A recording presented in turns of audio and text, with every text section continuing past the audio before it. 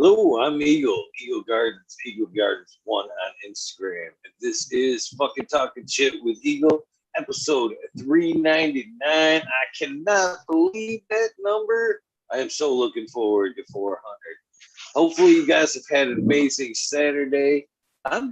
I've got a fun guest tonight. I think this will be a fun one. I am actually looking forward to this. We have somebody that you see in chat all the time, Robert, Mr. Green Fingers, motherfucking Thomas, as I like to say on the shout outs list. How you doing, Mr. Green Fingers? How you doing? It's a pleasure to meet you. Good. I'm doing real good. How are you? Oh, you're muted, I believe. Oh, I can't hear you.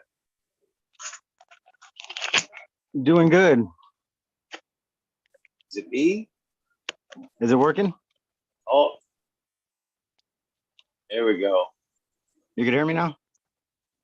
I can hear you now. Okay. I'm doing good. How are you?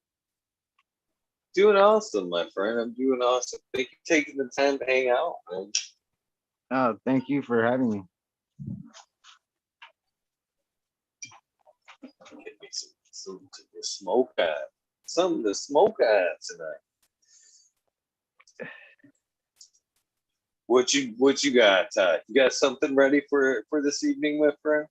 I was gifted a bag of orange cookies yesterday from a buddy of mine. So it's pretty good stuff. Let me see. I usually don't smoke other people's stuff, but when you're given a whole bag of it.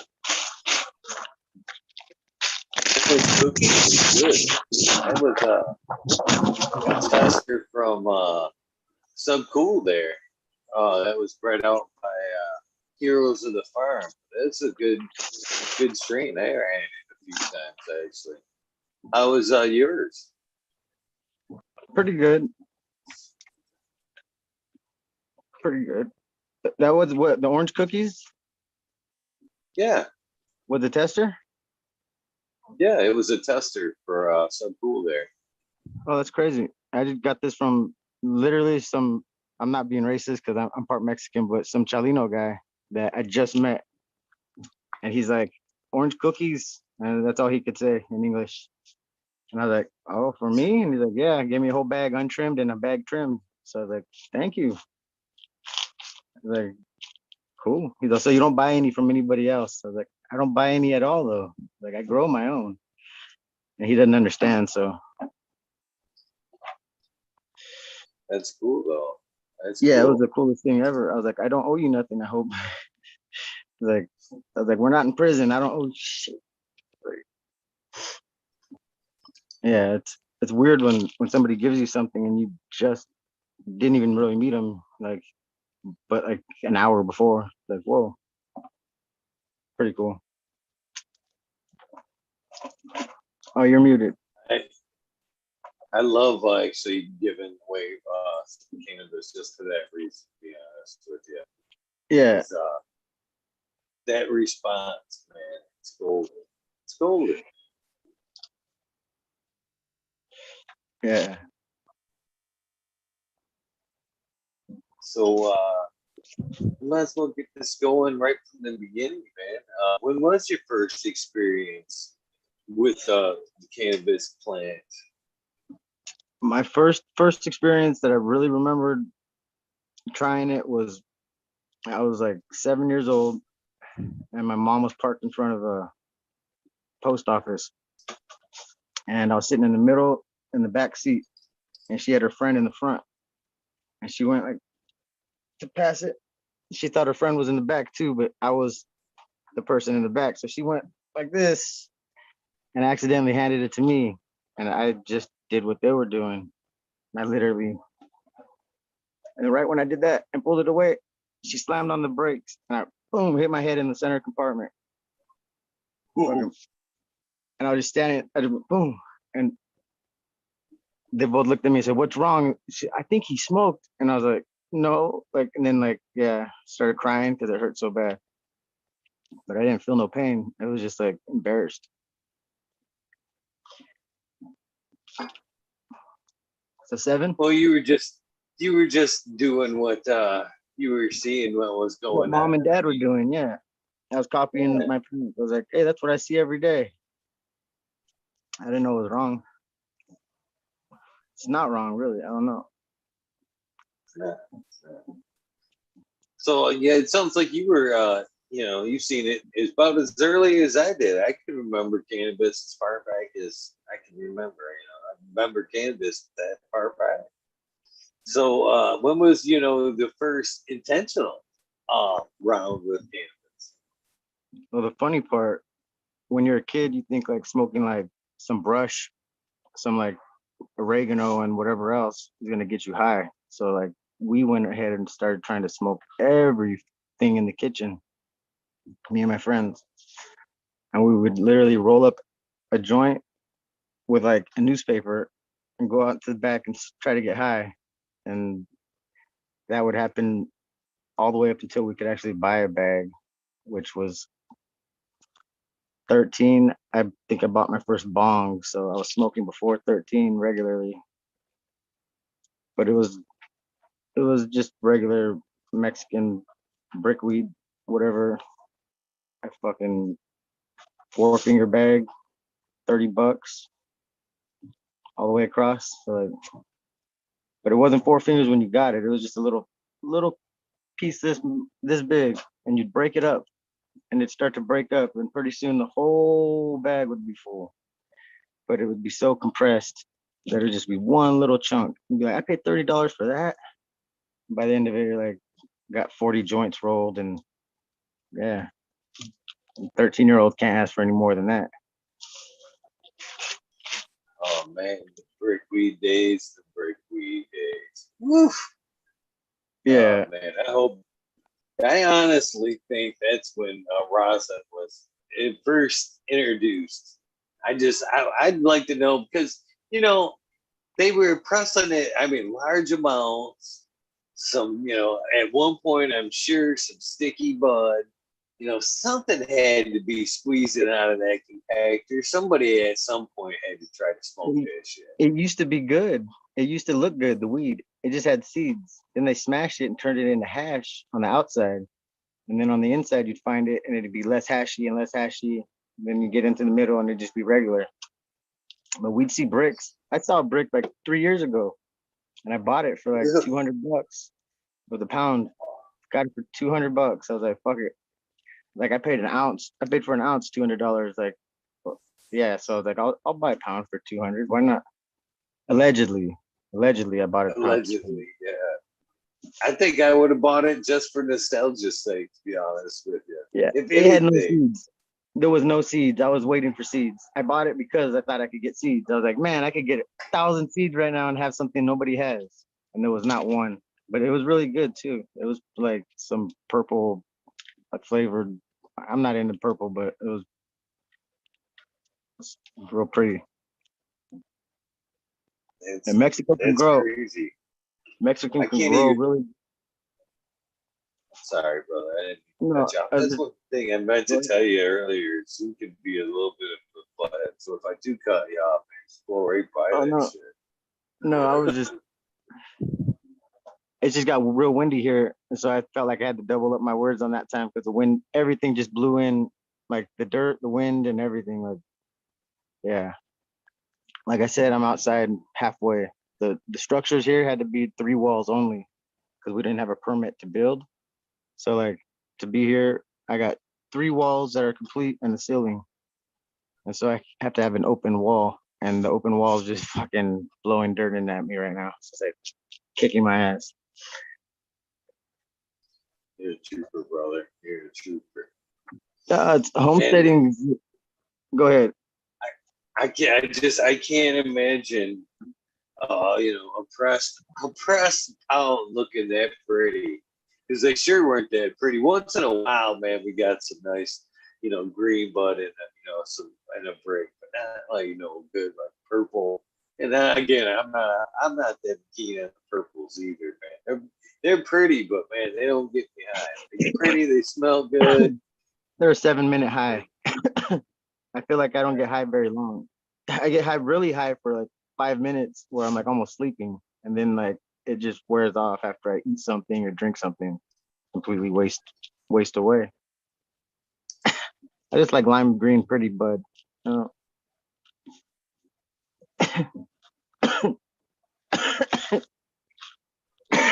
these cookies got me coughing. I don't smoke, like I said, I don't smoke anybody else's weed. So this is like brand new smoke for me.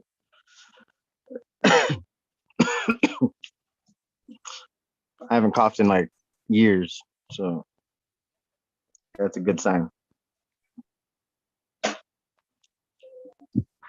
So 13 was it? That's pretty on the average. Average after that, yeah. Yeah. I had to straighten up because I played sports. I played basketball as a kid in JB, the National Junior Basketball League. Okay. It was kind of like growing up shit for kids. It wasn't fun. Not fun basketball at all. It was like trying to be a professional basketball as a child.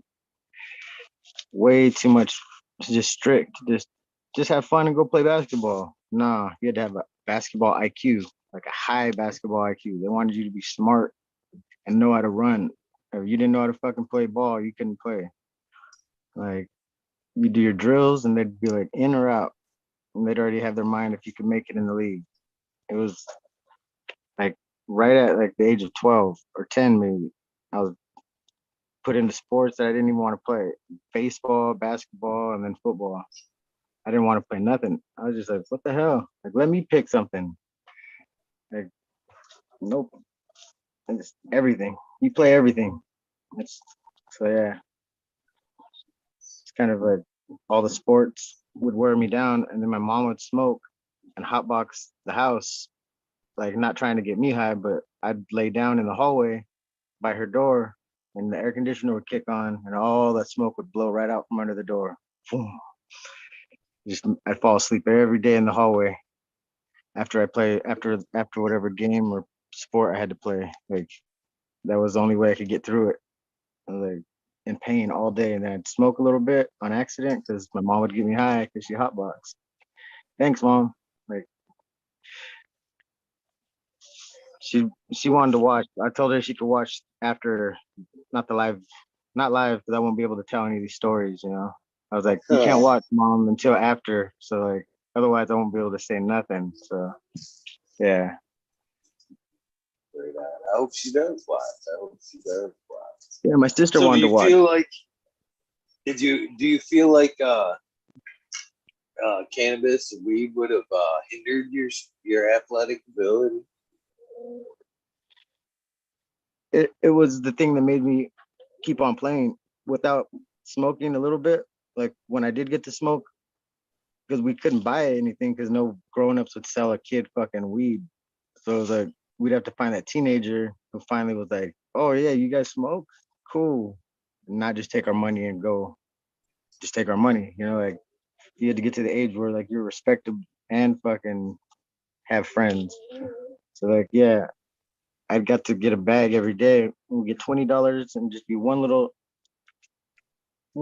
fucking jewelry bag, little jewelry bags that they would put like a necklace in, and it would be like 1 gram, and they'd sell it to you $20. Boom. And you get back and you'd smoke one little joint and be fucking high for days, like because it'd be good weed finally. It was like tangerine green or fucking some like Cali mist or some weird shit that like nobody heard of because there was no names back then except for Mexican red hair. So that was like, and all the rest of them, like the names that we didn't know nothing. We're kids. Any name was cool. It was like, that's the coolest name ever, fucking Tangerine Green. And so that just stuck around in my head. I think that's why I like lime green. I've always heard Tangerine Green. So green was the first thing that stuck in my head. And yeah, I like my bud to be really green. That's You like those oranges? I didn't have an orange just till up until last year, 2 years ago, or 3 years ago. Because the first crop I grew of what's the Meltdown from Exotic Genetics, and it was supposed to be a Tampico orange, and I grew it out, and it smelled so damn good. And then that was the year I got like robbed. Like they took all my weed. Like they went into the back room. They went in, I guess like they did the whole house, but I was in the garden. Like so they did like a home invasion, and I was in the garden, so that I didn't even know till like after I went back inside and all my weed was gone. I was like, where the fuck is my weed at? Like where I used to hide it behind the door, and like one over here and like a jar over here. The next thing you know, I only found like 3 or 4 jars behind one door, and I was like, what the fuck? Where's the rest of my weed? And I like noticed it was on the washer and dryer and it's gone. I was like, fuck, somebody came through the front door. And I went out, followed footsteps all the way out to the front, and straight across the grass and then to the where a car would be. You could see the fucking everything. I was like, what the fuck? It was like 3 minutes ago I was in there. All my weed was in there. So I didn't even get to try it. It just like no orange flavors. I still haven't smoked just up until this orange cookies. First time I've tried orange. And it doesn't taste like orange. It tastes like I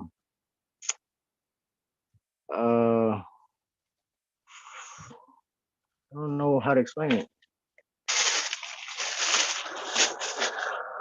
It smells like it, but it don't taste like it. It tastes like I have like an no idea. artificial or like a burnt orange. That's what I kind of say a lot Burnt, of. yeah, I guess burnt. There it is, burnt. It's the burnt thing, like if it was on a grill, something like kind of greasy though. It's got like a grease to it, like a. Even the texture of the trichomes aren't the same. Like mine are granular out here, real big and granular, real big. And these ones are like they pulled it too early. There were still white hairs, a lot of white hairs. I'm not into that. I want it all the heads to be clear when I pull them out here because my drying conditions are so harsh that it makes amber heads in one day, just because how hot it is in the dry room. So it's like I live in the Coachella Valley where it's 120 degrees, like hot as fuck in the summertime. There's no cooling down. Like right now, today was 97 all day. It just started cooling down like 20 minutes ago. Now it's starting to get cold. I'm starting to get chilly. So I'm like, shit, the drastic fucking swing. But the plants love it. They get really smelly. People are like, they don't like the desert. They hate growing in the desert. No, you can't grow cannabis out there. The fuck? I'm like, dude, my dad used to grow in the same backyard I grew in. It was my grandma's backyard. I was a caregiver for her for the last 10, 15 years. And so that's where I would grow in my grandma's backyard. That's And fucking so awesome. that was my grandpa's backyard that he told us to grow in so we wouldn't get caught buying weed from somebody else. So he's like, you guys should grow weed here for yourselves and don't get in trouble. And so like he made it okay. And that was like that's what kind of guy my grandpa was, like don't go get in trouble because you want to get high. Just go grow it yourself and you don't have to pay for it. So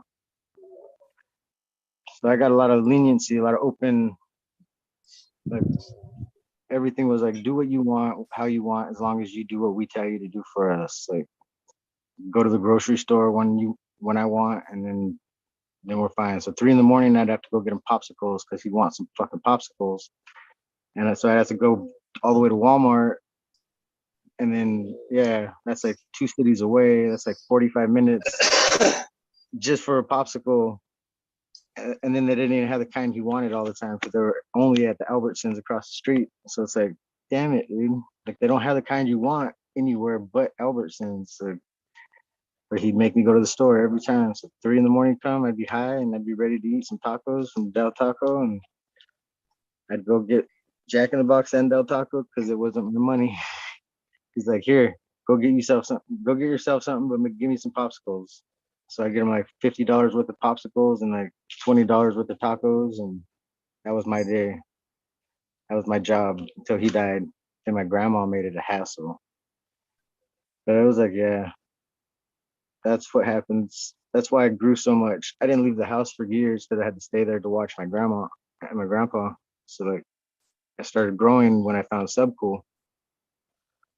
Saw him and so it's a recommended for me. It's like Weed Nerd 420. Like, all right, pressed it, and it was like a music episode when he used to like sit there in the living room and listen to music, or they would jam and he'd be sitting there smoking. And I was just so intrigued with this.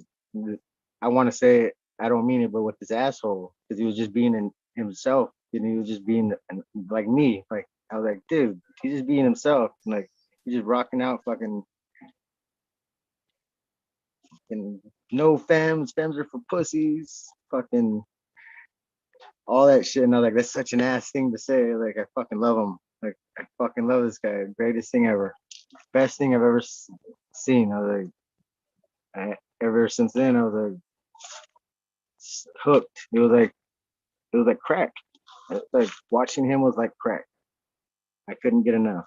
I just like wanted more and more and more Weedner. If I couldn't watch it, I watched Mendo Dope. I learned from them. If I couldn't watch them, I'd watch some Frenchy Cannoli videos. If I couldn't watch that, find something to watch. Find Jadri, fucking somebody to watch. Like something to learn from. I just had to learn about weed more and more because that's that's what I seen my whole life. That's all I wanted to know. Just cannabis, strictly cannabis, and then at one time I was like, it didn't work. Weed's not working. So like you go into harder stuff and then you try drugs and then like you're trying everything, ecstasy, just getting high. You're like really high. Like not even I don't even want to call it high. I want to call it stoned. You get stoned and like because I get high on weed and I feel like one with everything. I'm at one with every single thing. But when you get stoned, you're just like dead. Literally, you get stoned and you're dead. And it's you don't get to do what you want. You do what the drugs make you do or what substance makes you do. And I was a victim of my own stupidity, wanting to be higher than I was off cannabis. And then I started getting stoned and really high. So high like you couldn't get any higher because you're smoking meth and you're smoking whatever you can get. Literally smoking coke on top of weed, all that just Cocoa Puffs all day. Think it's fucking cool because all the kids are fucking doing it and you're in high school and it was cool, but at the same time it was stupid. But it was learning. I learned a lot. I learned what not to do ever again because when your heart's beating out of your chest and you can't tell nobody because you're gonna get in trouble and you're in class trying to fucking just get by to like 5 more minutes, 5 more minutes, 5 more minutes. Like I'm still fucking here. I gotta get out. And it was like pure fucking good coke. It wasn't like where you get a bump and you're like high for 5 minutes. It was like you take a bump and 3 hours later you're like, what the fuck? I need to get like regular already. Fucking please. It was like not stepped on at all. It was like I wish it was fucking cut already. Like people need to fucking not give kids pure drugs, man. Good shit, bro. Bad bad stuff, good times. Yeah, like I would never do it again but I did it, and that was it. Without that, I wouldn't be here right now. Though I wouldn't have learned shit. I wouldn't have learned the streets, and I wouldn't have learned how to live on the streets. And right now, I wouldn't be on a homestead off grid by myself in the middle of the desert. But that's what got me here was being able to handle getting through all that shit and being able to still get by without drugs. Like just cannabis, like and all these stupid little dogs that I hear them snoring right now. It's just like they're my medicine. They're my real medicine. Without my dogs, I'd be dead, literally with one of them because she protected my life when somebody was gonna try to they were gonna try to jump me and he literally jumped out and acted a fool, tried to attack him so I could get my knife out. And yeah, out here is not nice. Like the Coachella Valley is a dirty place. It's it's pretty full of crime.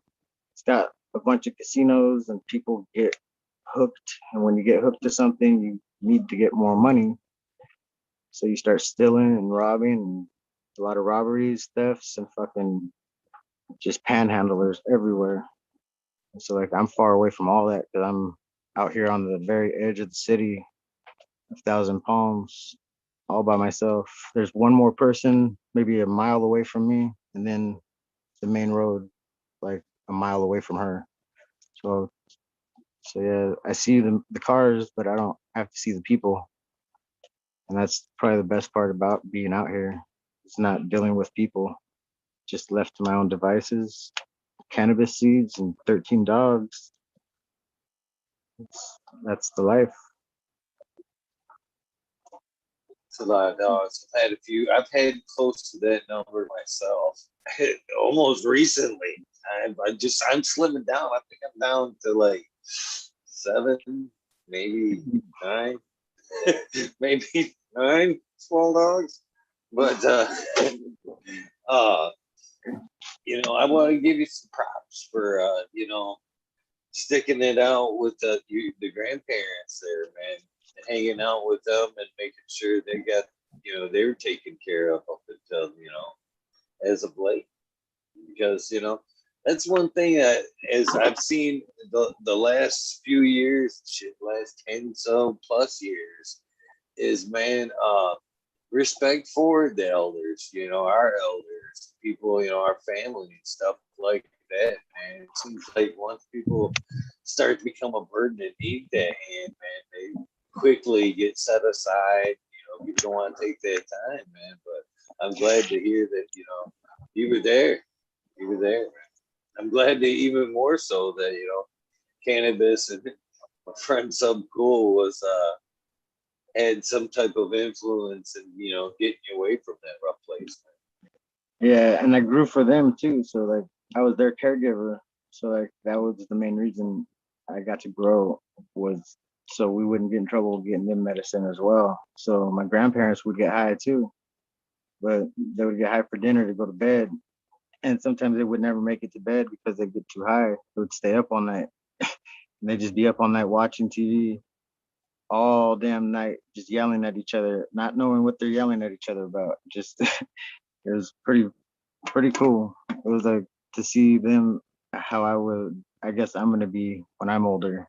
Like it's exactly what I'm gonna. It's, except for they didn't really know why they were so high. They're just like, what the hell? What was wrong with us last night? It's like, what was wrong with you? You wanted fucking half a brownie and it's made with concentrates. It's not made with regular fucking cannabis. It's made with wax. And they were like, oh, that's what the 3X's were? I'm like, yes, it's triple X. It's this big. And they're like, oh, so how much do we take? I'm like that, the tip of my pinky. They were like, really? I was like, yeah. And they took it, and it was still too much. It was like very, very strong concentrates out here. 1,000 milligram fucking edible out here will get you so high. I used to drink one little scissor, 1,000 milligrams, and then I'd eat an edible, 1,000 milligrams, and I fucking don't remember like even what happened after. So it was kind of a waste because I would drink that scissor every night, and it was just like not real syrup. It was just cannabis, but it was like cannabis syrup. So 1,000 milligrams is 1,000 milligrams, no matter how you look at it. We call that the liquid loud here in Michigan. Oh yeah. At least Northern Connections makes a syrup like that, man. And I have gotten pretty messed up there off the 1,000 milligram syrup. Yeah, I don't even think they make it anymore. I think they've actually pulled it down because it was so strong. But yeah, man, that shit's fucking. Every time I get that shit, I always fucking. And I know good damn well you're not supposed to drink all that at once, but I do, and I tell them that too. So this is one serving, right? No. All right, talk to him about. Don't drink this on the way home. No. That's exactly. Sip it. Sip it. Don't drink it all at once. I get home, I'd be like, glug, glug, glug, glug. Yeah, that's too good. It tastes too good. Like I'd get the grape, and it just tastes too good. I'd start with a little bit, and then just pour out in the cup, like little cup. Fuck that. I just drink the whole bottle. I would just leave it out of the fridge too, so it'd be nice and warmed up, and shake it all up, and it stuck to my teeth. It's all black. It's all the way across, black spots and oil. Ugh, good times. So when did I mean we we all know that we love cannabis for one reason or another. When we're using it, when we find it, it just has that calling. It just feels right for some reason. Well, what at one point or has it ever became, have you had that out? Obviously, that ha ha moment where it's, this isn't just to get high, but this is a medicine as well. I've been kind of missing that fact, maybe.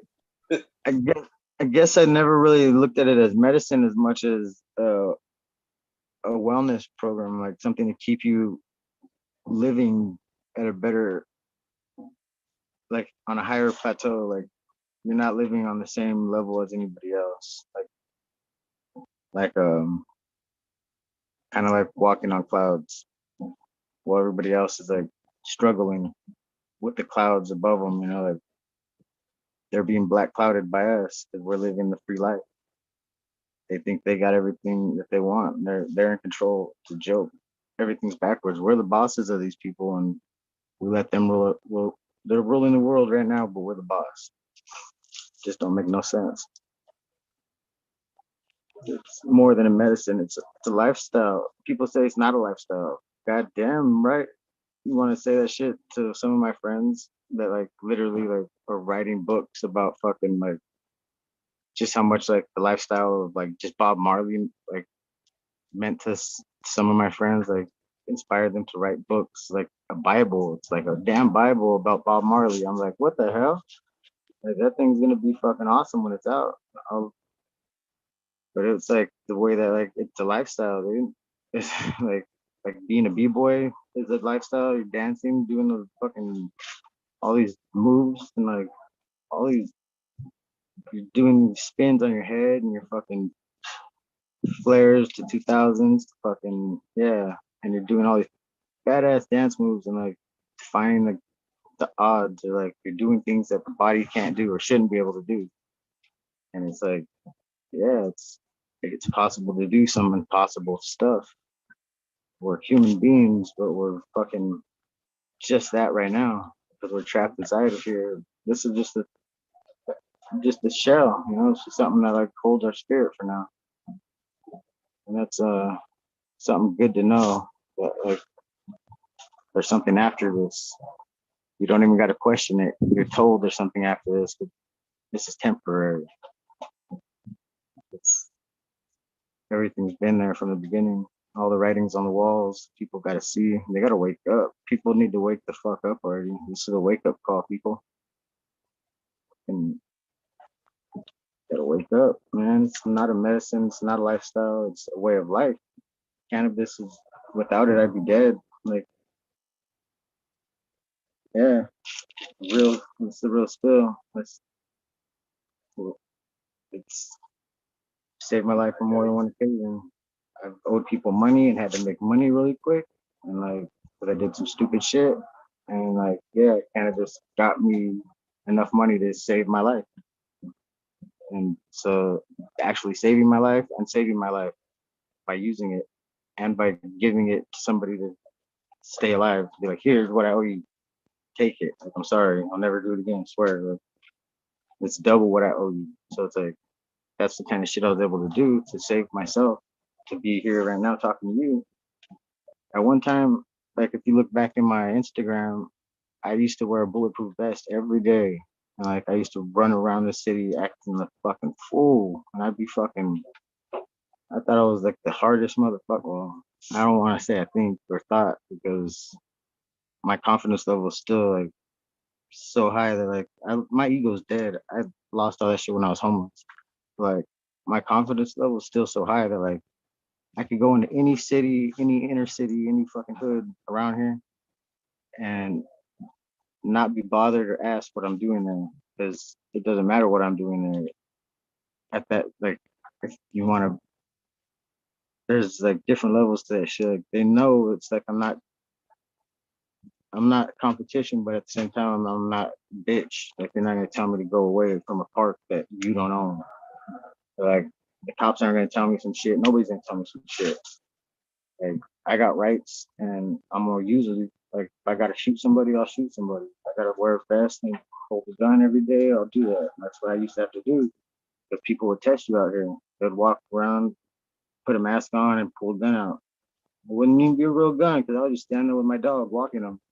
And I'd be like, well, what the fuck? Like, I'd be so fed up sometimes. Be like, shoot me already then. Like, go, kill me. Like, don't make me wear a vest every day. Like, so I have to fucking be a little paranoid. Back then, I just didn't give a fuck, but I'd still have a bulletproof vest. Like, at the same time, I did have to show up to work, but I didn't care. Like, if you want to drive like an asshole, I'm gonna follow you home, and I'm gonna ask you why you're driving like an asshole. I'm like, you're risking people's lives, but like, really, you're risking your own life by acting a fool out there. Like, I could have got shot for just that. Like, somebody cut me off, and I had two friends in the back, and you're gonna make me hurt them, then I'm gonna have to hurt you. Like, that's precious cargo. Like, you can't. No, it's like, that's kind of shit. But like, when you got somebody's kids in your car, and that's like, yeah, I get real angry on that shit. Like, you don't drive like an asshole when you got kids in the car. Well, somebody around you's got kids. Like, just drive good. Like, that's all. Be aggressive, but don't be an asshole. And that's like, out here, there's a lot of assholes. So, a lot of road rage because it's hot. It's real hot out here. So you get hot, literally, and then like half the people are illegals. It's Salton Sea. The Salton Sea is like 3-4 hours hike away from Mexico. So like, you could literally hike fucking right out in the middle of the fucking nowhere, straight to fucking Mexico, and be right here in America, and nobody's gonna catch you. Like, it's literally that easy, and nobody even knows. Like, people don't look at a map close enough. Like, it's not that far away. Like, all my friends were from Mexico, and I'm half Mexican and Syrian, and yeah, everybody out here is some different fucking nationality, race, creed, fucking, but everybody gets along for the most part because they know that they're all bullshit. They're all fucking gonna be fake. Like I said, they pull a fake gun out on me like more than once, and, and yeah, and I accidentally shot somebody once, and that was like the whole problem. Like, people do stupid shit, and they stupid shit happens. You know, it's not like when somebody's gonna make you fucking flinch, nervousness across the way because you're fucking pulling for something and somebody pulls faster. It's just, don't reach for something, and don't have intentions, don't have those malice thoughts. And I could read a person far away. Like, I don't even have to look at them. I could feel what they're thinking before I even see them. It's like, it pops off. Like, it happens with weather and fucking people's attitudes and car accidents, all kinds of shit. I could just be someone will be like, hold on, go outside, and they'll look over and watch a car accident. And they'll be like, what the hell, man? Like, my whole life, it's been like that. It's like, I could see everything because that's when I was traumatized as a little kid. Like, some lady came in and saw me and my mom at a Winchell's, and she came up to fucking tell my mom, like, what the fuck? Why you fucking my man? What, whoop, whoop. And she's like, what the hell? Like, what are you talking about? Like, just because he's my, like, that's my boyfriend. What are you talking about? He doesn't want you. Like, he hasn't been with you for like years, and da da da. And yeah, it's like, well, why? And then like, yeah, I was like a little guy, and the windshield, the donut maker fucking guy pulled me up over the fucking shit, and fucking my mom went outside with the lady, and they fucking threw down or whatnot. But like, that got me like aware of, like, be aware of your surroundings ahead of time, because without that, that's when you're just a sitting duck right there, like we were. If I would have been aware of my surroundings, I would have saw her drive up even and been ready for that shit before she even knew. Like like I am now. Like that's the kind of shit like that leads us to now. Like I'm aware of other people's actions before they even do it. Like, I'm calling your card. Like I'm pulling your. Like I want. Yeah, your bluff is being called every time. Everybody's shit. Like, I see them make a move, and I'm like, they're acting like they're not doing something, but right now they're getting their shit ready because they think I'm a threat. But at the same time, if I was a threat, I would have made a move already because I ain't got no tattoos except for on my collarbone. And that shit fucking all lies. Oh, it's on the other side. All lies, no love, or all lies, no love. And that's what it is out here. It's all lies, no love. Like they're all lies. Everything they tell is a fucking lie, and they don't give no love. And so I figured I'd get that shit bannered across my chest, all or across my collarbone. Like it's fucking no love out here. It's all fucking fake phoniness. That's why I'm on a show with you that's in Michigan with somebody I can fucking understand because we grow cannabis and we can get along through a plant. But out here, it's like covered in, yeah, it's just full of meth and fucking the casinos do that shit to places, dude. They make places that are nice. Like this place used to be fucking really nice out here. Like it was nice. Like the casinos make people fucking fall into poverty, fall into debt, and then fall fucking apart. When that shit happens because of mental illness, and that shit's not a joke out here. Like, there's a lot of mentally ill people out here every day that just get fucking put into the system and it just eats them up alive. And then it puts them back out there on the streets and then lets them just destroy the next person. And that kind of shit just fucking, yeah, it affects everybody out here. Now, you know, that's a terrible thing that happens right there because, you know, a lot of that medicine that they put to people that are in that state needs to be maintained. You know what I mean? And you can't just, all right, here's your dose. You know, you got brought in for one reason or another. Here's a fucking heavy dose of some pills. Yeah, you're doing all right today. Boom. Well, tomorrow there's nothing, and now you're off the charts with your fucking mental stability because of the fucking medicine and shit. Not only that, is a lot of that stuff actually has to be it's a roller coaster. A lot of trial and error, a lot of trial and error, a lot of ups and downs with that shit. That doesn't happen overnight. And that's in the meantime, it's a fucking nasty ride for a lot of them people. So it's sad to see, you know, the ins and outs with all the mental stuff for real. Yeah, it's the gift that keeps on giving too. Like any form of abuse. Like once somebody like becomes a victim, they get that victim mentality where they become a victimizer. So they become a fucking an abuser themselves. And it doesn't matter if it was mental abuse, physical abuse, fucking any kind of form of abuse. It's the gift that keeps on giving. It's one that you're gonna turn around and you're gonna go do that to somebody else. And then they're gonna go turn around, they're gonna go do that to somebody else. And then the next person's hurt, and the next person, and the next person. But little medicine could have healed everything. Like nobody needs to be a victim. You know, when they get that victim mentality, a victimizer or somebody that's fucking got problems becomes they see that and they could see that on the person before anything and like they make them their victim. Like and it's a very sick thing that an individual could do. Like they know the mind of a person better than the fucking psychologist. Like they're out there fucking reading people, telling people, and fucking calling people. Like right then and there, they're like, that person's this and this and this. And like I've learned to do that because I was a victim. Like at one time, like they tried to victimize me, and I was like not a victim. Like I wasn't gonna have that shit. And, like I had more than one home invasion done on my house before when I was a teenager, and then like another turn like when I was an adult.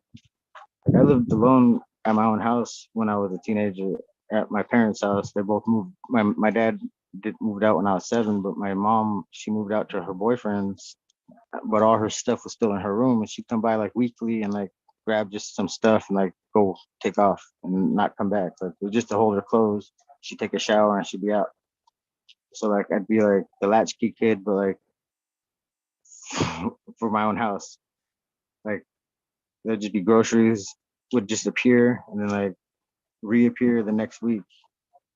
So like stuff would be there, but like nobody would be. It would just be like 1 day or 2 days out of the week she'd show up and be gone. Show up and be gone. Show up and be gone. And so that's like was I had to learn how to read people and what the fuck to do. Like how to survive, how to not be a victim, like how to not look like I'm scared when I'm fucking frightened as fuck. Like that I feel like I'm gonna be eaten alive by these people.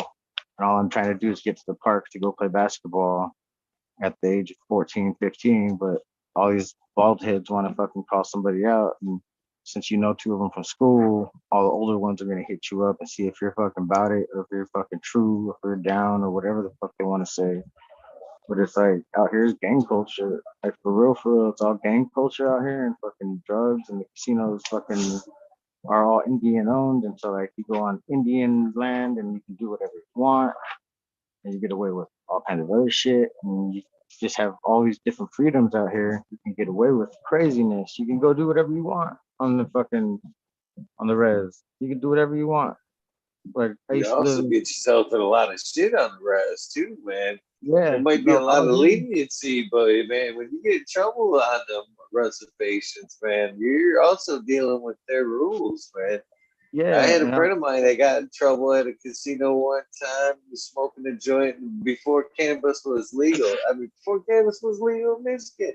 Got caught smoking a joint in the fucking parking lot. They were like, "Yeah, fuck you. Our truck's ours, though. You broke our law. Your truck's ours, though." that's fucking awesome, though. Like, yeah, we have powwows every weekend out here, and fucking you just smell weed the whole time they were having the powwow, and they'd all be smoking it up like there was nothing. But then if we were to pull something out, they would be taking our weed from us. And like it's like what the fuck?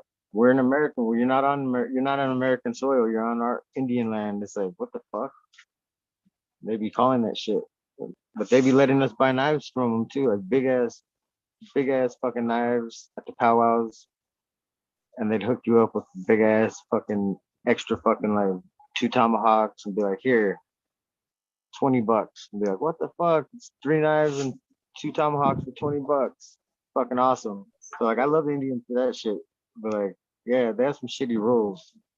Like no dogs left alone in your car. So that I could bring them in the casino and get them fucked up off of fucking tobacco and fucking have them hotboxing this shit.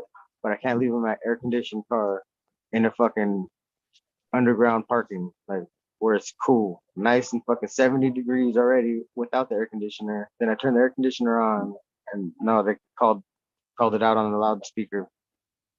The owner of a blue Honda, I don't want to say the car, but yeah, could you come to the fucking to the front to the casino and get to your car because your dog's in there? I was like, ran up. I was like, my car is fucking on though. So you can't do that shit. And we can do whatever we want. You're on our land. I was like, fuck. So yeah, I had to go get my dog out of my car, which was nice and cool and protected and yeah, bullshit. They have some fucked up rules.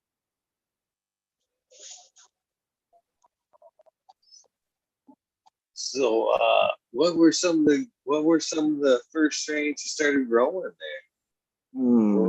What are some of the strains that work in the desert? Can you give us a little advice there? The first thing I tried to grow was animal cookies or yeah, animal cookies and San Fernando Valley OG. It was like fresh coast seeds or some shit. I don't even. It's all on my Instagram too, and I don't know how I remembered that password last 3 days ago or whatever, but that shit was fucking awesome. Like I have 2,000 pics, over 2,000 pictures on there, or posts of fucking of all the work I've done, and it's like crazy going back looking at that shit, seeing like the pack that I bought, like dude, that's what I bought fucking way back then, like not knowing what I was doing, like didn't know a fucking thing, like but still like was growing my uncle's shit before that. So like I have pictures of where I don't even know what I was growing, and it was something my uncle had found bag seed, and it threw out so much seeds that like that's where I got one of my that's how like I got my crosses started, I guess. Like one of the males were one of the plants that he had, a volunteer that popped up in the middle of the garden from one of his plants. And I let it grow thinking it was gonna be a female, and then it popped, and the garden was so big that I couldn't find the plants, like fucking tomato plants were like 6 feet high, and the other plants were like 6 feet high, and they were all blending together. But like, and so we're trying to find where the plants are and pull and lollipop and deleaf and do all that shit and pull suckers off of tomato plants, and then get the caterpillars. And I was like, dang, too much sucker leaves on this plant, and fucking water leaves on this plant, and fucking caterpillars on this plant, and caterpillars on it. It's like, never do that shit. Like, try to fucking hide cannabis in your garden. That was stupid. Fucking so much bugs. It's like the most caterpillars I've ever had in my life. Like thousands of them on fucking all the buds that were like a dead top, where they went into it and then ate the tip, and then like every single one of them were top. And so like it monster cropped it kind of, because those buds got even bigger at the bottom because they were all just freshly topped as little fucking barely, as they were barely beginning. And so like that's when I learned how to do some of those techniques where you're breaking stems and snapping, pulling and snapping, snapping all the way down the main stem, and twisting the buds. I'd literally pinch off the little hairs. You just go take the hairs off the top, pull them off before they start to become buds, when they're all just white, clear little fucking fuzzies, and make it think that a bug ate it. And then it would bulk up the bottom of that shit double. It would be like fucking just look like muscles on muscles, little fucking, yeah, little bodybuilder buds. That's what I would always call them. Like, it was little bodybuilder buds. They're like fucking quarter fucking one one little bud, like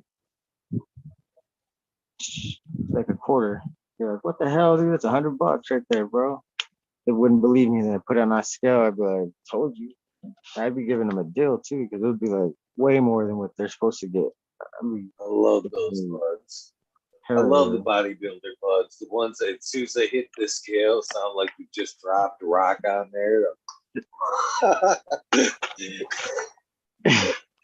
Hell yeah. It's pinks, or when they bounce off of the fucking, like this one. I know that sound. It's like dead weight. I always smile too when I hear that fuck. I know that's a good one. Like, this one was a big old bud.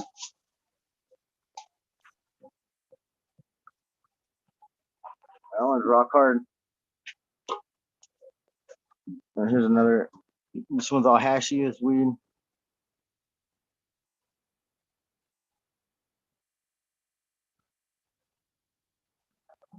Like a turd. Definitely some nice spots there. That's fucking rock hard.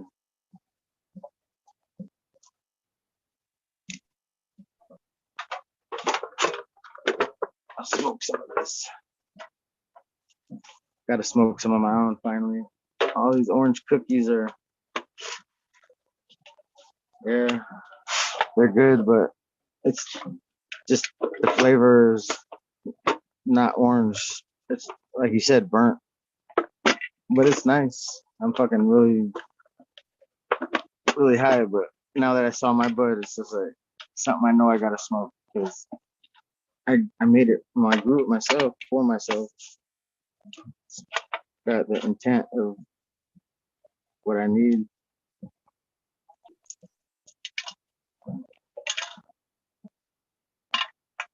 So I got a bunch of seeds. all those seeds. Ooh. So what are those across of? All these are the same thing that have been growing in my garden for fuck. I'd have to say like the whole time I've been taking care of my grandparents. After the first cross with I had some blueberry, some DJ Short blueberry, and that San Fernando Valley OG, and then that was the first stuff I started out with. After that first year, I got so many packs of seeds. I had just 3 of each, and I got Grease Monkey, Bootylicious, and what's that other one? I'll remember it in a minute. And then the San Fernando, the SFV OG, Earthshaker OG, Rascal OG, Larry's OG, and like so many other Citrus Sap, uh, 3 more other strain. Like I can't remember. Cheese, LA cookies. I had so many different beans at once. Damn, the horses just made fucking noise. Okay, you guys are gonna come with me. I'm gonna finish this outside right now. I'll smoke in a minute. I gotta check on the horses, but I'll finish this. San Fernando Valley was the one that got seeded first, but there was one called Heliotrope, and that was an unknown strain. I don't know what I still don't know what it is, but it was the Heliotrope got seeded next, and it was a big old sativa plant. Yeah, these big old stalks. Shut your face, little boy. Okay. Come on, Casper. Come on, Casper. Okay. Oh, shit.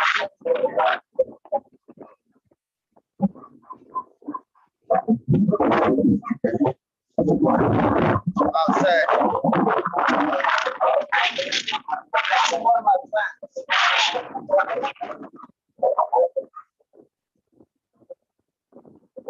That's one of my plants. That's one of my plants. They're really tall. But there's the other piece of it.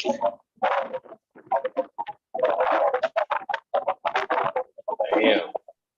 It's fucking like it's really tall. Well, the lights is going off, but I gotta check on the horses. So, yeah, I'm still out here in the middle of nowhere. I have to check on the horses. The light fell over. Okay.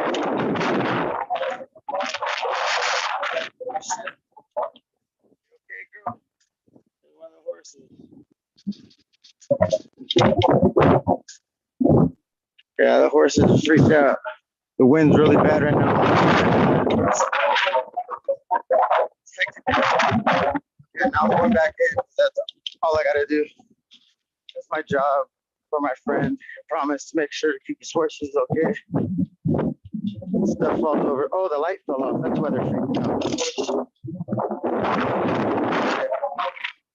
SFB was the first cross that I got like seeded. He went to the second one. It went into everything, but it was the Bootylicious that started it. It was a Bootylicious male. It was so big. It was my biggest plant. Whoa, almost fell twice. The wind is so strong. So the Bootylicious and the Black Mamba. That's the other one I can't remember. God damn. Black Mamba. That was a male. And the Citrus Sap, that was a male. And that's a Bootylicious, yeah. Bootylicious was my biggest male. Seeded everything. So those 3 seeded everything. And the Grease Monkey, that was a male. And yeah, that's why I was like, I don't know what to do my process. Gave my girls babies. So it was like really a guessing game still to this day to know even what I'm crossing with, but you do get all the characteristics of all those different plants in some of these strains because they've been crossed together for so many years. So they've been self-sex, yeah, what would you call it? Interbreeding? Yeah, intersex breeding or whatever. They were all related to each other, but it was what's the main one? Black Line Reserve. That was a clone. Okay, that was the one. I keep saying San Fernando Valley. Black Line Reserve. There was a San Fernando Valley too, but the Black Line Reserve was the first one that got seeded. So those are what the first seed the mother was. And then the father could have been any one of those citrus sap or Black Mamba, Grease Monkey, or Bootylicious. So that's how it started. After that, I just let them, they popped up out of the ground each year after that. Man, that wind is so bad out there. Fucking hey.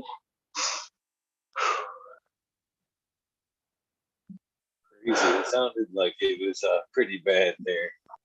Yeah, all the lights were on the ground everywhere, and they're like never, they don't fall out of the ground. Like they're staked into the ground. So like we must have like a half a little whirlwind out there. The other day it took up the old chicken coop and picked it up and threw it upside down against the fence. So that must have been hell of a force because it's two old garage doors that make an A-frame. So to pick up two garage doors and pick it up with chicken wire that we put in the inside of there, yeah, it must have been some wind to fucking pick it up, turn it upside down and throw it against the fence. Just like if it was nothing. It's like, what the fuck? Man, it's fucking a workout to try to walk in there, trying to run right now.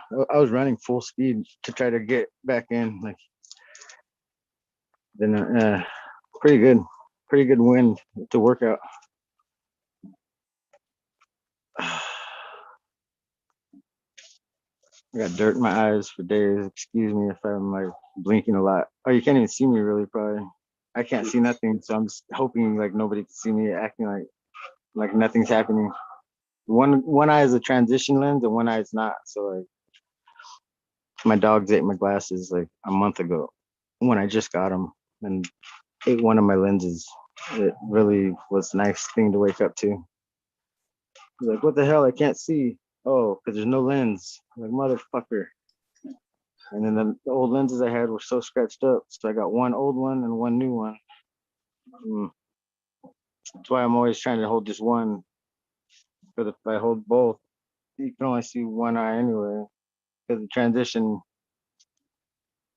doesn't really let it go through.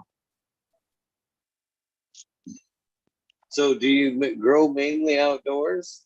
Or do you grow indoors as well? I've never grown indoors. I've only helped my friend who's had his grow, which he never was satisfied with his weed because he used all the salts that he didn't know why his stuff was not tasting very good. And I'm like, well, the clones you're getting aren't fucking start from seed, man. And he never wanted to start from seed. And he just go get clones that were never smelly. Like your clone stock's got to be first of all the stuff that's already tried, like try and true fucking genetics from somebody else. That's the only reason why you're getting a clone. Otherwise, you're not gonna get a clone that's not. Like, why would you do that? Why would you bring something into your house that's not gonna bring you no smell and it's not gonna earn you no money? Like that's what it was all about to be in the beginning for him, and that's why I would help him.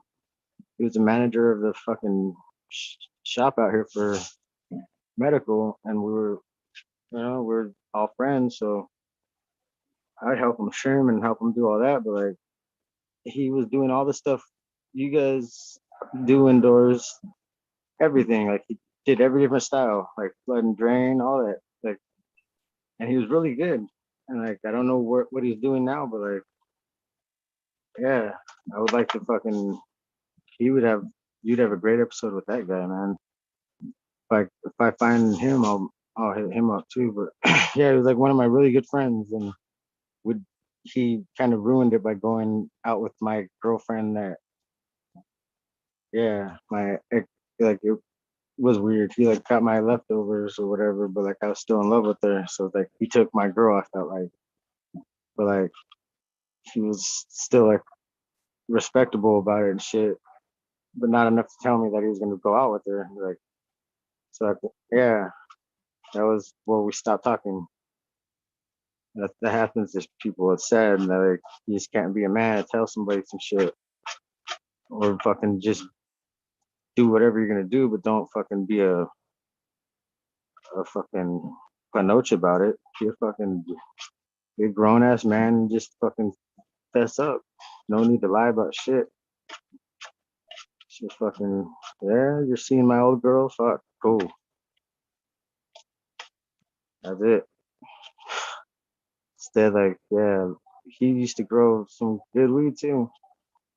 And yeah, fucking, I learned all, so I could grow indoors because I used to help him. And with all the different shit that he's done and all the styles he's done, I've literally seen it all and helped do it all and build all this shit and do everything with lumber. He'd never do a tent. His tent was his big old bathtub. He'd start off in his bathtub of all his main bathrooms at whatever house he had. Every house he had, he'd do that. Master bath, and he'd go fucking put the liner in the bottom of the tub. And so like I'd do that with him every time, like help him fucking he moved like 6, 7 times. So 6 or 7 times we built his fucking big ass master bath. Fucking it was like a hot tub that we turned into a fucking grow, and he'd put a fucking chicken wire across, and he'd fucking put the board, all the wood and fucking the lights and the ballast against the fucking wall and the fans, and then grow for a year, and then he moved.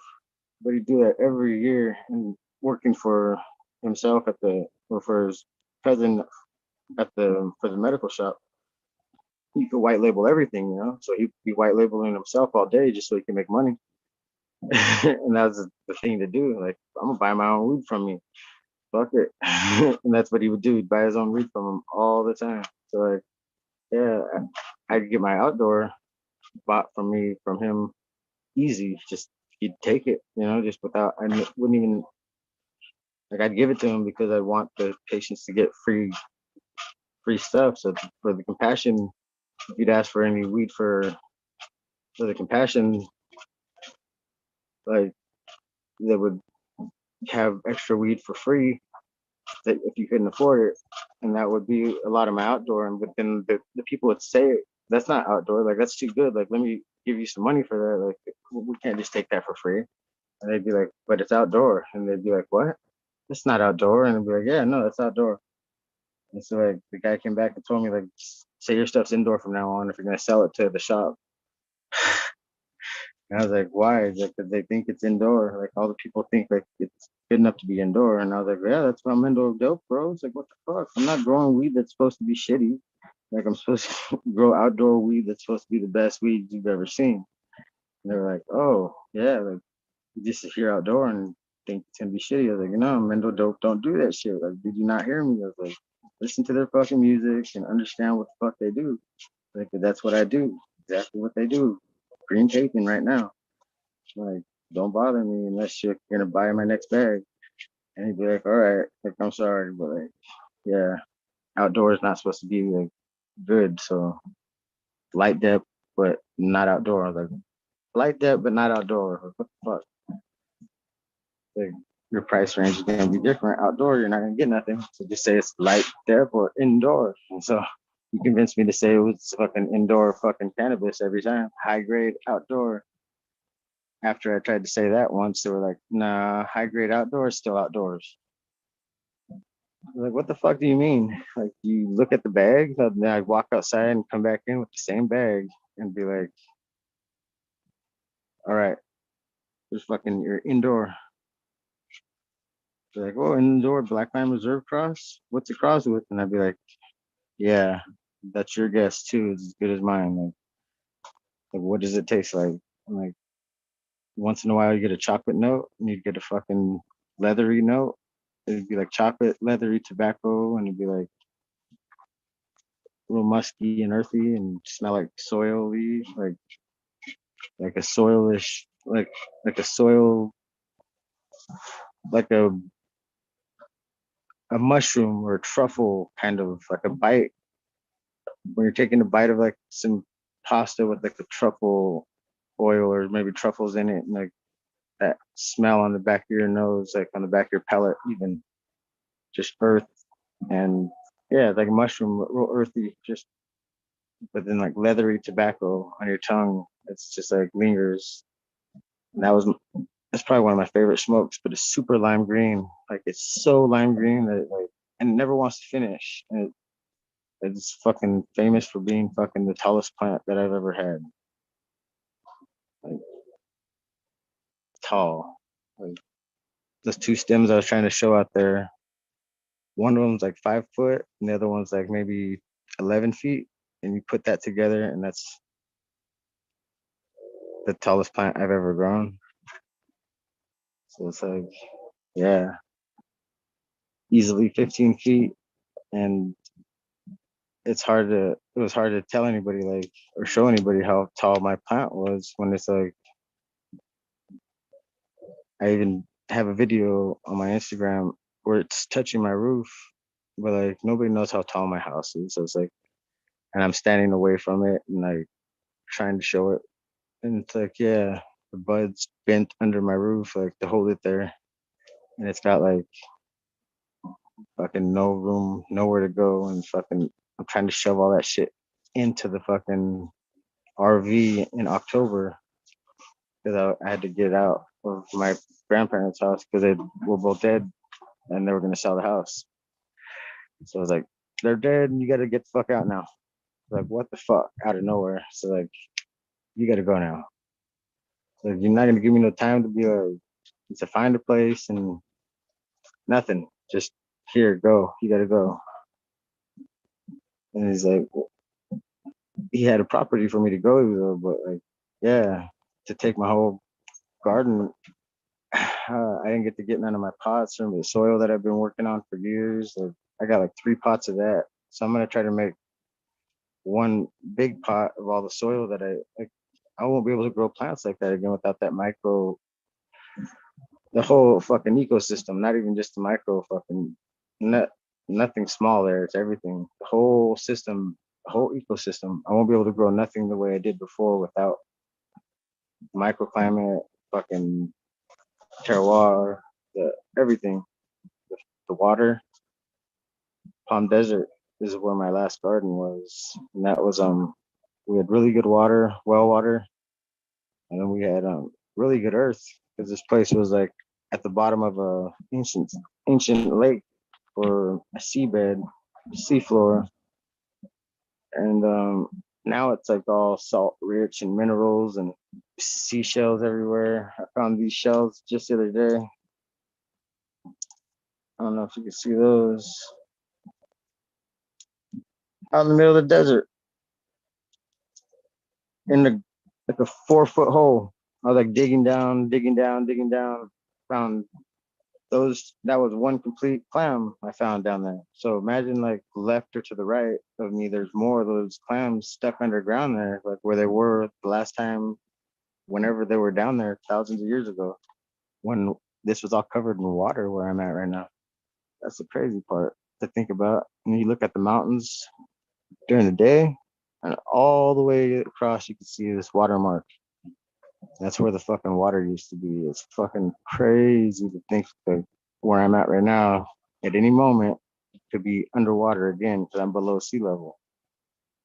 And I'm right next to the San Andreas fault line to the left of me, and it goes all the way across the valley to where I'm going to be moving in a day or two to the Salton Sea. And that's the end of the lake bed where all the salt dried up.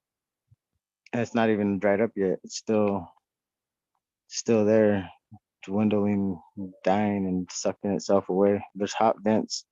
We have hot springs all the way from Palm Springs all the way to there. Underground, we have these thermal vents. We have hot lava under us right now. Like any moment right now, like I could, like, if I turn off and like you see like some shaking or something, it could be the end of the, like it could be end of California. Like we could be sinking into the ocean. And so like, yeah, that's I'm right on the San Andreas fault line right now, like literally sitting on top of it. There's like fissures behind my house where it's like 5 feet wide and like 6, 7 feet deep. That just like started opening up. The earth just started pulling itself open. Like What's the that's the strongest fucking earthquake you've ever been through? Have you ever been through an earthquake? every earthquake that we've had in California that like has been in a close enough radius to fucking like you feel them from Mexico all the way across from San Diego. There's just one mountain range between us and San Diego right here. So like they're taking all our water. The Imperial. I'm gonna get into some shit. It's gonna fucking people are gonna hate me. Sorry, San Diego. I love the people there. I just don't like the fucking Imperial irrigation. They're taking the water because they own all the land out here where the Salton Sea is, and they're building energy. What are they called? Thermal nuclear power plants. Yeah, the thermal. Yeah, the hot vent. Fucking. They're using our hot springs to make energy to sell to San Diego, and then they're taking our water, the runoff water that would be coming from the Los Alamos River, and coming. They're diverting it and selling that to San Diego. It would be going into the Salton Sea and replenishing it and giving it some fresh water again, which it needs every year to fucking not drain away. And so they're Owens laking us. They're gonna fucking take up all the water and let us be high and dry. And then we're gonna have this fucking dust bowl of fucking heavy metals because it's all so San Diego gets the water from the Los Alamos and that's got all the fucking places agricultural. It's all ag water. So all the water they're getting is full of heavy metals, full of so all they got to do is use the regular water from their tap and they're gonna grow some big ass plants because it's full of metal. It's full of all the chemicals you need. Like everything, it's all runoff water from agricultural fucking grows. So from all the farms, all the way from Colorado, all the way over to San Diego, like there's even us, the Coachella Valley, we get the water first, it runs through, we grow our vegetables with it, and then it pushes through and goes to San Diego, and then boom, it bypasses the Salton Sink or the Salton Sea. And that's the going to be the number one killer of people here in 20 years is they're going to be breathing in that dust every day. And people are just going to be dying of Monsanto's fucking chemicals that are resting in the bottom of that fucking rest at the bottom of the sea. Well, it's just all the heavy metals. Once it hits the air, it's good underwater, but once it hits the air, it's fucking no good for nobody. That'd be round two for the Salton Sea, wouldn't it? That used to be wouldn't it? Wasn't it like the early 40s, 50s, like a main, like a big tourist attraction, and then that thing dried up, and the fish got sick, and the water Yep. got toxifying, salty, and like it got buoyant. Didn't the what was left get like super buoyant because of the salt density there as Yeah, well? they used to test the how to drop a atom bomb too, not to how to explode it, but how to drop one safely. So they would get them, and they would be one setting away from being armed. These atom bombs, and they lost one in the Salton Sea.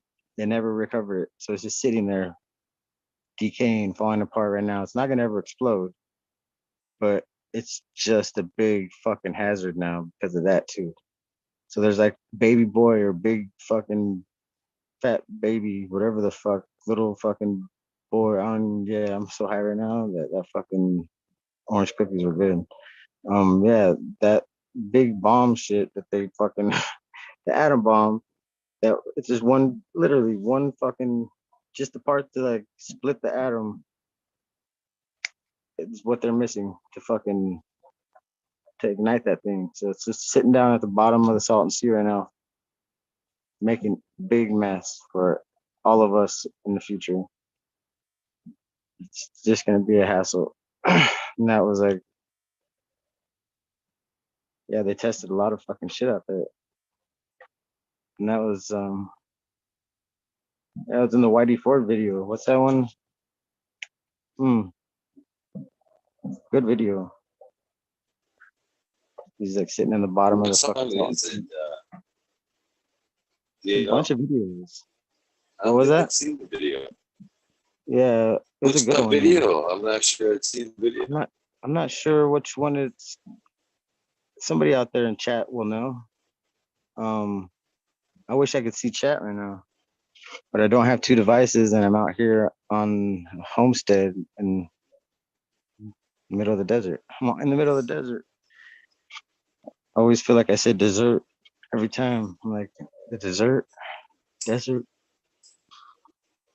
It's a nice place to be. I'm.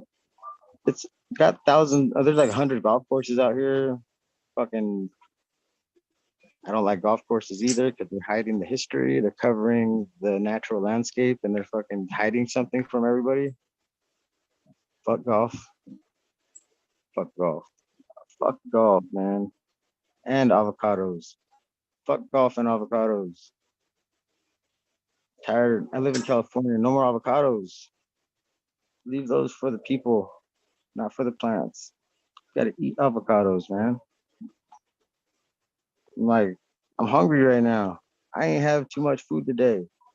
Motherfucker, send me an avocado out there. Whoever uses your avocado tech, feed me, motherfucker. Make me some guacamole. God damn. We hungry out here. We hungry. I'm hungry. We eat. Come on, Cheddar Bob. Feed me. You rich. I live out here by myself in the desert with nothing. Feed me your avocados. No, no more for the plants though. I talk to plants. They don't want to eat other plants, bro. Like everybody, your plants don't want to eat other plants. They want to eat themselves. Drop the leaves of your plants on your own root balls and let them eat themselves. The humus layer of a plant is more healthy to itself than any other plant. I don't care what anybody says about microorganisms or shit. A plant doesn't want to eat another plant. They just don't. I don't want to eat another person. Sometimes. I can't find my rolling papers. I have like 2 packs of 300 Yeah. somewhere. I can't find one of them. Oh, Got them.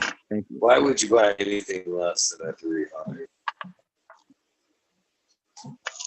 What would you want anything less I've than always what? wondered that. Ever since they came out, ever since they came out, that's what I used to, either the raw or the Oh, elements. you use 300 Fucking, too? I'm like, I'm definitely going through 300 joints at some point or another. Why Hell do I yeah. want to spend so much more money? Right? It's like the what the hell? They didn't have them once, so I bought the 12-inch papers, the really long ones. I just cut them into fucking 3 sections, and it worked like half as long. And that long ass roll they got, like a toilet paper roll of the papers, that's a good idea too. That was probably the best one to save money, but then you gotta cut it every time, and I lose scissors usually. I got dogs that are thieves. My dogs literally steal my stuff. Whatever I got, if they see me spend time with it and I hold it in my hand for more than like 3 minutes, they become jealous and now they gotta take it. So a lighter has to go in my pocket. Otherwise it's gone and I won't find it until when I don't need it. And I'll find like 20 of them in their fucking bed and I'll be like, what the fuck, dude? I was like wondering where my lighters went and I went crazy thinking somebody's stealing my shit. Somebody is stealing my shit. My dogs. Like fucking that's what friends are for. Make you go crazy. Fucking thanks a lot, guys. They're all sleeping for the first time ever. I don't understand. Usually they're always awake bugging me. It's a good thing. I guess it's a good thing. I gotta find somewhere to put my phone. Oh yeah, I got a clip on the back of it.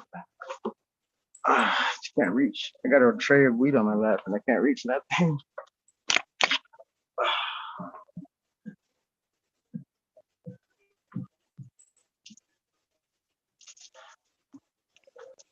Yeah, I like those. It was good smoke when I grew it out. Definitely enjoyed it.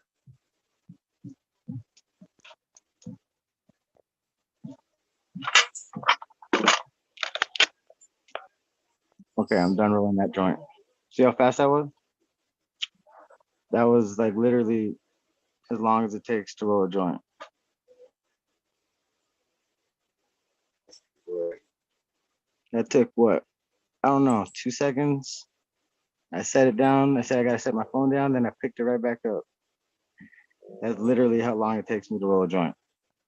Like, no joke. It was broken up weed, but like that's as long as however long it takes to break up weed. That's how long it takes me to roll a joint. So no seeds, I could roll a joint, and as fast as I could get it. Like if you can grind it for me, and I'll just be rolling them up constantly. Maybe 30 joints a minute. Like we've had contests where I've like rolled like a whole pack of 300s in under 30 minutes. Like easy, like way easy. That was like yeah, a whole lot of joints and fucking yeah, almost 20 joints a minute. Yeah, that's fucking crazy. That's a lot of fucking rolling. That's Like sticky 15 minutes. fingers. That's sticky fingers. That's what green fingers. That's green fingers. You got fucking you rolling that many joint here too. You got some green fingers at the end of that stuff. Definitely is. Yeah, that's the name came from me. I wish I named myself, but like that'd be lame too. Some girl, I gave her weed. I met her at work. I used to work with my dad at the golf cart place, and well, he owned the place, and she worked with her uncle. And they came to get a deal on the golf cart, and I was like, gave her some weed, and she was like hot. Oh, she was hot. Fucking yeah. Or she called me green fingers, and that was it. She called me green fingers one day, and she called me that for like 3 years straight after that. And good times,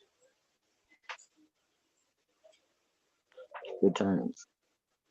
But then, yeah, she taught me about mollies too, though, and she taught me about like quad stacks and triple stack, fucking ecstasy, like pokeballs and fucking the rave life, like dub and yeah. Then I'd have dub style from like the reggae.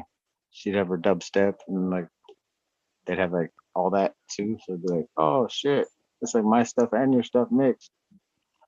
Fuck yeah. Let's go party every weekend. Ooh. Good shit though. That was like the best times of my life. Like That's a that's it.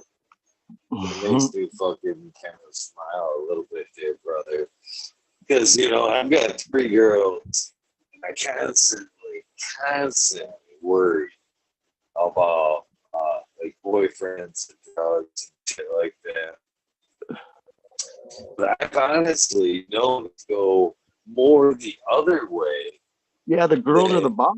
that way. You understand what I'm saying? Yes, the girls are the ones that are I've the seen more mischievous. guys do new drugs because of girls than I Mm-hmm. would think girls introduce drugs from guys. I don't know why, but I found that to be true. That's what I think. My mom smoked more Did weed than you my find dad. that to be true? Yeah, my mom would smoke weed every damn day, like in front, like not in front of me, but like in the front room. But like once I got home from school, she'd go to her room and do it. And my dad would only do it in the bathroom as he took the shower, thinking he's making it smell better when he's just making the whole house smell like it. And that was like on the weekend when I'd stay with them on the weekend. Like I'd have to stay there for the weekend as a kid. And I'd be like, dude, you're boring as fuck compared to my mom. Like I want to go with my mom again. Like this is boring here. So like every weekend I'd like dread going to his house because it was so fucking boring because there was no party going on. Like my mom would be playing music and she'd have a boyfriend over and he'd be cooking in the back and he'd be fucking all cool and shit. It'd be like my friends could come over and we could have like pizza with like ice cream on it and like whipped cream and fucking Ninja Turtle stuff. Like we were allowed whatever toppings we want and like pizza every Friday. So it was like, yeah, my mom's house was the best house to be at when you're a kid and you want to have fun. And she's the one having fun doing all the crazy party shit. Like she was doing all the partying. my dad was like, oh, I gotta go to work and do nothing but be boring. And then he'd smoke a little bit of weed and be like, I gotta hide it. I gotta hide it. Like all paranoid, fucking stick up his ass and fucking lame. I was like, dude, if I ever get stick up my ass lame, like I'm gonna kill myself. Fuck. Like I can't be stick up my ass lame. So like if I'm ever stick up my ass lame, you guys gotta tell me like fucking get that stick out. But I ain't got nobody else to tell me that shit. I don't got yes men over here. I don't hang out with people. I hang out with dogs and my weed and like my ex girlfriend and her boyfriend. But like, he won't be around for too long. Well, he won't be around for too long. When somebody's not fucking like what the last person was, like excitement of fucking being with somebody who used to push drugs is like, dang, we can get caught with riding dirty as fuck. And like, then you're with somebody who's like, oh fuck, we can't do this. That guy might look at us. We're gonna be told to not do that because it's illegal. Nah, there's a big fucking difference, dude. Like that chick ain't fucking into somebody who's like, yeah, like I, I always want to tell her, why are we playing games still? Like, stop with this little shit. Like you don't want to be me, stop it already, chick. Like, I ain't even trying to like, be nobody but me. Like, it's funny when somebody's like, I didn't notice it till now, like a couple months ago, like how fucking similar my ex's boyfriend and myself are. I was like, what the hell? It's like he looks like me. I didn't think about that. Like he's like a knockoff version of me, like a less cool, fucking taller knockoff version. And that should be backwards. Not talking shit about him. I'm just saying the truth. Like he's a cool guy. He just like didn't have to do anything or struggle. There was no struggle, so there's no character in the guy. Like there was really like everything was handed to him, and then like he had a job as a young kid. And that was it. Like, I had to go to work because fucking nobody was home. Fuck. Well, there's a big difference. Like I used to drop off the kids to school in my car so they wouldn't fucking be doing shit that I used to do. I go find like the neighborhood kids that were trying to buy weed. I'd be like, nah, you're gonna get your ass to school. Stop ditching. Make them all get in my car and then I'd go drop them off. And then fucking I'd sell weed to their older sister. So that's why I had to take all these little kids. I'm like, I feel guilty for you guys being ditching. Like you guys all got to get to school. Like get in my car and go. Like so I drop off all these fucking random fucking badass little kids. And like they all became like my children. Like fuck, I raised these little fuckers and I saw them more than their parents and I fed them every day. And I accidentally shot one of them. Like that's the kind of shit that happens when they load your gun. I'm like, dude, how'd my gun get fucking loaded? I'm like, I was making you macaroni and cheese. You're 18, you can't even make macaroni and cheese. What the fuck, man? Like, uh, gotta, gotta go turn myself in because you just got yourself shot. I'm like, this is stupid. Like, you act stupid, acting like a grown up, playing with somebody's gun, and like they're not in the same room. Then I come back and check on the shit, and it goes off for some reason, and I hit somebody, and it's you who loaded the gun. It's instant karma. Instant fucking karma happened to that kid. He fucked with my shit and got himself shot literally minutes after on accident. How fucking smart must a person be? And it's my fault for shooting him too, because I told him right before that I should shoot you. And minutes after he got shot on accident. It was fucking instant karma though. Like you fucked with somebody's things and like the spirits around us are fucking not they're not playing. There's no joke. Like your higher self and your spirit guides and shit, they're all there. They're all around us right fucking now. So I said, don't do something you wouldn't do in front of everybody behind closed doors because there's still somebody watching you. And like, so fucking what you're doing behind closed doors, if you're cool with it, keep on doing that shit. But just remember, like, all those motherfuckers on the other side are right there on the other side. Like, where I swipe my hand, you're like, somebody's right there. There's a fucking spirit in another fucking dimension. That's why there's car accidents in certain areas and fucking. We have a street down here where like there's just only one area where it's like all these fucking crosses are put on this corner because it seems to fucking be a magnet for fucking death. People are just like are drawn there, and then the cars always collide right there, and fucking, yeah, just like the ley lines are like not that great out here. And they're all lead to some kind of like bad shit out here. There's a lot of good out here in this Coachella Valley, but it's like you got the Coachella, and then you got all those people that get preyed on because they don't know what they're getting into. It's a fucking weird place when you got people coming from other places to spend their money. You're gonna get people that need that money to go to the casino for themselves. Like I'm addicted to the casino too, but I win and I break machines on accident. Like I walk in and my energy is so like hyped that like machines, I don't know, I feel when they're gonna go off, and then I double tap shit and the buttons, and I always win, like always. And it's not like really big, but every time I won big, I had no ID to be able to take the transaction. So I've always given the money to like whoever I was there with, and they've given it to me, but like I give it off, like they've had to write it off on their taxes a few times. That's how much money I've won, like off of just the slots. Like they're like, man, I have to put this on my taxes, you motherfucker. I'm like, I'm sorry, I didn't know. Like I just pressed the button and fucking max bet and fucking we hit. And so like you're getting money too and I'm getting, so like what are you mad at? It's like I'm mad I have to do this for my taxes. You get your ID. I'm like, fuck that.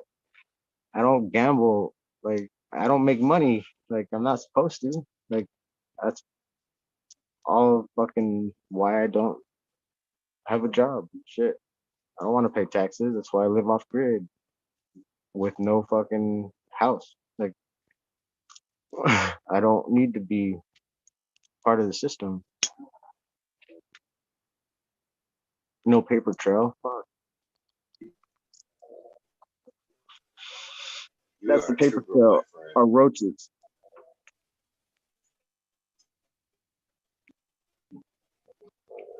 I can't believe how many. I don't think they can see. Well, they may be able to see a couple comments in chat. They've seen like two pieces that pop on the screen, but you've been incredibly awesome about not letting the fucking my internet troubles fuck with you while we're doing this. So shout out to you. I just wanted to give you quick props for that, man. I am struggling over here, and you are making this too easy for me.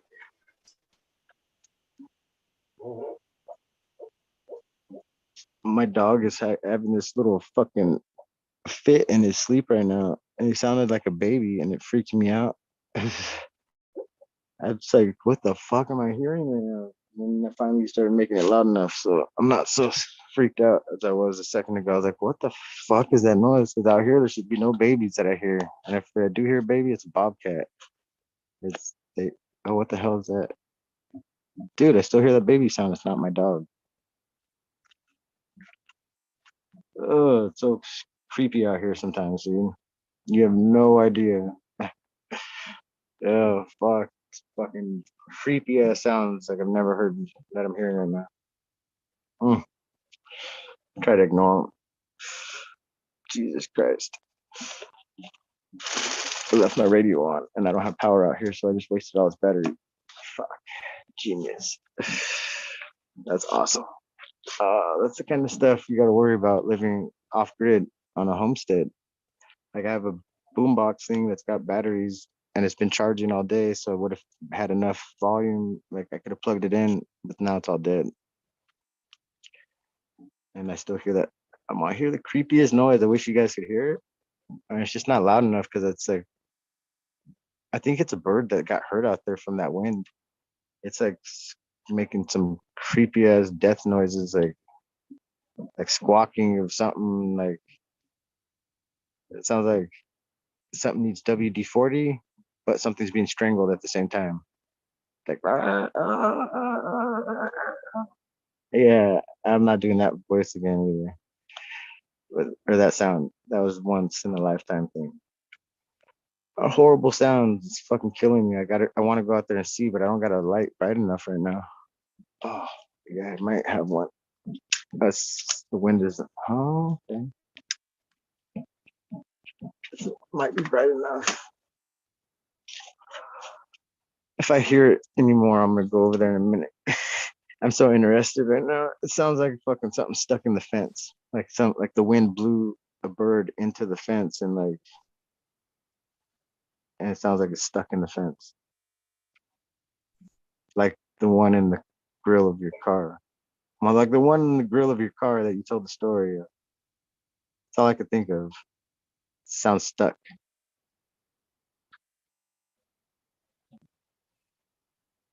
God, I hear birds so crazy out there. I hear like bird chirps and everything. So I know there's a bird nest or something that blew out of a tree. There's trees out here in the middle of the desert. People don't believe that shit either. Well, there's fucking palm trees all over this fucking place.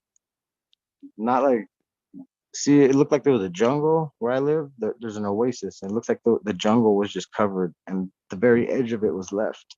Like that's how thick fucking palm trees are. It's like, what the fuck? The biggest palm trees I've ever seen in my life, dude.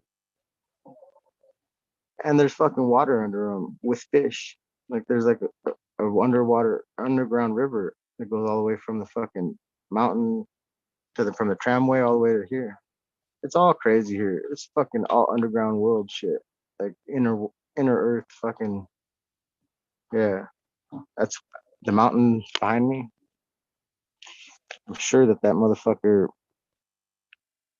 goes into the inner earth. Like I'm sounding like a crazy person, and I should leave this for like a wormhole.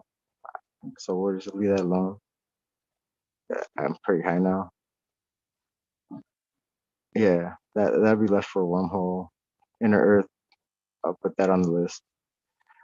Man, there was some good weed though. I gotta roll That's a another good joint. one. I don't think we've ever discussed the inner. Yeah, man, these mountains are full of it.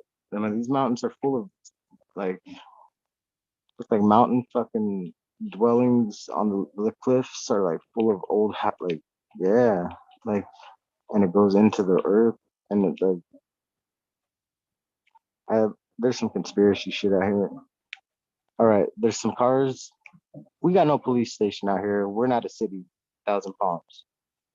Not yet, whatever. So they got like all these like no rules and shit.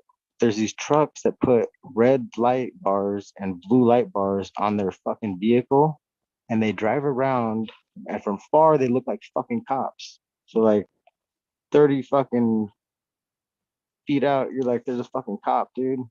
Fucking got his lights on. And then like 20 feet away, you're like, what the fuck? It's just a regular fucking car with fucking the light bar on top of this fucking roof. And that's the kind of shit they got, or that's the kind of shit people are pulling out here. Like they're trying to like make people think that they're cops and shit and fucking yeah. But they come out of this corner over here and they do it fucking very like when it's really windy, like right now, and you wouldn't notice. Like they do that. There's only like two roads out of here, so they go one road and then they turn and leave. Once they came up and hit my property, and it's the last property. There's no way through. There's barbed wire all the way going back. You can't get through. So like there's posts and barbed wire every like just and just to the main road, and then my gate, and then yeah, there's no way to get around.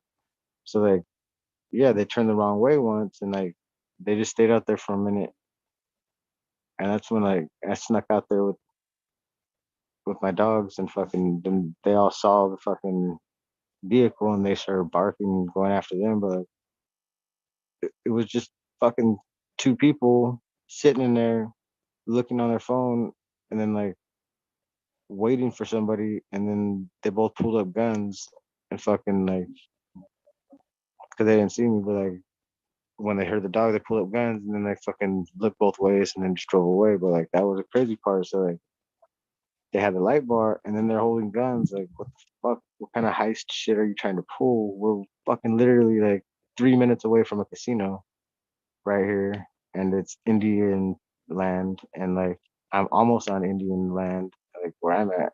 It's all around me, but where I live, it's Indian territory all around me. And yeah, I've been threatened out here a few times by the Indians to get off their land, told to go. Like just a week ago, like I'm leaving here because not because I want to, but because fucking my dad, this is his land, and fucking he's being a punk about it. He felt all guilty for making me live out here, and then I was cool with it. I like it out here. He's not, so he had to go buy a house for me, and fucking I don't want it. And so I'm trying to stay here for as long as possible. Still, like I don't want to leave this place. I buried one of my best friends here. My best dog is fucking buried here. Like I don't want to dig him up and have to take him with me. Like I have to because I put some of my best seeds in there with them. Some of the best cannabis I've ever grown in my life. Put the whole plant, whole fucking colas, the whole thing, just wrapped it up in foil, fucking like a whole fucking roll of foil, damn near.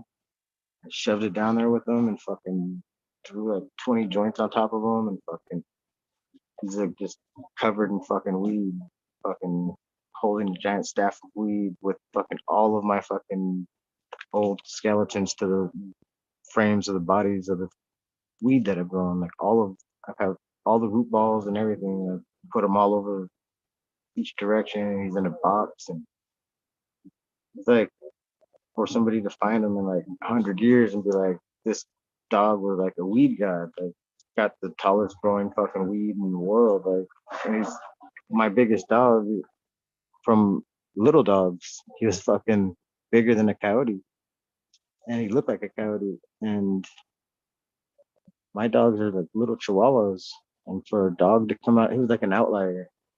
He was like when he came out of his mama, he fit in my hand, but he was a perfect adult size shaped, like atomically shaped, like adult sized dog, but little in my hand. I was like, oh my god, it's like holding a fucking figurine of a fucking full size dog, but it's a fucking little dog. It's like he's a full size fucking little dog. And I fell in love with him so fucking bad. And when I found him dead, fucking destroyed me. They killed me.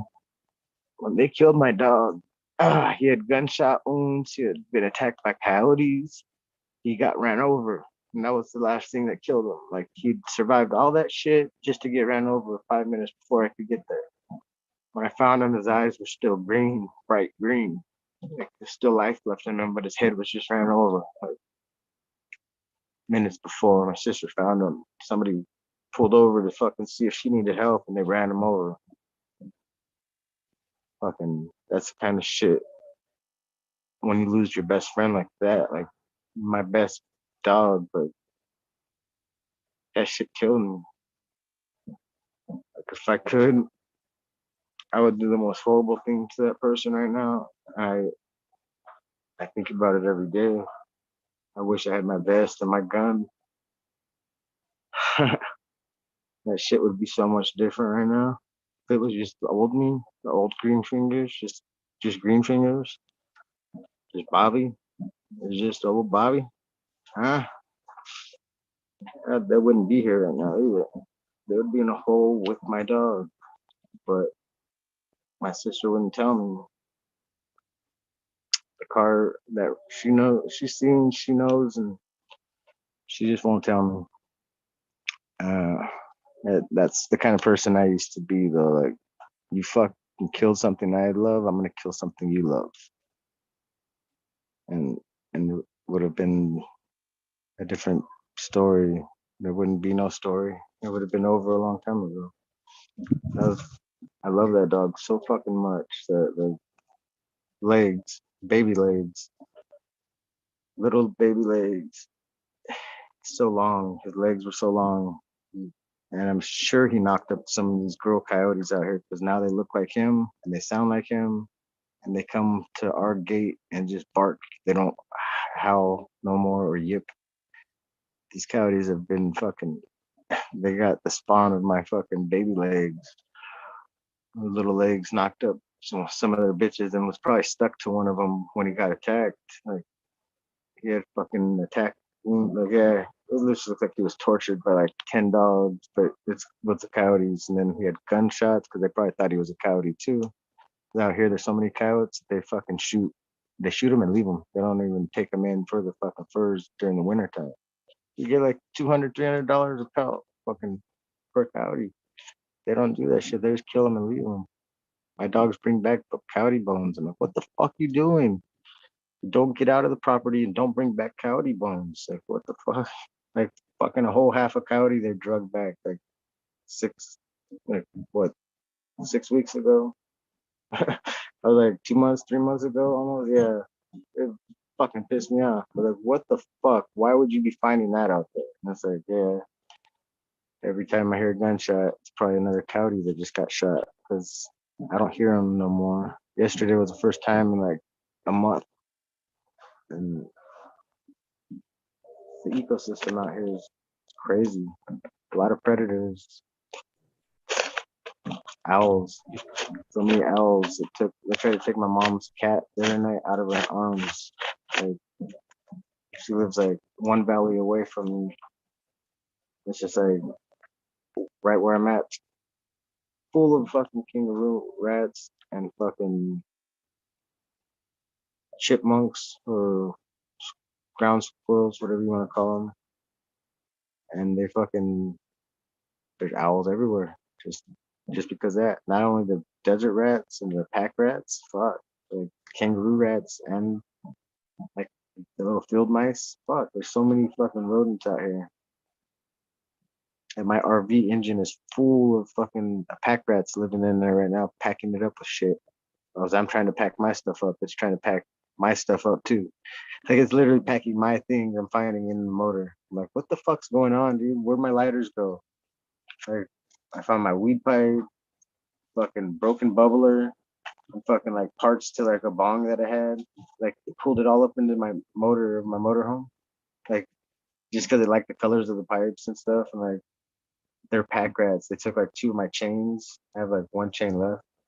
They took like my nose rings, my fucking gauges, all my gauges. They're little fucking all different colors. So it's like little round thing that they like to play with and chew on. I guess I don't fucking know. Rats are stupid. Fuck those things. They're like so much like people that they just like want to take your stuff and keep it. I'm like, what are you doing? It's my stuff and it's in my thing. But you're in my RV, putting my stuff in my RV for me. It's like it's really weird. It's the weirdest situation. The fucking rodents, dude. I hate them. I fucking hate them. I could hear them right now. That's why I said that. I just heard them crawl up the fucking outside of this stupid ass building. Not a complete building. Yeah, no building codes out here. I mean, they will fine you instantly and tell you to get off the property. That's like what they try to do.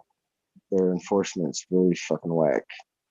They kick you off your property so they could destroy your stuff and then you're allowed to come back. But like, yeah.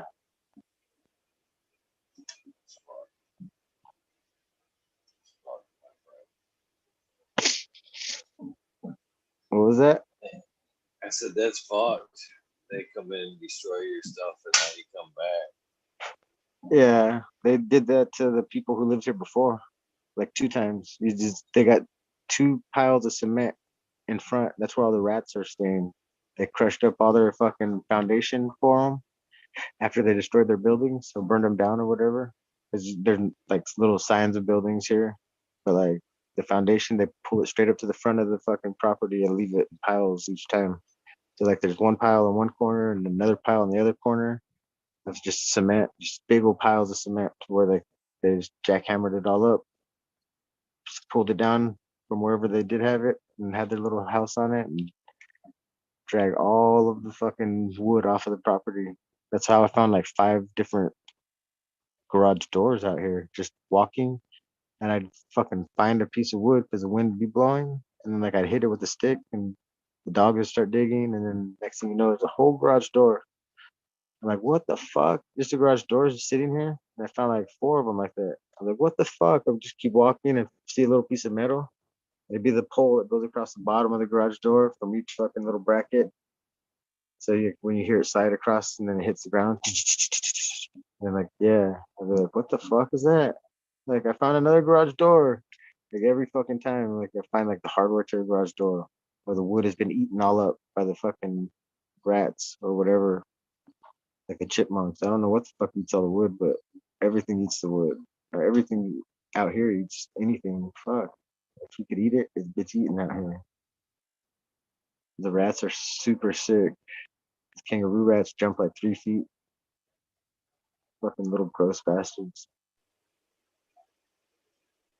Ugh. So which do you already have something picked out for when you're able to get those plants going again, my friend? Dingus. Whatever I want on your show from Dingus. The Blue Mile, But, I'm thinking. yeah, The and the biggest other mile one, at Blue Mile. I got those two. I don't know which ones they were. The Blue Mile and the other one, the Femme one, or were they both Femme? I can't I remember. believe they were both on, to be honest with you. What a nice time to have some fans, when you ain't got no room to hunt that Yeah. bale. Yeah, so it's easier just to throw his in because they're already, they're Femme. So like that's gonna be the first ones I pop because they're convenient and they're somebody else's work that I haven't played with nobody else's stuff since I accidentally crossed the first crossings that I had. So I never chose or selected not one thing after I started the first cross.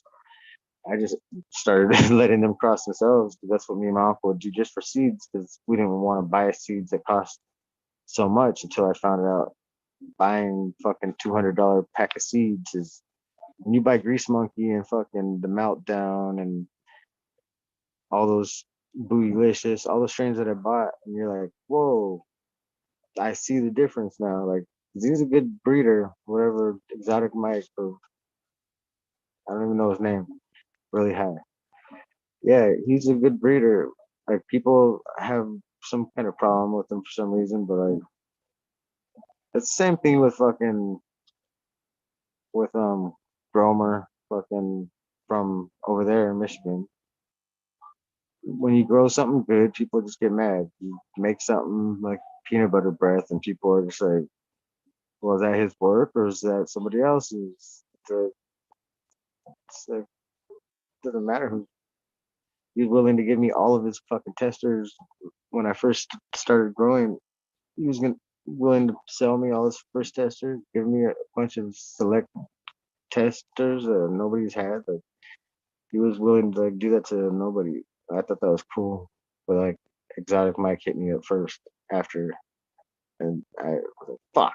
Like, man, if I would have just waited a week, I would have had like all the peanut butter breath I wanted, and like all the fucking, yeah, anything. I was like, he had so many great crosses that I got a list of, and now I got my old Instagram account back. I went back and looked at that fucking conversation. I was all butthurt. I was like, my God. I was like, why did I do that? I was like, if I would have known who people were, what breeders were what, who was, I didn't even know he was a breeder, and I was like, I didn't even know I was talking to him on Instagram, and like I just thought it was like the repost to fucking some shit. And it was him, but it was a repost of somebody else's shit that they grew his stuff, and I was like, man, that guy who breeds that, he's a Thug Pug, and I'm like, who's Thug Pug? And he didn't want to say me, and I was like, so you're who? And I'm like, you're Gromer, who's Thug Pug? How do I get his genetics? I didn't figure out. I'm such a dumbass, like fucking couldn't figure out that's the same person. I'm just like, what the fuck? I'm like, I'm so stupid. Like, if I would have just been able to see past the bullshit, like some of the charity fucking ones that I read, all the lists that I read, I was like, oh fuck me, like, that shit just kills me now. I just looked at it the other day. I was like, man, it's whatever. Like, he's coming out with new seeds again, so that's cool. I just saw that. Like, he's got a whole bunch of like new Thug Pug shit coming out, gear or something, all kinds of stuff. I admire breeders like that. That's a Mean Gene, people like him. Like, Black Lime Reserve is one of my favorite plants that I've ever had in my life, hands down. If I could only choose one plant, that would be the plant I choose. Black Lime Reserve by Mean Gene. That's the main thing out of all my crosses. It's the Black Lime Reserve that gave everything its height, its ability to grow fucking 13 feet without trying. You can get a a fucking 12-foot plant wide and tall. Like, yeah, 3 cages wide. That's like Mendo, like Mendo dope. You're doing Mendo dope shit. Like that's Mean Gene makes genetics that you can grow like Mendo dope boys without trying. Subcool makes strains you could grow like the Mendo dope boys without trying. I look to those kind of breeders for fucking insight to a higher mind. To a breeder's mind is so fucking fascinating. I'm not a breeder. I'm not even a pollen checker. I let them do their own thing. I don't select. I open pollinate for the diversity of the plant. I want to have each note of each flavor of each fucking grandparent of each fucking plant that I've crossed in each one of those seeds. I want to be able to see that seed has a little bit of grandma, that seed's all grandpa, that seed's all dad, that seed's all mom, that seed's mom and dad, that seed's dad and grandpa, that seed's fucking grandma and fucking daughter. Like, what the fuck? How is this?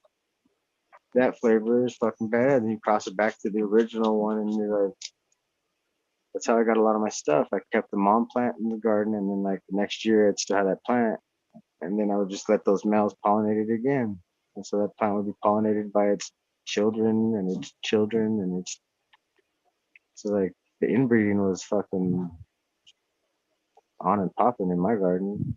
Dirty little bastards. They're just throwing their pollen on everybody. Their moms, their sisters, their fucking. And I had one of those triploidal ones with the 3 fucking branches or whatever. That shit was crazy. That one pollinated everything. I had like 30 fucking seeds pop out of the ground that had the 3 fucking branches after that. Everywhere. In the whole garden. And I was like, and then like since they were the first to pop, they were the first to die. That's just like what nature does. I don't fucking do nothing. I'd let them grow natural.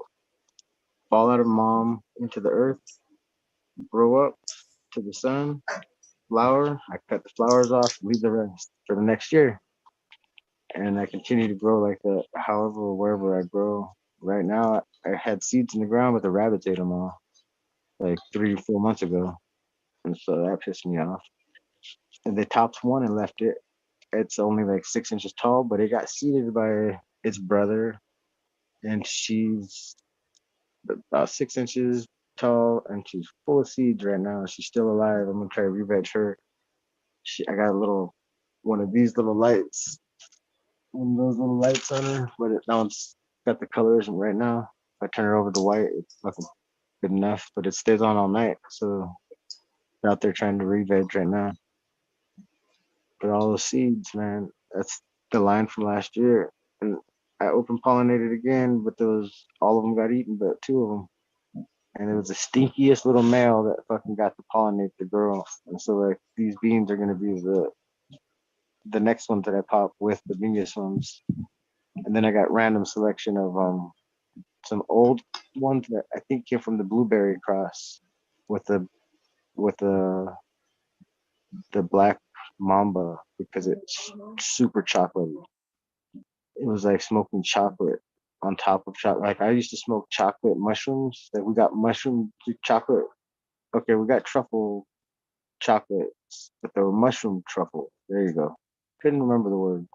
Mushroom truffles, like an eighth in each truffle, and you'd eat an eighth, and you'd be fucking on your way in 40 minutes, or you'd be on your way faster because the chocolate, getting that serotonin kick, you're already high because the chocolate.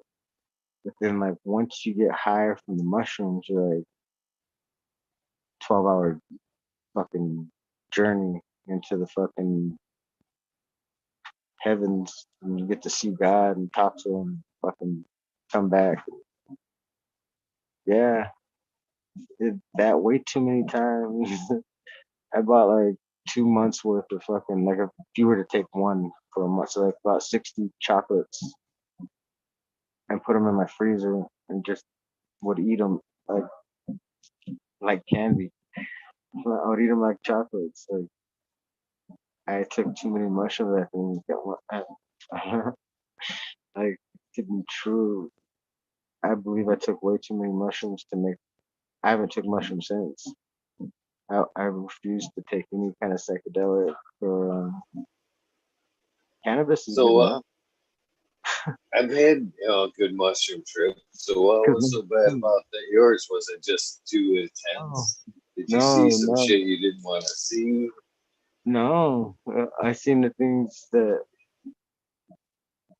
the water retains the most memory on the earth, right? So like these things were made with water, and so they retained all the memory that the water retained. When I'm eating, I'm able to see back as far as the water was able to remember. And some things you don't want to have to see. Like you don't want to go through that. That's a journey, dude. That's 12 hours of you learning what the water fucking learns, man. That's some shit, dude. That's like the most, that's doing the most, like for no reason. When you get like microdose and get that, instead of just being like, when you take fucking a quarter, and fucking see what fucking God sees. Well, you already are God as a sober person, and the abilities that we have are so fucking enormous that like, we work on a micro level to hit a macro level. You don't need to work big to get big. You work small to get big. Then you work. You're free to be a human being without fucking a tether being stuck to all these emotions or feelings. Your ego gets murdered. It doesn't just die, it gets fucking murdered right up out of your ass. You have no ego left. There's no ego left in me. There's no pride. When you're fucking sleeping at a park behind the sign of the fucking city park and like somebody tries to ask like they think that you need help. Like, oh my god, are you okay? You need help? Like, shut the fuck up and get out of here. I'm trying to sleep, asshole. Like, what the fuck? You just woke up my dog. And then like my dog would go crazy barking and take like 30 minutes to shut him up. I'd be like, then after I'd be like, want to go tell that person I'm sorry, dude. Like I'm sorry, like I didn't mean to bite your head off, but like you just walked into my house and told me like what the fuck, like that I needed. Am I okay? What the fuck? Just because I'm asleep at the park doesn't mean that that's not where I live, dude. And like, yeah, I had to go say that to him. Like I had to go tell him like I'm sorry because I felt like an asshole. I didn't want to say it. I had to go do it. I was like, dude, come here. Like he was such a nice guy, like such a great person, like a human being that would like actually help you, and he would have done anything for you if you needed it. And that's I don't even know who he is, but like I had to apologize to him. I was like, "Fuck, you saw a man, you could have been in trouble or hurt, and you asked if you needed help. That's fucking rare. That's not what the fuck I was expecting. I was expecting to have to beat your ass and fucking get my dog to attack you. Like I'm a knife out, ready to stab you. It's like I'm sorry that you're on the streets. Is there anything I could help, or anything that you could do to help? Or got somewhere for me to sleep? You got $100 for me? You got fucking some weed for me to smoke? You got a lighter? You can't say yes to any of those things. You know, can't help. But like, thanks for asking. And I'm sorry for being in this situation too. Like, you gotta ask yourself, like, what would have you done? I would have just walked right by that person. I've done that before. I've walked right by it, but like, closed mouths don't get fed, bro. Like, you gotta remember that. Like you help too many people too, Eagle. Hey, you help everybody, man. Like you do way too much. And like you got a lot on your plate, bro. And right now you're like my therapist. Well, you don't need none of this shit. You don't have to hear that. Like that's some bullshit you have to hear. Not from me, man. Like I said, the situation people are put in are there because of them. Like it's not due to somebody else. Everything's done because fucking it's already written. It's all in the Akashic records. We know what it is. I know where it's been and how it's supposed to be since the day I was fucking born, 3,000 years ago. First time I was born. Like, I know what it's supposed to be and how it is. And that's what mushrooms make you see. You remember what the water remembers, and that's not what a human's not supposed to know that many things. I should know how to do any, I could survive any fucking where without any power, without any fucking thing. Like, seriously. Like, And just, I don't have no special skills. I was never taught no special skills. I just did a whole lot of fucking mushrooms that it, I literally been in every situation ever. In my head, I've been taught everything the water's been able to teach me.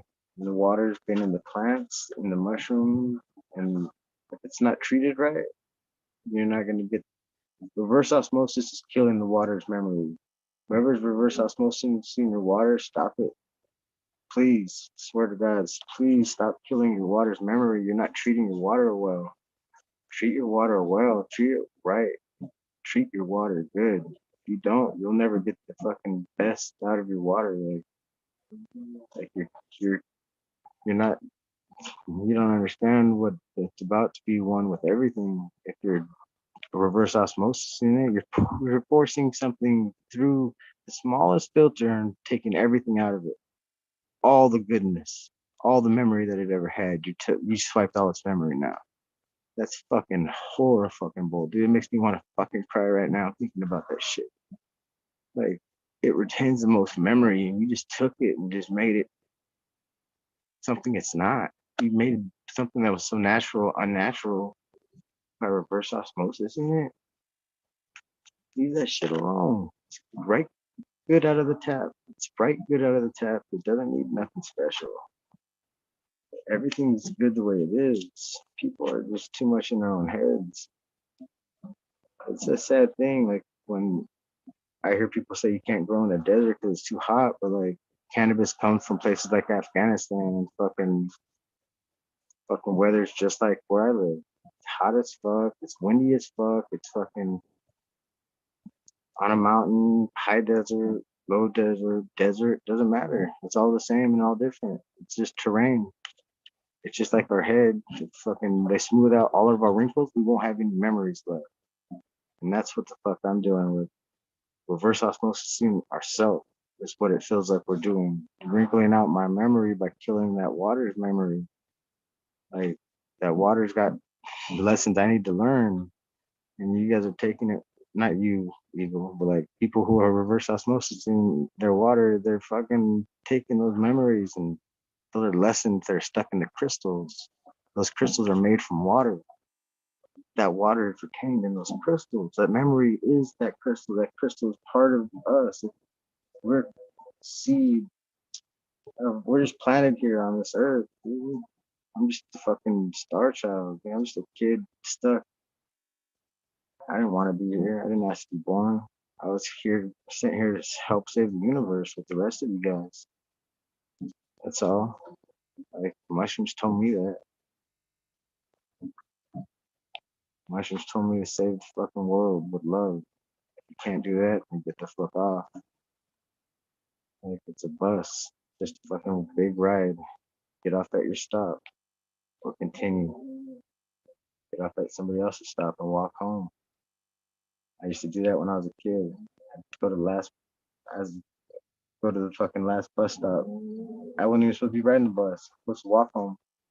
I ride the bus, go as far out as I could go, and I walk all the way home. And then the further I'd go, the more I would know about the city.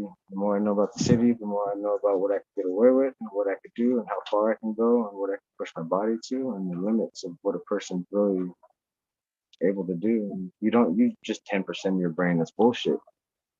Cross your hands or cross your arms and your legs. The right side of your fucking body is commanded by the left side. Left side of your brain commands the right side. You're using both sides of your brain at one time when you cross your feet and your arms.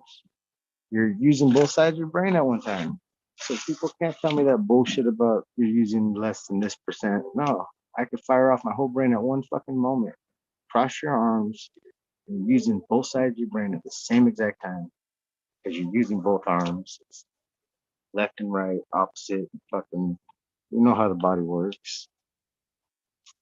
People are bullshit by telling us these things. They don't, by not experiencing life and not seeing things through a different lens, they can't understand where the lies start and the truth begin. Like, it's all the same thing.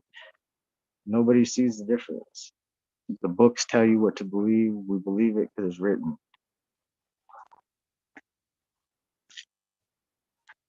That's mushrooms, man. Mushrooms have been so fucking influential in my life. The first time I took mushrooms was the end of it. There shouldn't have been a fucking part two. And the first time I did acid, black tabs, black pyramid, fucking gel tabs. I was like 13 years old.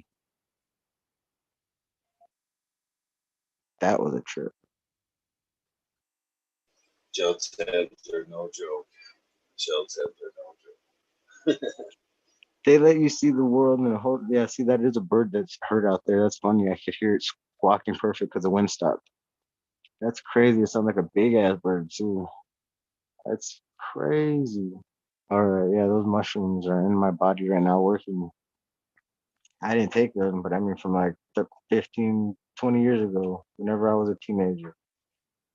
They don't need to be anymore. I don't need no more drugs like that. That's my body's really the other day I got real dizzy. 2 days ago. Like I had to call my mom and fucking yeah, I got real dizzy. And then like when I finally started to come to, I was just like still hallucinating like crazy. Like, it was like if I took mushrooms, and I was like, dude, it feels like I took mushrooms or got acid or some kind of like something maybe like on my fingers or something. I wiped my eyes and like just a little bit of fucking like chemicals or something like just like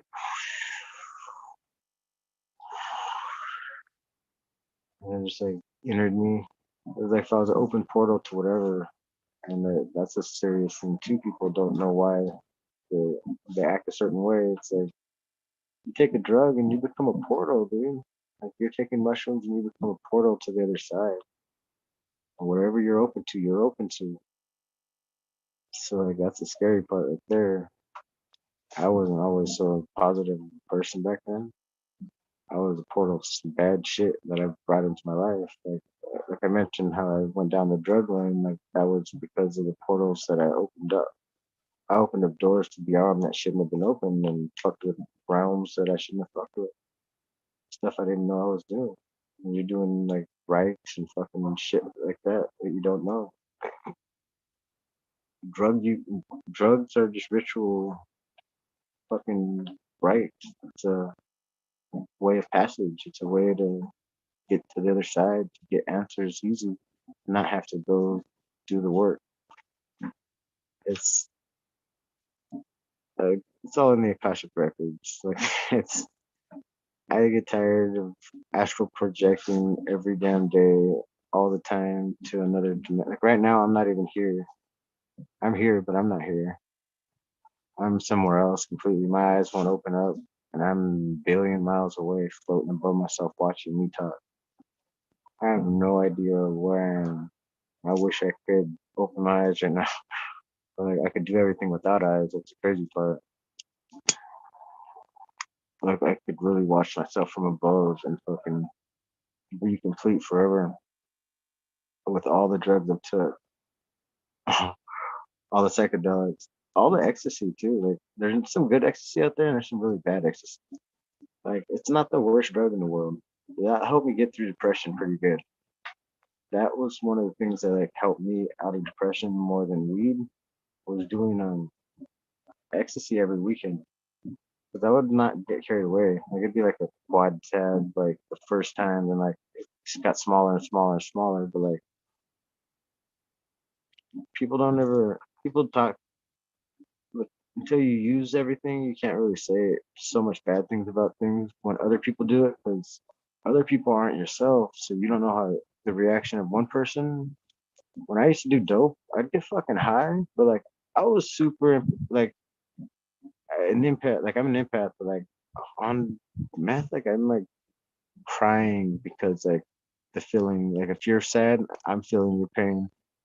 Like that guy that used to grow indoors, like he was a really good friend, so I'd be at his house all the time. But like one day his dog died and fucking yeah, I was going through it for him, you know. Fuck.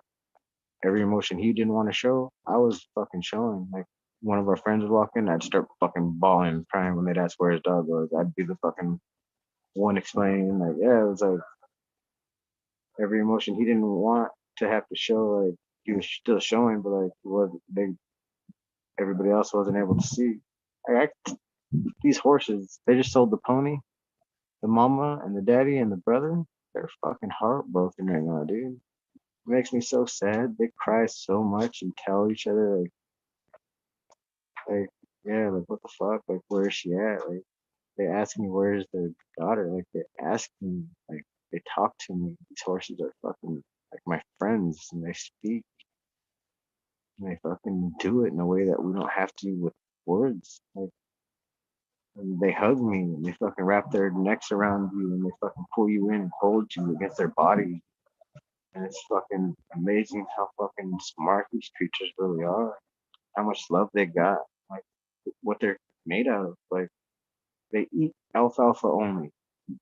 And they're all muscle. They're all machine. Like a fucking car. A fucking living, breathing fucking vehicle. Just fucking all full of just green. Nobody fucking sees that as special no more. What the fuck, dude?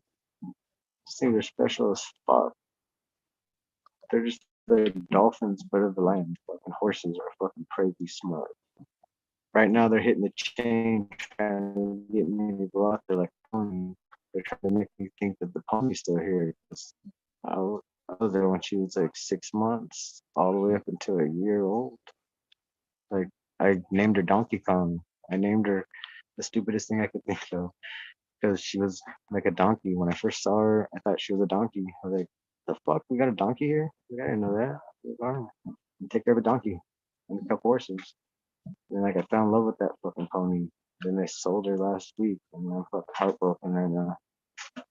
Fucking, I think I hear her yell, like call when she calls, and fucking, I think I hear her kicking on the fucking gate, and she's not there. It's like the connection one can have with another living being that doesn't have to talk. Like, and they talk through emotions. Like they cry and yeah. She taught me so much about life. After I thought I learned everything I already know, they can bring me back down to earth, make it brand new again, experiencing something for the first time, being loved by something that's bigger than you and stronger than you. Really cool to have respect from a creature that's not a human, but it needs you too at the same time. So it respected me because I gave it food. It didn't have to. Then after a while, it started to respect me because it wanted to. And then after a while, it didn't even want food, just wanted to hang out. They would just like kick on the thing just to hang out. It'd be like fucking horse, fucking pony. Like they teach you lessons. They're like children. Like, I was supposed to have a child a few 10 years ago, 12 years ago. And the girl that I was with, she had an abortion, and I always wonder what it would have been and what animals are coming through to tell me like I'm your baby. Like here I am, different form, still here, Dad.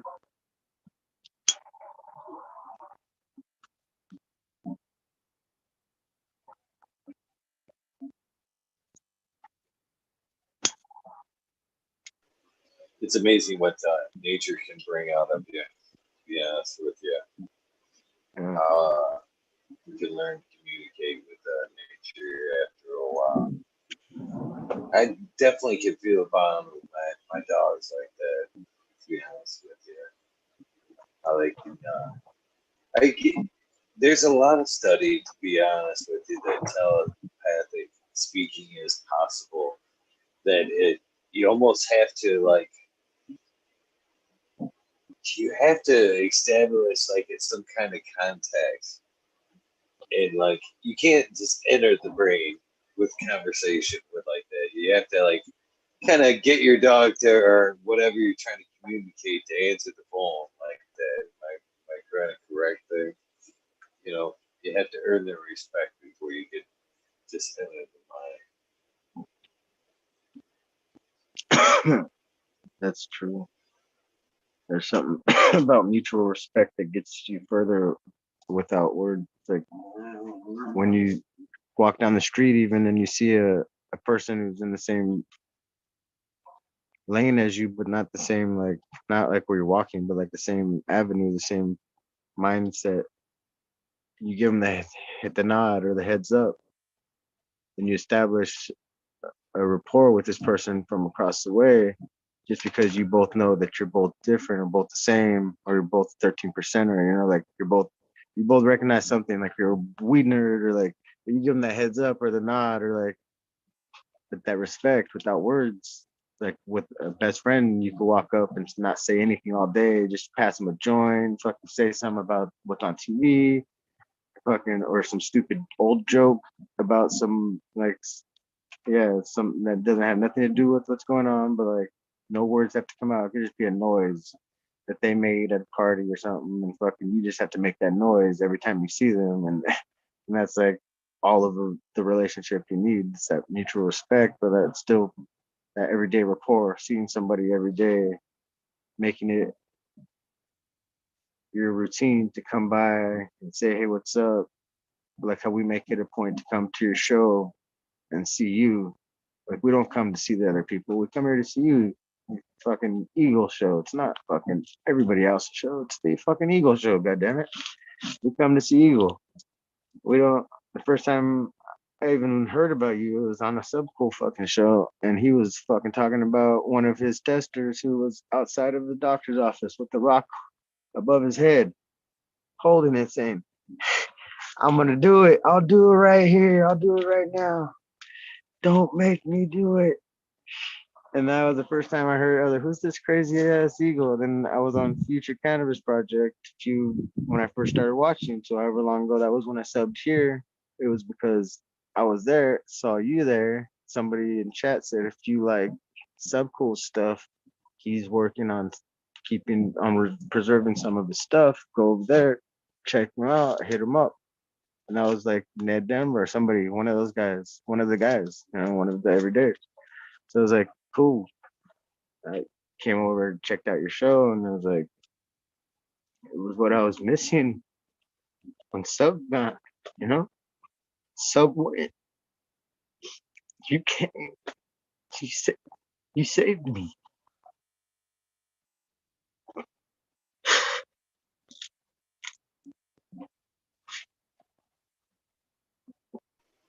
Means a lot, brother. It's powerful words, man. Man, I miss so much, man. I really do.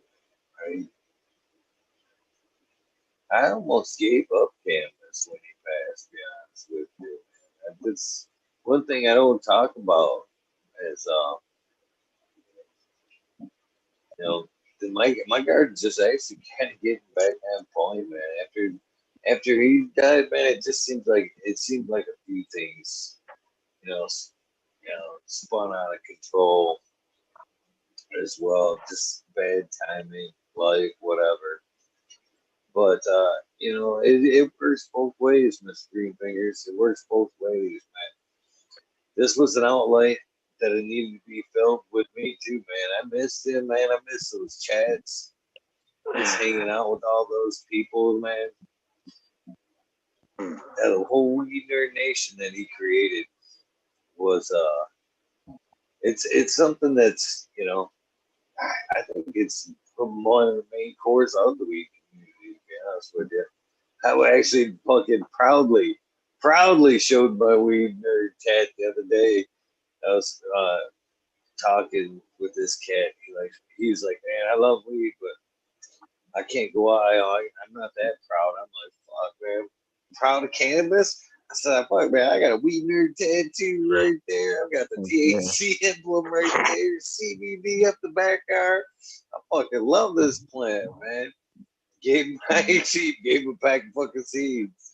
Yeah, that's one thing I gotta love about Sub is, man, he actually started that tradition with me. That was his gig, but man, because of him, I got to give away a bunch of seeds. and I still try to do it as much as possible, man. I did the tattoo shop the other day, man. Same thing, man. Stopped in, had on the new version of the shirt there. You know, passed out some stickers. Listened to this guy's story. Gave him some sangria. Had it. I just happened to have with me. Want some seeds? Hell yeah! But man, this is amazing community. That's for sure. I miss that dude a whole lot. And those are, you know, to be compared with that man at any point is a huge honor. So I don't thank you. think there's no comparison though either, because you're fucking Eagle, you know. He he's fucking sub. There's no being anything alike. You're total opposites, and that's what makes you fucking awesome. Like you're your own person. You're not riding the coattails. You're just being you, giving somebody mad respect, much love, and that's fucking what I fucking loved about you. I was like, dude, that's exactly what the fuck I would have done if I would have been that close to him. Like I would have wanted to make a show in honor of my friend because at the plant that he let me get closer to. Like he made me so close to this plant because he was friends with people. He would hit them up and say, "Hey, hit me up on my fucking email if you really want to test my stuff." And I was just like, I don't just want free beans though. Like that's what I would always message. I don't want just free beans. Like, I do want to test your stuff, but I fucking would like to pay you, but I can't afford.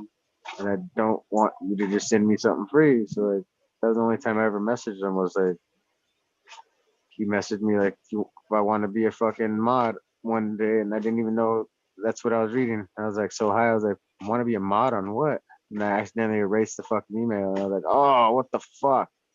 Like I just fucking pushed the wrong fucking way. I can't work email. I hate emails. Like I'm like afraid of emails for some reason, and somehow like that's the reason why. Because like he just like want to be a mod and test some of my gear, and I was like, I wish I could do that. Wait, what the hell? You just asked if I wanted to, and I just fucking. I was like, ah. It's like when you're so like you see something you don't believe it's true, and it's like, what the fuck? Why is he messaging me back? It's like because he messaged everybody back who wants seeds, and just like it was just great to have him pay attention. And when he fucking said the same thing you said when you said it about my name, Robert motherfucking Greenfinger, like at the end, like because that's what my name was the same name. It was just my old account. Like it was just like I put the little marks in between, like the air comp quotation or whatever when you fucking so it'd be like Mr. Greenfingers, fucking yeah, he's a motherfucking. I donated on a super chat like 420, like 5, 6, like 6 times in like 30 minutes because like we were on a roll trying to like get money for some kid. And I fucking kept doing it. He's like, you must be a saint, Mr. Motherfucking Greenfingers. And it sounded just like how you said it when you said the same sound, like the same twang, like the same exact thing. Like I was like, I hear his voice in your voice when you said it. I was like, holy shit, I heard him. And like the other night, he said something too, and it was like, I actually heard him again. Like it was crazy. I was like, that's motherfucking, that's the eagle. That's fucking the nerd. That's the motherfucking nerd. Not the weed nerd. That's the nerd eagle. I was like, he's a whole different entity. Like he's his own thing. Like that's what made it even cooler. I was like, that's so fucking cool. Like it's very similar, but yeah, your own fucking You thing. know, It's not like him like rocking out, getting in the face of everybody saying "fuck you, YouTube" and getting shut off and fucking. That was him. You're like, let me try to do this on the wormhole because we want to save this episode because you're a guest and that's valuable time that we don't want you to waste. And I was like, fuck, dude. This guy is fucking not the best. Like, doesn't want somebody to fucking, yeah, not gonna fucking make them lose their episode, their time. It's gonna be there. It's fucking thought of everything. Like that's nothing that the weed nerd would do. And we've lost many episodes of his because the new a-hole who thinks he could run somebody else's stuff. You turn somebody else's stuff into fucking what it used to be. Like, what the hell happened to all that good fucking stuff that we used to be able to watch, man? I'm fucking weed nerd. It's like, where is it? Fucking, that killed me the other day. I went to go watch something and it's like not there. I'm like, what the hell? Yeah, yeah, I'm right there with you. You But know, the worst part, I love uh, everybody in chat, but like, yeah, the worst part was to see people still liking those videos and putting thumbs up on that shit. It's okay to do it, but not to do it. I'm like, I can't do it. I had to even unfucking, I had to do on everything. Like, I had to unfucking sub stuff because it wasn't even sub. It broke my fucking heart to see like somebody else writing something and saying, I'm gonna post some pictures of us because we're fam and this is what we did all the time. And then like that guy never be in the pictures. And I'm like, what the fuck is this phony motherfucker talking about, bruh? Like, and then see some of the people's names that like we're friends with in chat in the community still liking those videos. It was like, oh god. I was like, that's fucking killing me. Like literally inside, like it's growing me a fucking, it's growing me a bad fucking taste in my mouth right now. I'm like thinking of that guy, like, man, he's just ruined the greatest videos I wanted to go back and watch. I was like fucking heartbroken. It was just like a week ago. I was like, what the fuck happened? Like I realized that when those videos were posted the first time, but this time was like some shit. I It's like, unfortunately am right there with you. I don't keep up with anything that goes yeah, on over I there can't watch anymore. it no more. It's heartbreaking to fucking see the greatest fucking, like, somebody I wasted their don't. time. Like, see, like how you said, like you don't want to waste somebody's time having them up here and then play some music, having them cut off there. It's like now I feel like somebody did that to all the hours that he put up for just to teach people too, like how to make ice hash, like how to make bubble, how to do anything. Like you could look it up on YouTube and find the sub video. And now it's like if you do that, you don't find the video you're looking for no more. It's all fucking changed titles and fucking not even available or fucking yeah. It fucking content was just yeah, a lot of lost content. I always had the memory, though. Always had the memory. At least me, I'd like to say this publicly. I love that man dearly. He helped me out both through cannabis and like a lot of bullshit. And I have, always cherished the TGA years. Definitely good times. The Dank was a new beginning. But there was that turmoil in between that kind of divided things, which made for an awkward period, which I'm glad that, now that we're moving on, things are moving forward, some bridges are being rebuilt, in the Yeah. weed nerd community, and that makes me feel very good to see a lot of rebuilding because that silly division was crazy Yeah. over the divorce. It You know what was I that was mean? killing the whole vibe too. There's people saying that there was people that weren't there for him and weren't doing enough, but everybody reached out and everybody did say something when they could. But when you got yes men and you got no men, you got everybody on the opposite side after. It's like we're all on the same, so we're all nerds, right? That's what I thought. Like I didn't think that there was a division until there was a goddamn division because somebody started running something that they shouldn't have been running. It's like you're not the weed nerd. What are you doing running his fucking stuff?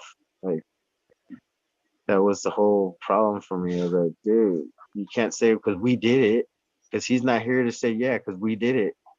Like that's the whole part when he said that when he that's I won't ever use the guy's name because there's no respect right there. There's like he said, I'm gonna post this because we were there because we did this. Like I was like, well, you didn't do nothing. He did this. That man did everything himself, like with the help of everybody else that he would say helped him. Like he would give credit to him. Like he didn't have to fucking say. because we did this. It was the weed nerd who did it, not somebody else. Like that was the worst part. Like that, like he's cut tried to make fucking Jill look like a bad person too. Like everything turned to everything. Like she's doing good and she should get respect for that too. Fuck. There shouldn't have been no division at all. Like I never had lost any respect for her. I lost respect for the fucking you can't hate the player, you gotta hate the game. It's a fucking you can't you don't it's the game. Like you can't be mad at somebody for fucking doing what they do. Like get mad at the fucking reasons they do it for, not the person. It's like everybody's gonna try to move on in their life and like they're allowed to, you know? Like that's when a separation or divorce tries to split up a whole fucking nation of fucking people. That's fucking ridiculous. People shouldn't have started hating on her for no reason. That's the whole thing that I didn't like. I was like, there's reasons, but like there's really no reason just because they weren't together anymore. Like it got ugly. Yeah, we were all there. We saw it. But that was no reason to not give her any respect. Like we love Sub. I love Sub. I didn't even know him and I love the guy. Like because he brought me the people that were like me. I was like, dude, there was nobody to get along with. Now there's other 13 percenters. I fucking get it. I fucking get it. I understand. I see why other people are mad. I see why they can't be part of the fucking like they aren't that mind. They're not like minded and fucking. They're not the same. They're not a weed nerd. Like that's what always came through at me. I was like, dude, they're not a nerd. I get it. Like they don't. I understand. They don't understand.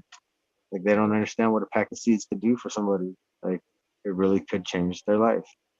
Winning the seeds on your show from changed my life. Like I won 2 packs after all of my packs that I had, my old original packs. Like I had like 7 seeds in each one of them. They were all stolen. So like that's all my original plants like that I started off my crosses with. And those cost $200 for a couple packs. Like 1 pack each cost like 150. And like I spent over $1,000 on beans that year, and then like this year somebody stole like all of those beans from me. And to win just anything was fucking special as fuck to me. Like that saved my ass. And to not have to worry about like if they're male, like I didn't have to worry about fucking that. Like I just wanted to pop some beans and be good. And I got exactly what I needed, and it was like a blessing. And like from it was being this both times, it was fucking crazy. It was like it was meant to be. It's like crazy. Vegas is in chat too. I hope he And I used to follow him ever since GML. Grandmaster, I used to be there watching GML every Friday or whatever day it was, and Bingus would be there, and I'd be just watching for Bingus every time. Fucking, it was great, and I was following Bingus ever since then on my first account on Instagram, and I went back and left him a message the other day. I was like, I just wanted to let you know, like, your beans are in good hands, because like, there's no fucking like in my new Instagram, there's like no history of me growing barely. Like there's like barely any plants, like barely any pictures, barely like my other Instagram's got over 2,000 pictures. So like, I'm happy with that shit. Like that I could show somebody over 2,000 pictures of quality growing that I've done. Like I just tried to Patrick, the Soil King. I tried to copy the soil that he had. I bought a half a pallet of his shit and put that into a 200-gallon smart pot. And then I did my own in 150. And I tried to get it as close as I could get it. And my stuff became just as good as his stuff and grew me plants bigger than I'd ever seen in my life. And so I have to give him credit for having a blend that was fucking phenomenal. And I just used what was local instead of sourced up north. I used Southern California stuff instead. And so that helped me with my outside garden as well. It's using local inputs for the outside to hold sand, silt, and fucking clay. You fucking have to have the rocks and the layers, and it's all got to be done right. It's like a SIP system, but fucking natural. Like think of outside underground rivers. And that's how I wanted to grow my plants. How would you grow on a hot spring? That's how I grew my plants. Put a racetrack watering system underground, seeds wherever those holes were, put it on a tier that goes down. It's like a grade, like 3 inches every fucking foot. Put a zigzag line through the middle of it, and then the fucking water on the top, underground. Like that's the biggest hole. It's the one at furthest up, highest point of your garden, and all the water drips down, covers your whole garden like a hot spring. Like I just wanted to copy a hot spring. So like since I live next to desert hot springs, I figured, and everywhere else has hot springs all around us, and the plants grow fucking huge with hot water. People say hot water is gonna kill your plants, or you're gonna not grow big plants with hot water. And what that doesn't make sense either. I was like, that doesn't make any sense because you want your plants to be fucking going through the struggle of hot and cold. Like otherwise, you're gonna have weak plants. Like and that I believe like your plants need to struggle. I have to have them in windy environments. Where I live, it's fucking windy. I have to have a 3 barrier wind divide in the desert. Like it's fucking a lot of sand. It's sandblast to paint off of cars. Like right now, I have sand stuck in the back of my leg right now. I've been picking out because just walking out there, the sand blasted me pretty damn good. And I was like, God damn, that's what the horses were fucking crying for. They got sandblasted right now pretty damn bad. And that's why all the lights were knocked over and everything. I was like, God damn. Like, I want to fucking bitch about the sand in the back of my leg right now, but it's not that big of a deal after you dealt with it for fucking 6 months straight. It's like I literally have holes in my. I was gonna show you holes in my leg, but yeah, it's like not. I don't. We'll do that next time. What the hell? What the hell is that? I wish you guys could hear this, man. It sounds like a giraffe being killed. I have no idea what that is, but I'm not going out there. Fuck that. Come on, girl. I see my puppy out there. Hold on, I gotta. Come on, girl. You gotta get inside. I don't know what that is. I don't know what the hell that is out there. That sounds fucking weird. Hurry up, baby. Come on. Good girl. Oh God. My back hurts. I pinched a nerve in my back the other day. Just trying to stop the dogs from fighting. Now it's really sore. And I sit on a 12-inch stool, a footstool, because it's better for my back to sit lower. And it's like, that. What are you choking on, baby? My dog. Wow, that bird, whatever that thing is really fucking getting louder. I think soon you guys will be able to hear it. It's like stuck inside of my backyard. 5 acres of. They've heard it a couple of times. Actually, at one point, Chad said it is. I think I heard an eagle screaming. Yeah, thank you. That's what it sounds like, a goddamn eagle squawking. It's like squawk, squawk, squawk. Okay, that's the last time I'm doing that fucking sound too. I catch myself before I fucking do these sounds. I've been doing them like a couple times tonight. I'm like, oh my God, I just did another. I learned from the red pill. The red pill fucking sounds. He'll say something, then he'll make a sound for it or change his voice all evil. And it's funny as hell because then when he gets called out, like when Gus called him out the other night, it was great. I was like, fuck yeah. So why'd you have to turn all evil? It was the greatest thing ever because I said that at the same exact time as him, but like 3 seconds earlier. I was like, why did he have to say that all evil? And then like Gus says, why do you have to say that all evil? Red pill. I was like, oh my God, greatest shit ever. I just said that shit. I was like, God damn it, great minds think alike. I was like, I don't want to hear that. I want to hear that answer. Why do you have to say that evil? You want to go back and see what kind of compost I use, blue cow or whatever. and you got all fucking weird. I was like, God, I have a great memory, by the way. I love fucking the show too. I watch it like 10 times a day. Like if I miss an episode, I watch it like 3 times that morning. So like every morning I watch the show like 3 times each episode. Pretty crazy. I'm a psycho. I'm breaking up that orange cookies. They smell good as fuck now. I'm gonna get a cut of this from that guy. I didn't know it was fucking such a good fucking wow. They're like smell so good now. Not like oranges though. I don't know why.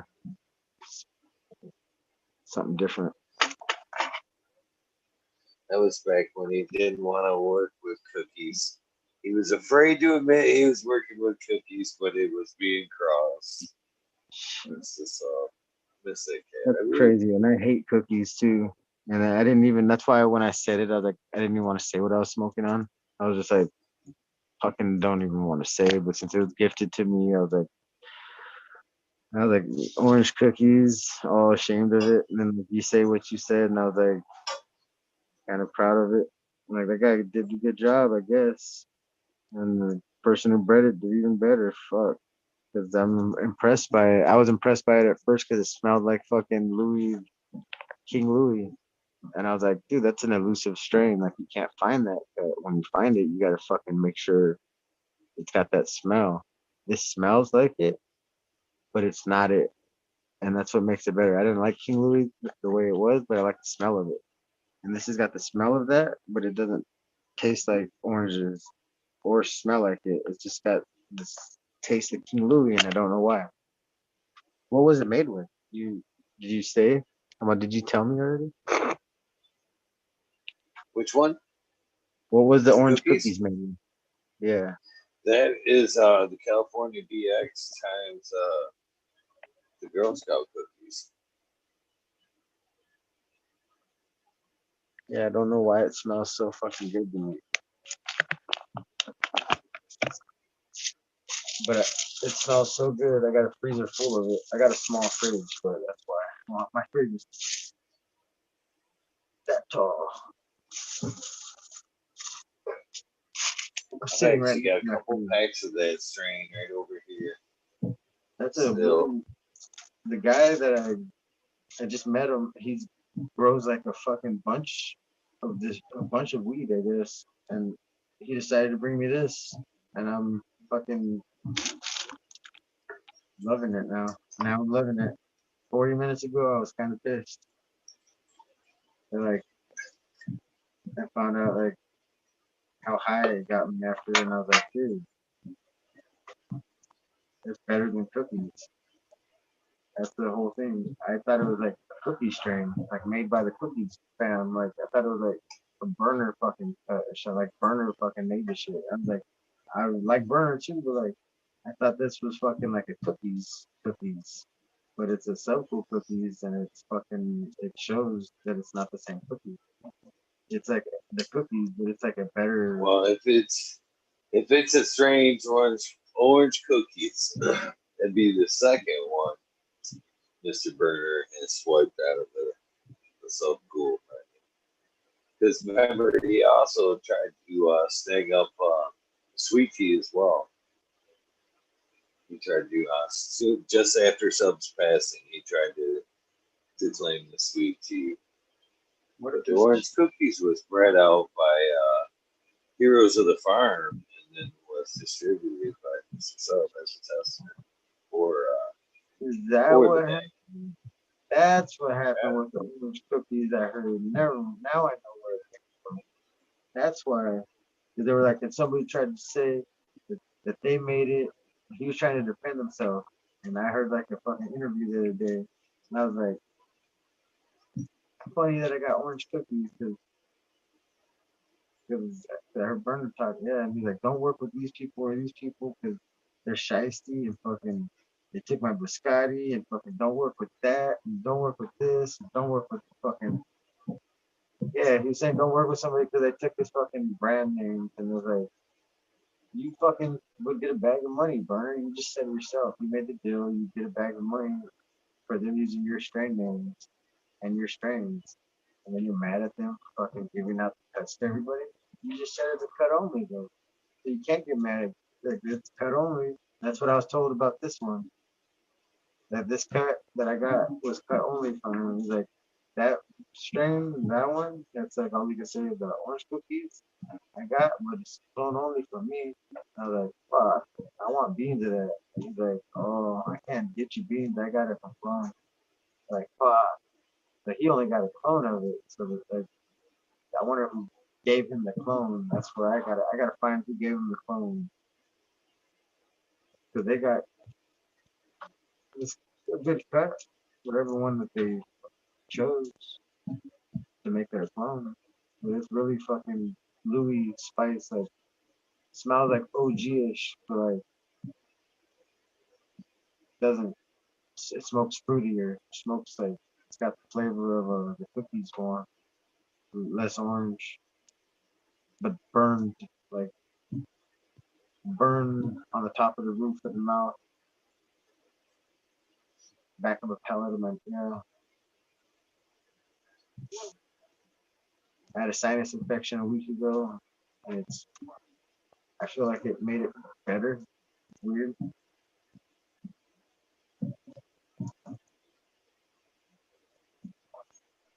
Like I'm less of So yeah, how is what is your favorite way to ingest cannabis? Are you a straight up flower guy? As you progress, are you doing dabs these days, man? I don't mind dab now and then, but man, it's like I don't think I could do. I don't think that could be my main ingestion. I don't know. I got some hash right here from one of these companies.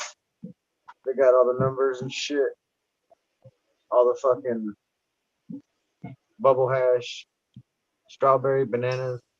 I used to like to make hash and concentrate, all concentrates, only concentrates. At one time, I smoked nothing but concentrates, and stopped smoking flower. When the G Pen first came out, I went to the shop and bought one, and got as much concentrates as I could. But back then, it was a half a gram for $60, and they only called it earwax. And what the fuck was that? I love earwax. This is good. It was a pretty good bag. Something's flying across the fucking yard, and it was big. It was like a big tumbleweed or something bounced across the fucking shit. It was like all you hear is like a basket bounce and then another bounce, and then like 6 feet, like you can see like, and then it just disappeared. Damn, the wind is getting crazy. Fucking yeah. So that was crazy, but yeah, concentrates. I used to make a lot of bubble, a lot of BHO, and a lot of. I love that shit. Just BHO for days. I got pictures on my Instagram, fucking slabs, just slab jars, 7 gram jars, 14 gram jars, 7 gram jars, all day, all different flavors, everything you could think of. I would just have them white label it to the fucking people down the way, and I'd buy my own shit for myself or from them, but off from me, but them. I buy my own shit from them. I'd be like posting it on Instagram every day. Boom, every day. Every day I post it with their fucking the name of them. I wouldn't say it was my stuff. I would just say that's what I was buying. There was just me white labeling it every day, or every picture was my own shit I was showing off. But I didn't take credit by saying this is my stuff. Like that's my stuff. I would just be like so proud of the shit. Like, look what I got from the dispensary. It's fucking the dopest shit I've ever seen. And it would sell for like $60 a gram of fucking bubble, full melt. And all I would do is fucking all the bags, put them in the bucket, and pull them up, shimmy them down, scrape them off. But I use the electric mixer, for the cake mixer, whatever, the batter to make. I just put the two little spinny fucking arms in there, not the fucking paddles, but the fucking little that everybody uses, but the ones to knead bread. So I just fucking put that on the mixer and I go full blast with a block of ice, just chisel it down with the fucking ice pick. I start at midnight, because out here doesn't get that cold till really late. So I could start at midnight, and I would use my hand only up until midnight. And once it got to midnight, I used the machine. Or no, I use a machine until midnight. That's the way it is. I use arm length glove all the way up for a wooden paddle. And that shit was fucking come out so nice. In every jar, I could make a 7-gram jar or a 14-gram jar every mix. Like every time, like I had it down with the amount of flour that I was like just like a half-ounce flour, and I could get 7 grams off of that shit with the fucking. That's how heavy the weed is out here. Like the trichomes, it's so hash ready. Like you don't even have to like the weed out here. If you want to grow for hash, you come to the region to grow for hash. You go to Morocco, you go to these areas where the temperature is so fucking barbaric from heat to cold that you don't fucking, yeah, your body could barely acclimate. Imagine what the fuck a plant has to do to survive. And it makes the fucking best hash because of it. I believe it's the area that makes the hash and the person. So like, if you were to move out here and you had fucking plants that were desert fucking, you can make some hash that were fucking hands down probably the best in the world. At the time, I felt like my hash was the best in the world. Like not trying to sound like a dick, but you know, braggish. Fucking, I have nothing to brag about at all. Like I didn't sell none of it except for white label. They didn't want to buy it at the fucking shop that I was selling everything else to, BHO. They bought all that shit for whatever price I wanted. They didn't want to buy the fucking purest fucking cleanest water fucking made with water only, solventless fucking shit. They didn't want to buy it. I had all the jars made up for them, everything, everything. They were like, "What the fuck is that? Like, we don't even know what that is." And I'm like, "Fucking hash, dude. Full melt fucking hash. You don't know what that is? It's fucking like 14 jars of 7 grams of fucking each, and like another 14 grams, like another 14 jars of fucking 14 grams in those. Like, what the fuck don't you understand? Like, it's all weighed out for you and set up. Like, what the fuck?" I'm like, yeah, that I got so butthurt like, that I took it all home and smoked it all. Like, man, they, when they said, "What is that?" I was like, "What the fuck do you mean? What is that?" Like the whole jar of fucking hash, like the little fucking jars. And yeah, like I'm still offended by that shit today. Like I stopped white labeling everything else with them too. I like never sold them anything else ever again.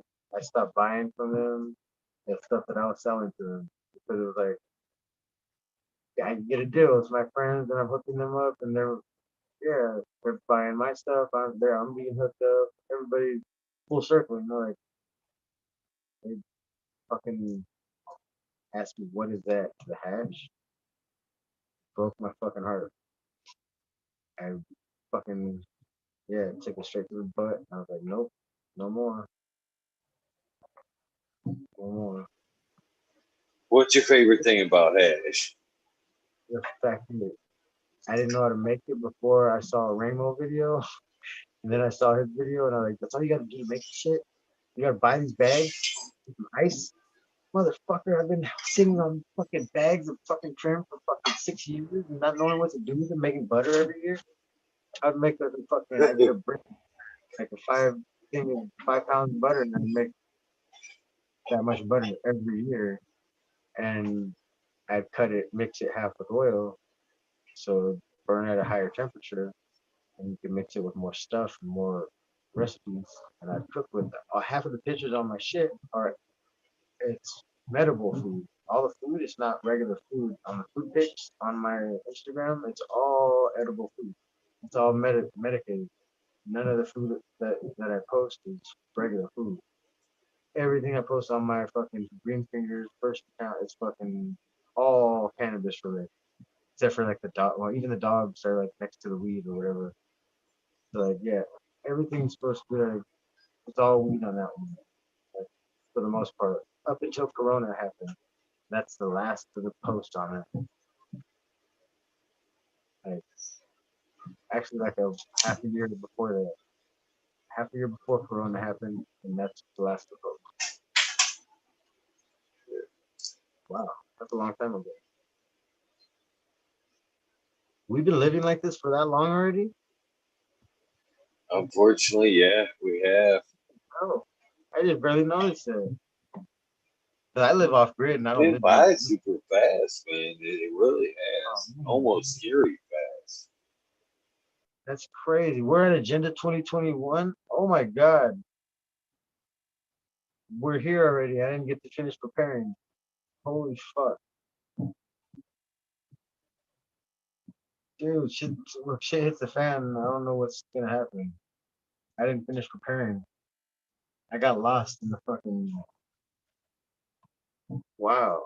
I'm so off grid that I'm like, I don't have to worry about nobody or nothing because I'm self-sufficient myself. Wow. I just like, I don't know what's gonna happen to the rest of the world when if shit hits the fan. I'm like fucking afraid for everybody. I could survive anywhere and off like gummy bears and shit.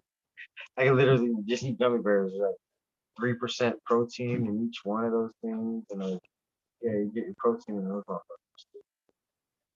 I used to count protein. I used to weigh 250 pounds, and like my beard went down to the middle of my stomach, and fucking, I thought I was fucking baddest thing on the fucking planet. And I'm short. I'm like a little guy. Like I don't even know how tall I am.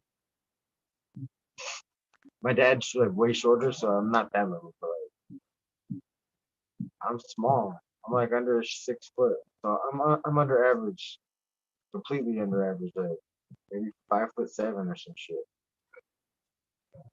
But I feel like a giant, so it don't matter. And I'm not gonna mention that stuff for this. We'll say that for the wormhole too. I'm gonna check that off in my head. Hold on. Okay. Okay. Now, what else about weed? What we talking about? Fuck. The bird is squawking and killing me, dude. I wonder if he's gonna die yet. I wonder if he's gonna die yet. This thing, if he's gonna live forever, I can't let my dogs out in the morning. I gotta like fucking go make sure this bird doesn't die. Fuck, it's killing me. It's getting closer. There used to be chicken too. There used to be chickens and goats and horse and fucking all kinds of animals. And just horses. Dog. I got dirt in my face right now. It just blew in. I wish I had a fucking wall.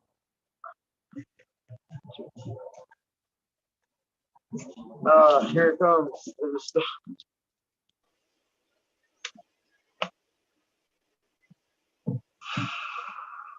Fuck yeah. Got a dirt devil around the house, John. That's crazy. It's crazy out here. Desert weather. It's really cold right now too. Whoa. Earlier it was Santa Ana winds. Warm ass wind blowing on me. It felt good. Now it's fucking cold. Get off my chest. Damn, my dog won't give me my jacket. Okay. I can't see the phone no more. Oh man, that's better. My eyes are so fucking. My glasses are so dirty.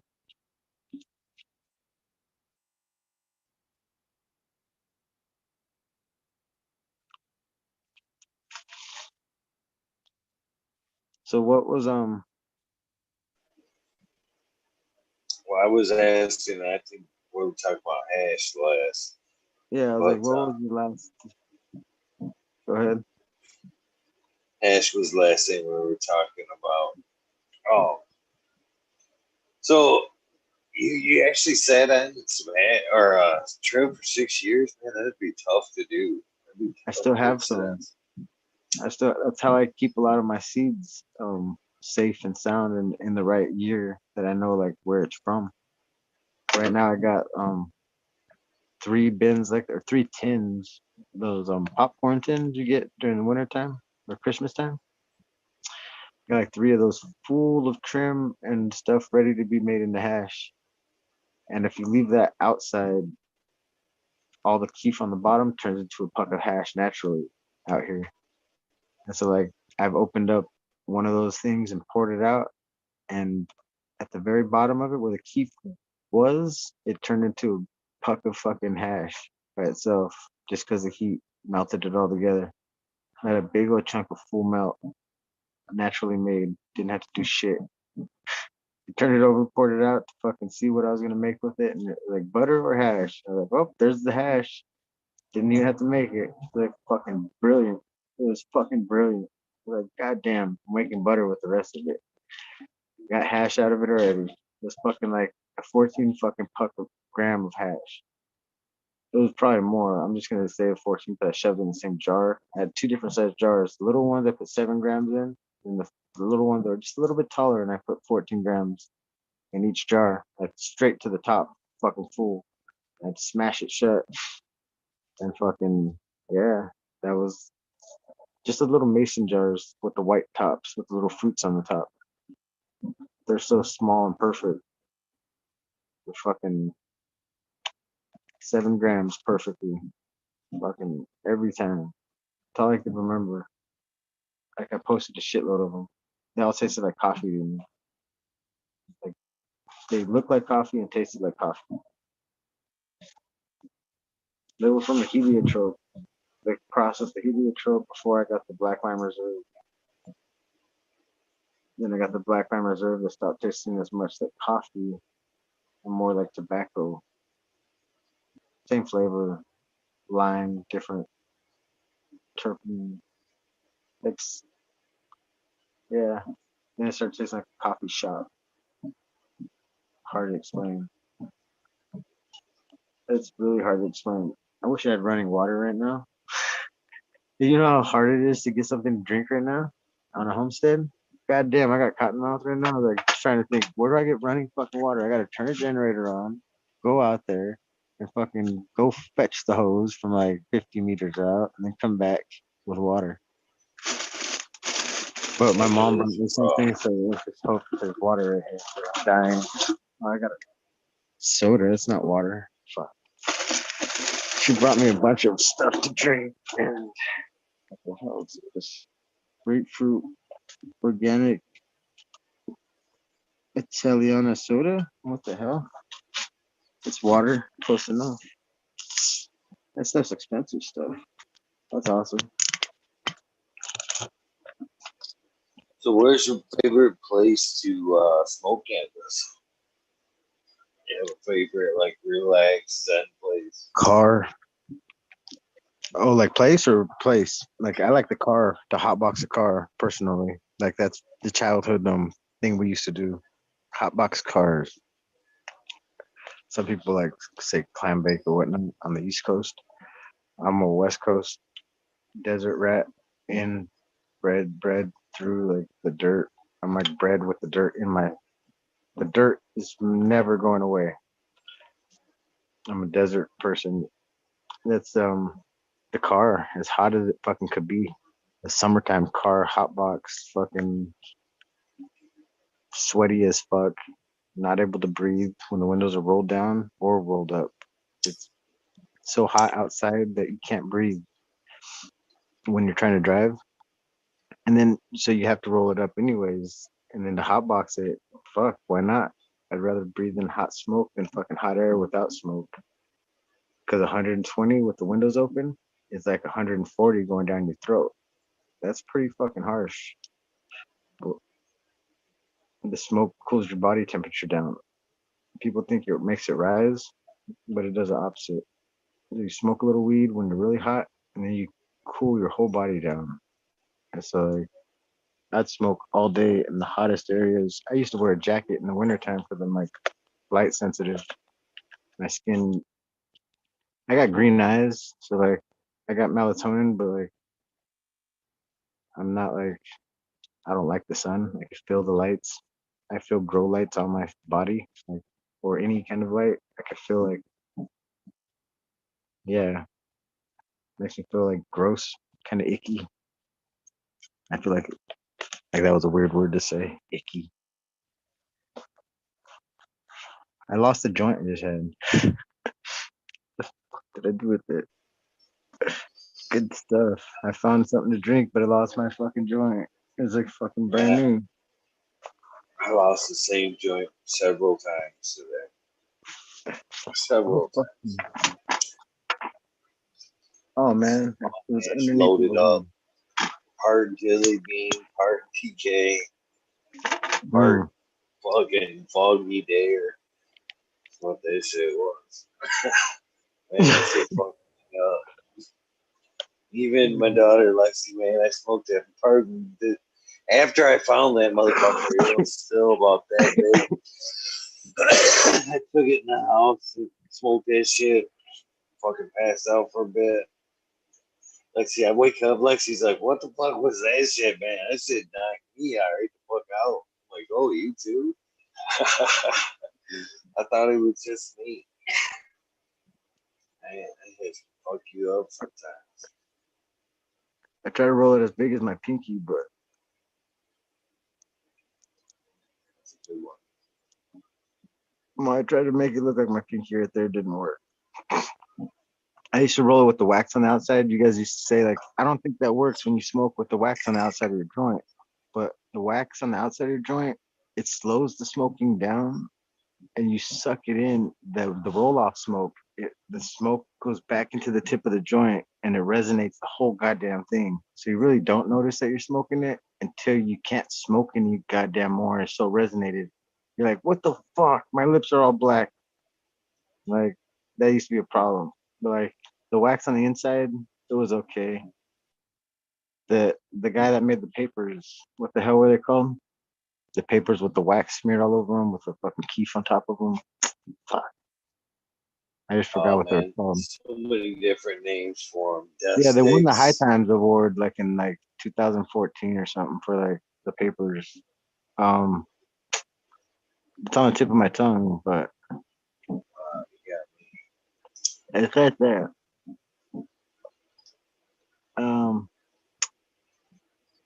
Pay ticket or something like that. Oh, I don't know why I want to say pay ticket, but those papers, they used to sell them 4 pieces of paper with wax and whatever else on it. Just the papers, you have to pay like $30 for 4 of them. $30 for 4 rolling papers for the concentrates on it. I used to sell one pre-roll for $7 full of fucking concentrates on the inside. $7 each pre-roll. It was a cone, the fucking smallest cone that you get from raw. The first thing I started selling was pre-rolls. I thought by this time in my life I would have a pre-roll company, but I don't. So yeah, I'm a fucking loser. That says that. I really thought I would. I was like, hey, I'll have a pre-roll company in fucking that many years. I fucking started making pre-rolls and selling them like the first year I started growing weed. I sell thousands of them, and now I fucking don't have a company still. I'm like, what the fuck is my deal? I feel I'm ashamed to say that shit. I don't even want to admit that, like, I should have a fucking company already. I used to sell thousands of motherfuckers. Every Friday, I'd have to roll. I have some girl rolling up like 100 of them for me, and I'd have them all sold already, like 3 days before. Be like prepaid for and everything. Pre-roll game is huge.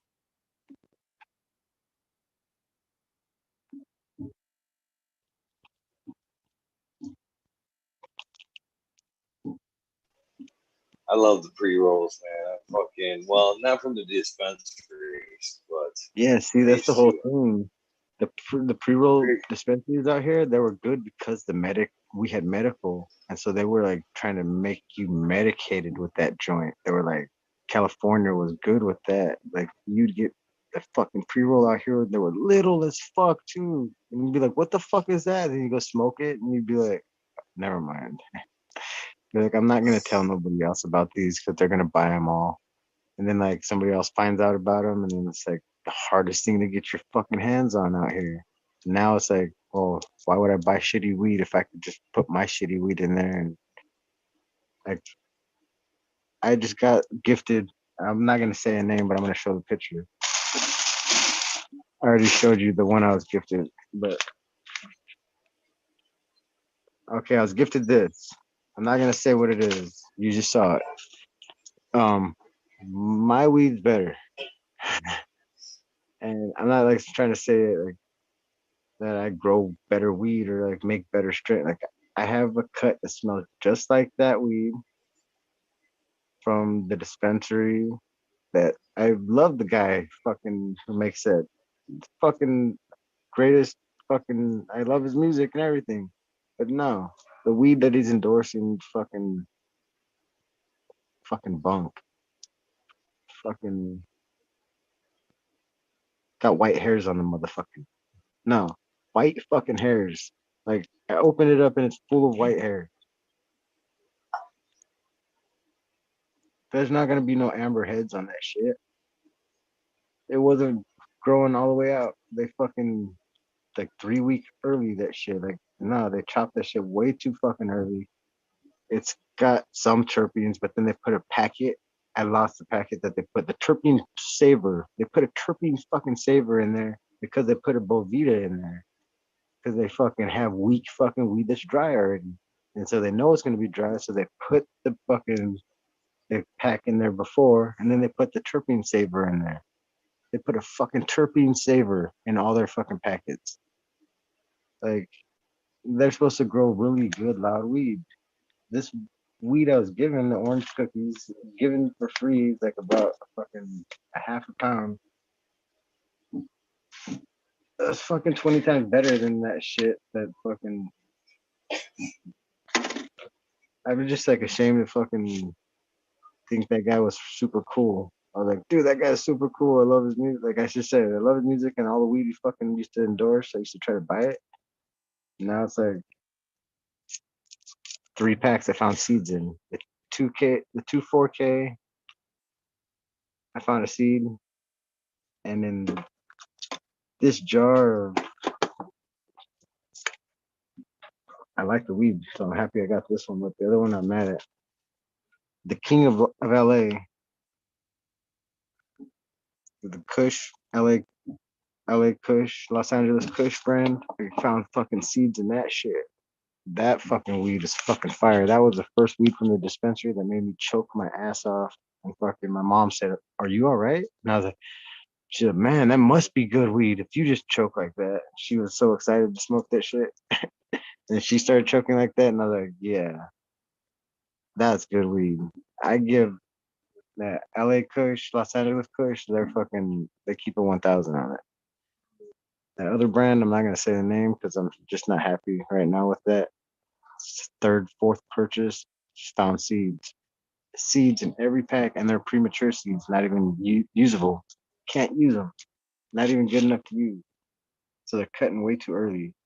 The other ones were nice and fucking mature, huge, fat seeds. Fucking those two will be popped next to the other ones, next to the Binguses and the other ones that I got over here. My little plant that I lost a piece I had. Put the seeds inside the straw, melted it together so I wouldn't lose them, and then I lost the straw like, like a jackass. I got dogs that steal all straws, so if they see a straw, they will eat it. And I put seeds in a straw like a jackass, melted the ends, and now I think they stole it. Oh no, I got it. There it is. It's so little, I just can't see it. Oh shit, I hear flapping. I think the bird's right now.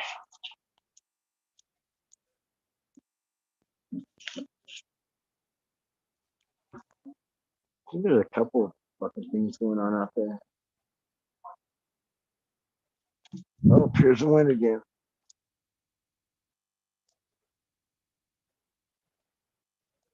I need a window or a door or a blanket to put up there right now so I could stop dealing with this dirt blowing in my face. Okay. I need a better place to sit. What time is it? It is 3:04 here. Holy shit. 3:04. Are you serious? Yeah. That's awesome. I thought it was like 10 minutes since I started the show. It I goes was like, by super fast, doesn't it? I was about to say, dude, I have nothing else to talk about really. I was just gonna like say, but I do, but like I was gonna say like I have to get into some more files in my head if I want to talk. And I was like, fuck, this is gonna be like interesting because I thought there was like 4 hours left. That's very, very, very cool. Oh my god. I hate chat now. You guys suck, guys. When I read you, the show's like 3 minutes long, dude. When I'm in chat, I'm like there for like the show's over. I'm like, dude, I didn't get to watch none of it, but I'm here the whole time typing, and I don't know what happened. When you're engaged in it, you're like, dude, I never talked to girls this long. I don't talk to a girl this long on the phone. Like, what the fuck? Even when you first get with them, I'm like, no, I'm not like telling them stories about what happened in my life. You get what girls don't even get. You get more on the first date than girls get. You're, I see you need to, yeah, less people to cook chicken on the show, but that was funny. When I saw that in chat the other day, I was like, oh my God, I'm not even saying nothing either. So that's funny. Well, she's here. Well, respect. But to give her respect for that. I It agree. scared me. It scared me when I saw her. I was like, oh, what? But I watched that episode 3 times before you took it off. I was like, oh my God, 3 times. It's 3 a.m. Oh no, he took it off. Well, it's not on no more. What happened? I was in the middle of reading the comments and it's off. That was the greatest episode ever. It will go down in That's fucking infamy. Yeah. I've been debating on that. That's one of the things, man. I I've was gonna thought tell you, about like put it back. cut. Yeah. I've thought about cutting off like the wormhole part of it, Mm-hmm. where it went into the wormhole, things kind of went real squirrely. But Mm-hmm. I've thought about like maybe cutting the wormhole off it, and perhaps because there's the option of not doing the chat, and just leaving it lay at that for entertainment's That's sake. Yeah, that's another reason why I say chat sucks when you're in chat because you don't realize like all of the difficulties it is trying to be a host of a show with chat going on at the same time. I just saw how difficult it is, and I didn't even see chat. I just imagined what's going on. I'm like, oh, they're in a whole nother conversation of their own, like I would be if I was in chat. I was like a million miles away, like just talking my shit. That's what I do every time I'm in there. I'm just like, oh, something I could say, something else I could say. I'm just typing. Man, you guys got to give Mr. Greenfingers a lot of props too, because what you guys don't know or haven't maybe picked up on is my internet connection has been shit tonight. For somebody that's been in the desert or is in the desert, he's had a better connection than I have had tonight. I have been in and out, switching from phone to computer, device to device to keep my end going. Never at once has he skipped a beat. He's made this episode too easy. I've been over here sweating it, going, oh man, trying to keep it going. But he's been a trooper about the whole fucking thing. So shout out to you, bro. Hell yeah, that's awesome. I just heard the horse make the sickest noise ever, and then the dog started barking. Bud, stop. I heard it too, Papa. They're probably biting each other. Horses do that, Papa. Horses are willing to fight to the death, bud. Don't worry. They won't do it if they're not together, but that's what they will do. Shut up, Papa. This dog is freaking out. This the horses made the sickest noise. It sounded like fucking like a horse does when it gets bit by another horse. It makes me laugh because I know how much that hurts. I've been bit by a horse, so I'm like, I'm not trying to sound like a dick, but like, it's funny when they try to fight each other because they let each other bite them. They like put their butt in each other's faces and then they bite each other. They're so stupid. They're so smart at the same time. They're the dumbest fucking creatures. They will I fucking bite to seen the death. a Go ahead. I'm fucking sorry. horse take on an alligator the other day in a quick animal video. I couldn't believe that shit, man. That horse just like pranced up there and just stomped all over that fucking alligator. I was like, man, that is one brave fucking horse right there, man. Horses are stupid. Ponies. A pony tried to fight a full-size horse over here, and it got his ass beat so bad. It got its head stuck in between the poles, and it hurt itself more than the other horse hurt it. I was like, dude, hurt it.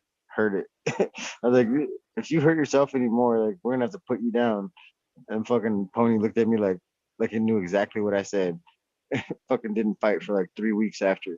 It just like stayed in the same spot, didn't move, didn't do nothing. Before that, it was brave enough to steal the other horses' water and food and fucking. And then it got kicked and fucking bit and fucking beat up. Then they sold her.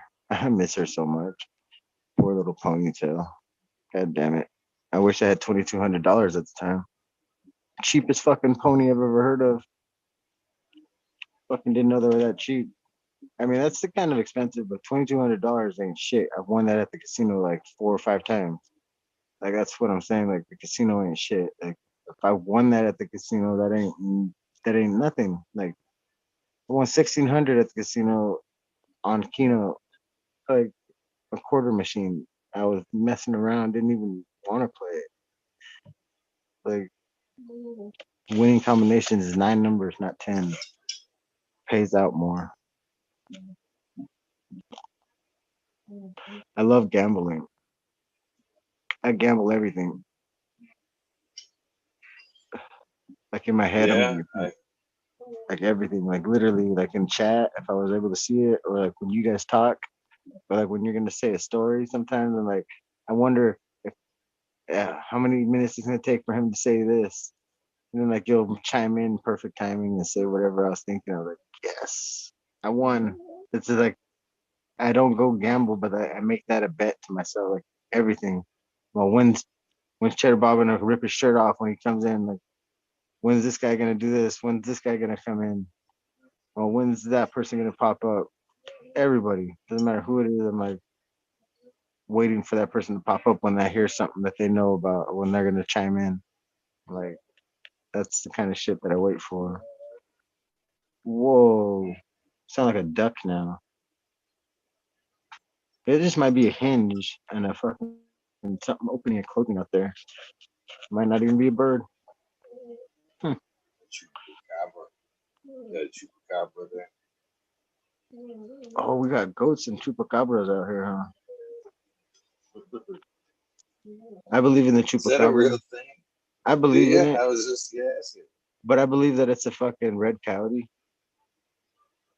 I mean, the red wolf that got fucking burned, and it looked like a beast of an animal.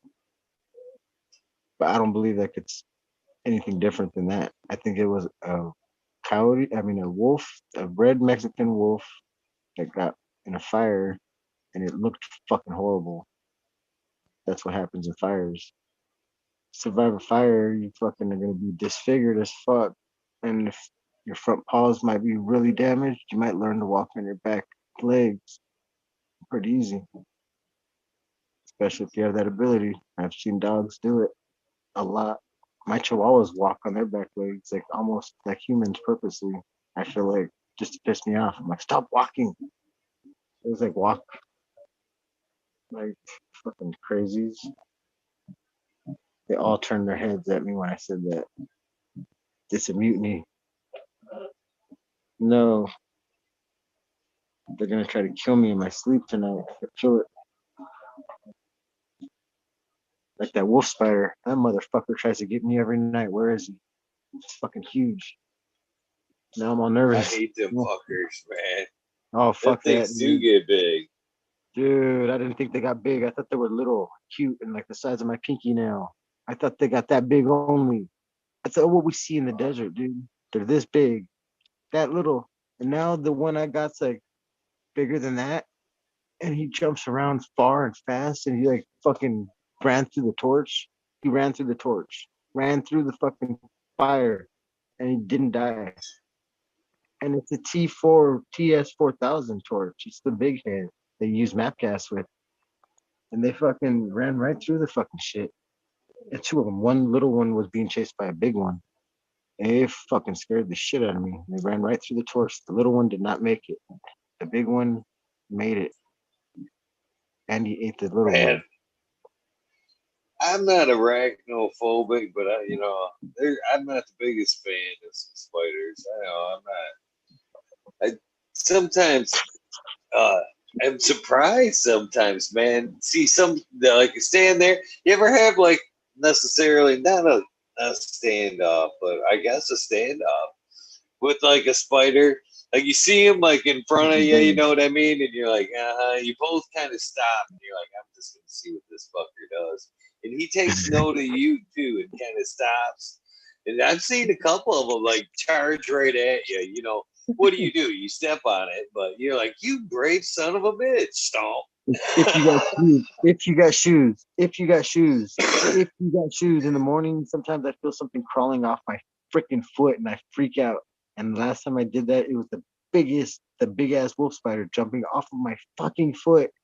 And it fucking creeped me out so bad I couldn't wash my foot enough. I still felt it there. Like this bastard's still on my foot. I washed my foot like 3 times. Like I creeped out like a little 15-year-old girl. I went outside, washed my fucking foot, and it was fucking. I felt it still on my foot. Like, oh my god, I feel it. It's so big. It was like the whole bottom of my foot covered in legs, and it boom, just bounced off, just bling. And the thing jumped like 3 feet away from me.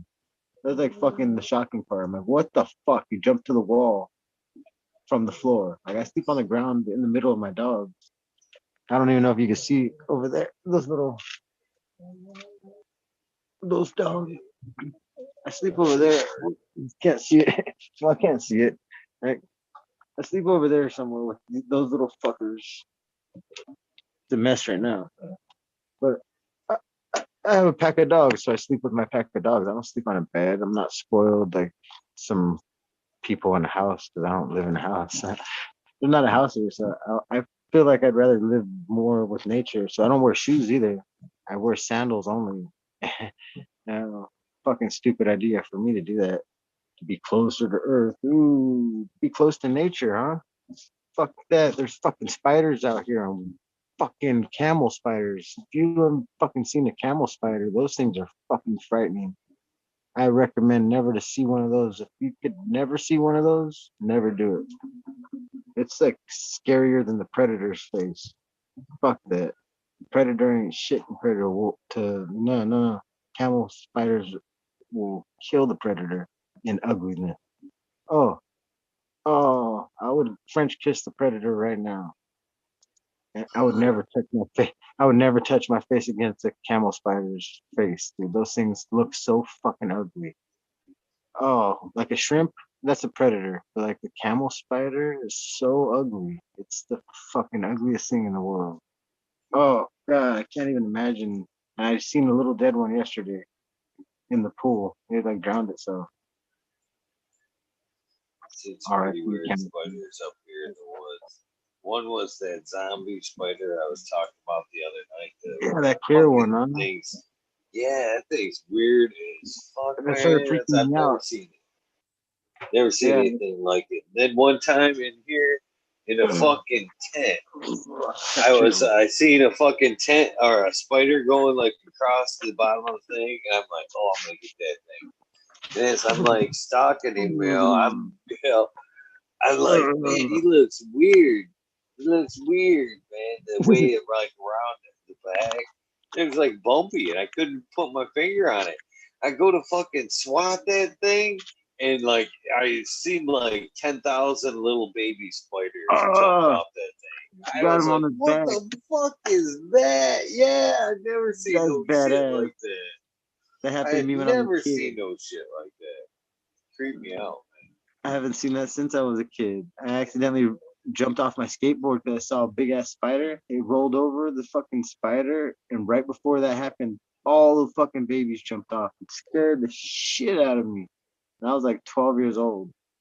And that was the creepiest thing I ever saw. That was the last giant wolf spider or whatever I've seen like that in the desert. After that, development, and then all the animals left. Well, no more creatures. That's sad. I didn't know that was what happened when I was a little kid until like I got like a few years older. I was like, dude, what happened? It turned into a whole bunch of little spiders. That was so stupid. I was like he smashed it and it turned into a whole bunch of little spiders. I was such a dumbass. Oh god. I was like, dude, I wish that could happen to me. Like if I got hit, I turned into a whole bunch of little me's and instead of just dying. Like oh man. There's actually it's not an octopus, it's more like a squid they found near Antarctica, deep in the sea, that does something real similar to that. To That's be fucking honest crazy. with you, as it attacked, it just goes back to like a fetus form, shing, into a few pieces. It's crazy, all in like clone form. You know what I mean? It's all the That's same. crazy. It's wild. They Like don't those know how it fucking does it or why or what are they called? What are those ones called? They look like the sun fucking with the starfish. I caught one of those in the Puget Sound before. Crab fishing. Fucking pulled up that pot. The fucking biggest fucking thing. It was eating the crabs. Motherfucking giant. It had like 20 arms and it was eating fucking crab. I was so that's pissed one of off. the things. Man, I know I like me myself, brother, man. I fucking there's nothing under there that it's probably why the sea hasn't been fucking explored like it should be. But man, there's nothing under there. I can't breathe under there. I can't survive under the water. They have total advantage over me in the fucking water, man. There's some creepy shit in the sea. Fuck That's my under the water, biggest man. fear. Biggest fear was being fucking dropped in Jolly Roger Bay in fucking video game the Nintendo Mario World or whatever for Nintendo 64. The level Jolly Roger Bay, and you fucking got sharks and the giant rays and the fucking I get itchy thinking about the water. That's why I live in the desert. I don't live by the ocean for a reason. It's making me itchy. I hate sharks so much. I don't hate them. I just dislike them with every fiber of my fucking makeup. Every last bit of every last atom on my fucking body. Like I don't like things that could kill me. I love guns, but I don't like fucking people who point them at other people and shoot accidentally. Like I hate myself for shooting that kid because he made me lose some of the best wax I ever had. They wanted to charge me with child endangerment. He was turning 18 that fucking day. They're like, child endangerment. I was like, fuck you. How about asshole use your fucking brain next time and don't touch somebody else's gun. You won't get shot. It was like the biggest mistake that had ever happened. But I learned that you could fuck the system if you shoot some, or if you guys get arrested, allegedly you could get away with doing a lot of stuff by just saying mental health. California, you get 3 days to be judged. In mental health, they hold you for 2 days. So if you wait one day before you see the judge and then say mental health, they have to let you go legally. So I got let go for shooting somebody accidentally. And it was an accident, so I feel like I should have been let go. But they didn't want to let me go. They wanted to charge me with child endangerment. So I was like, oh, okay. I'll see the judge tomorrow. Then I was like, mental health the next day. And then 3 days later, they released me telling me they had to because that's the law. And I was like, yeah, if you didn't say that, I was going to say that. But my attorney was going to say that. And I was like, That was the best thing I learned when I was just like high on drugs was the law. I was like, when you're on drugs, if anybody out there is gonna do drugs, learn something while you're on them. Go fucking learn. If you're gonna be on meth and up all night, don't scratch your face off. Open up a fucking book and get some fucking reading done. I swear to God, dude, I learned so much good stuff when I was high. Like I thought I was wasting my time until I was like, dude, I've like read every encyclopedia I have, and I fucking yeah, I was like, I'm done. I don't need to do no more. Like, that's good. Fuck. I was like, I could do anything now, and like literally, I could do anything now, just because I read a lot of fucking bullshit when I was high. I had nothing else to do. Shit, it would have been a waste of fucking time regularly. Like, that I just wasted my life away. I would have felt like it was a real big waste of my life. But like, I was high, I learned, and I retained a lot of that fucking knowledge. A lot of it did just go in one ear and out the other because it's boring. But like, the interesting stuff sticks. That thing's squawking. The coyotes are crazy out here too, though. So whatever that could be, it's like trying to run away from the coyotes. Coyotes are pretty prevalent up here. They weren't that bad for a while, but man, last year or so You they have seem to be wolves? making a comeback. Do you guys get wolves? Wolves? I don't know about that, but man, I tell you what, I see a lot of foxes, man. I seen a fox run the other day, man. That thing was like, it was almost majestic. I couldn't believe how fucking fast that motherfucker was running, man. He was like, phew, man, just like a dart. All that, like a strawberry blonde kind of color, man.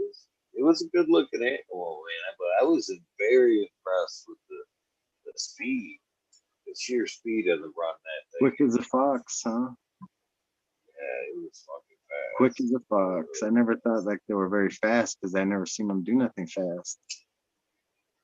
When I was a kid, I was on a tree and like I remember the cartoon The Gnomes or whatever, and like he had a fox named Swift.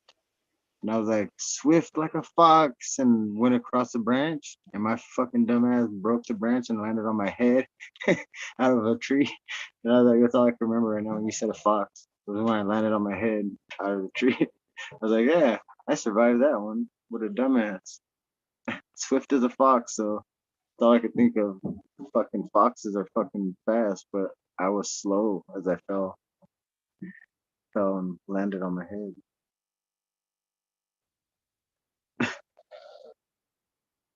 Ow, my power went out again. My phone's not charging this whole time. Hold on, I need to get up and fucking charge my phone. I thought I was charging the whole time. I can't stand up. Ooh, my legs are sore. Okay. Now I gotta get this light cord. 3 seconds. Oh. Okay, I'm back. Okay. I gotta plug this cord into my inverter. My inverter's right there. 1, 2, 3, inverter.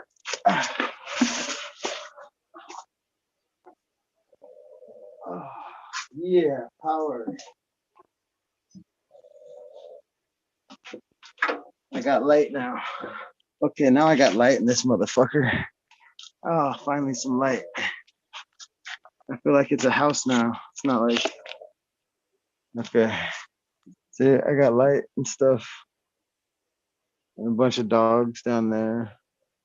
They're on the ground. They're on the ground.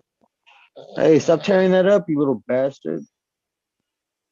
Just ripped up my sleeping bag, man. Little bastards. Yeah, they're still puppies. Can't really blame them. Some of them are still teething.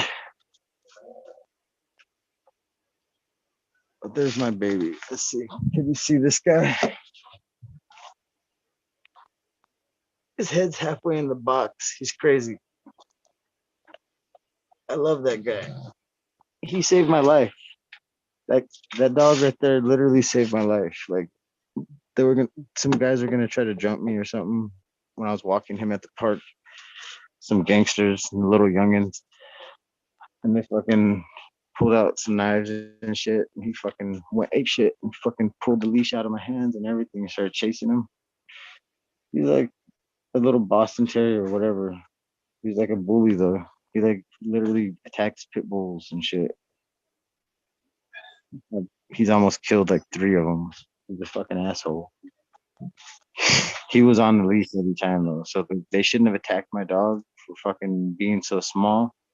He's fucking pound for pound baddest dog I've ever seen.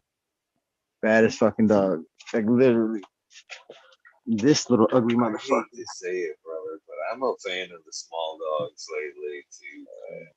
I would have never thought it. I would have never seen it coming. But man, I've got a few dogs that I've got like.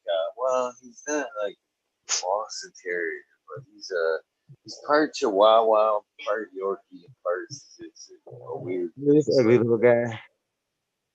That's one ugly little guy right there. I don't know. He's got allergies, and right now all the dust is fucking with him. He woke up, was sneezing right now, scared the shit out of him. Yeah, this little guy right here is. Oh, that's my guy. He sleeps with his eyes open. I got one that does that. It's fucking weird. Yeah, he talks in his sleep too, and he scares the shit out of him. Last like Little Nicky, is that the movie? Fucking, Yeah, I think that's what it's called. yeah. Yeah, dude, I was thinking this motherfucker was speaking in tongues, and he probably was. I mean, like that's when I was like opening portals, like doing drugs on it. Like I was stupid. Like, yeah, that could have actually been something more than I'm thinking of, because that little guy would speak in his sleep. Oh yeah, yeah.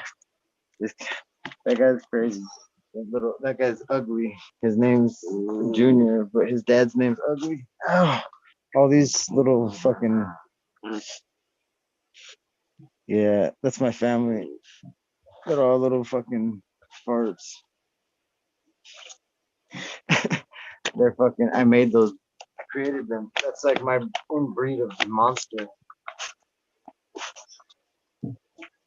Oh my god! I lost the joint again.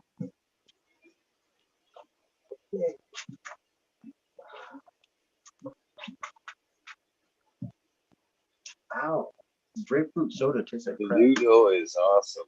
I see Arthur's talking about that. The Nudo is amazing. Unless we're talking about the band. What's going on in chat? Everybody's in. How many people are in chat? 42 hanging out right now. That's way too many. Antro Sitsubaya was talking about Menudo there real quick. I looked up to see you talk about Menudo. That's one. I actually cooked some Spanish food there, some Mexican food for a few years of my life. But man, that's one dish I learned to love.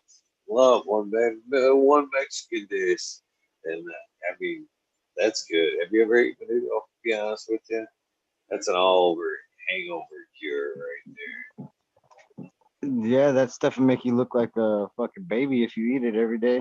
You will never age a day in your life if you eat menudo every day. The gelatin from all the hooves that they use in there, all of yeah, that stuff's good for you. Like the best stuff you could have in your body. But yeah, menudo, menudo, menudo, menudo.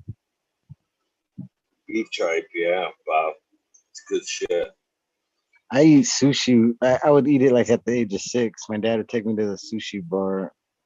So like I grew up eating fucking whatever. I never had a problem eating anything. It's the people's like to complain about stuff until you're homeless and hungry, and when you're picking food out of the trash can, that's when you have Yeah, I used to, when I was homeless for like a while, I literally was like, "Hey, stop! That's Casper. You know it's Casper. So just leave him alone." Okay, okay, okay. Hey, I said okay. Thank you. This dog is a brat and he thinks he's a human. He looks at me and like looks at all sad like a human when I say something. I gotta be nice to him. Or he gets all sad faced if I yell at him. I talk to Yeah, all my dogs like they're fucking human. I know it yeah. sounds stupid. One of them I but can't. One of them he's like goes destroys my stuff. He literally like pretends it's okay, it's fine, it's fine. Then like I turn around and next thing you know, like he's like eating everything of mine. I'm like, what the hell, dude? Like you just go on a spree of destroying my stuff, huh? Like they ate all my hats, my regular hats. They ate my all these hats. I had like 4 of these hats too, like little fucking whatever safari bullshit hats. Like I am a hat person. They ate all my straw hats. I'm kind of mad right now. I used to have a big Speedy hat, like a Speedy Gonzalez hat. Like it was like for the sun out here because I live in the desert. They destroyed all the hats. Like yeah, $60 fucking baseball hats. Like they destroyed those motherfuckers. Oh man, I'm kind of upset. I lost all my hats except for one, brand new. Well, brand new. The dogs are dickheads, but when you make monster dogs, they're really dickheads because they don't listen to you and they think they can get away with it. So like my dogs don't listen, but they think they can get away with it, and then they think they're okay once they get punished. Like, and they're never punished. Like this guy, he's going through my stuff right now. Like, what are you doing, Junior? And he's so fucking ugly, and I love him. He's got a big snaggle tooth that hangs out of his mouth. His teeth are Oh, too my big boy for his does head. too. And he just looks at me like, this little fat fucker just scratches my knee over and over and it's just bleeding. Oh, stop. Man, those are the 2 troublemakers. And that's the one, if I tell him anything bad, he'll like destroy my stuff. So I have to keep it like, see, I'm sorry, baby. It's okay. No, I love you. Stop. I've No. got one that if he don't get his way or he's not able to like ride with me or go where I go, he's an asshole to the other dogs. Exactly what mine is. Oh, what the hell happened to you? My phone's not on charge. Got 1%. 3, 2. Is it working? It's still there. Still here. Oh, I gotta turn on the inverter. Holy shit.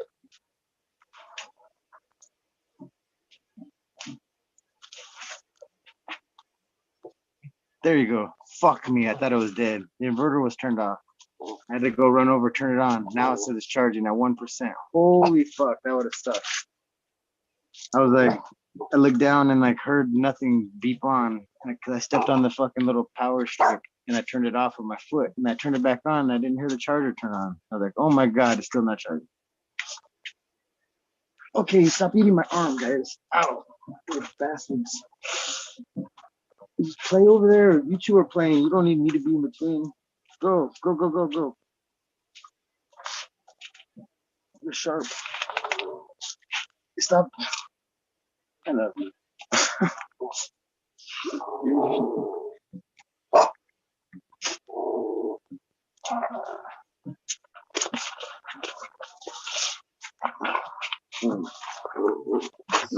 Yeah, dogs could be a trip. I'd like to know why they are like. I've got 3 boys currently, down to 3 boys, and they will randomly start beefs with each other. I can never figure out why. I'd like to figure that shit out though. Yeah, dogs are stupid. I love them so much because they're smarter than us. Because we take everything for granted that they take for fucking everyday just situations. Like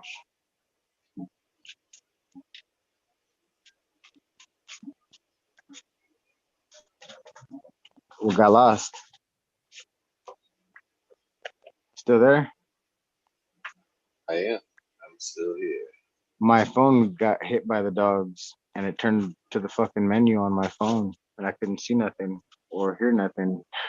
Scared me. I was like, "What the hell happened? I got lost." Now I hear a cat meowing. What the heck's going on out there?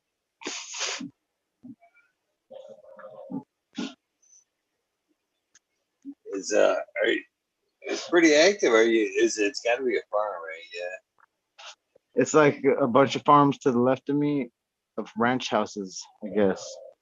And this is just a homestead with the six horses, and there used to be goats and chickens, but the goats and chickens got away before I got here. Otherwise, I'd be eating goats and chickens. So yeah, Fucking chickens are hard to keep. yeah. They're These not ones easy. weren't regular either. These were fucking some big ass, funky, scary looking chickens. They looked like roadrunners crossed with chickens. They were crazy. I was like, "What the fuck is that thing?" Like I found them curled up, dead in the yard, just like sleeping. Like they just like went to sleep one day and never woke up. The dog Man, didn't I even had eat them after. I was like, man, birds try to take my chickens one time, or they did take the chickens. Then when I moved up here, man, the coyotes, man, take chickens like crazy. really? These Yeah. roosters. Oh, see, I guess if you don't have roosters all around, like these motherfucking roosters were like so scary that this pit bull left these motherfuckers alone. Like, and this pit bull attacks the horses sometimes, and he left the roosters alone and the chickens because the roosters were that kind of crazy. They were like fucking big as fuck. I never seen a rooster like it. They look like little dinosaurs. I was kind of like low key when I found them all dead. Like I was happy. I was like, those things used to be alive here in the cage. Fuck that. They fucking ripped that cage open and they got out. Like fuck those things. They were fucking big. They were fucking not chickens. They were fucking look like roadrunners, but big, fucking big, like big fucking roadrunners. And I don't know if you know about roadrunners, but those things eat every fucking thing. They like run up in every nest and just eat all the babies of every bird. They eat everything out here. Every snake, fucking worm, anything. Bats, fucking cats. Oh, not cats, but anything small. They'll eat kittens. Like if they're small enough, they'll literally rip anything apart and eat it. They're fucking terrorists. And they make noises like the fucking like the dinosaurs are like. Ah, I promise not to make no more noises. Fuck.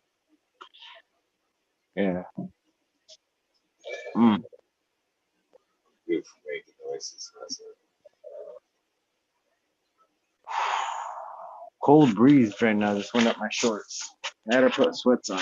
I gotta fucking.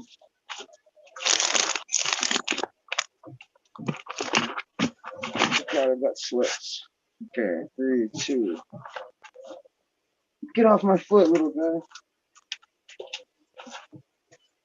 Oh. And that's what happens when you don't have air conditioning or a heater out here or power. You gotta put extra layers of clothes on really fast when the temperature changes crazy out here. Tomorrow morning I'll be fucking hot as fuck after like 3 hours of the sun being up. Like in the morning, I'll be covered in sweats and blankets and fucking dogs and freezing my ass off and wishing that it was fucking hot. And once it turns hot, I'm like, fuck, I wish it was cold. Oh. My dog's being a brat. This is the brat. He's fucking pissing me off. Stop scratching my leg and stop growling. Thank you. Ow. Give me my foot back. My foot, my sandal. That's when you know I'm high. I'm like, give me my foot back when they take my sandals.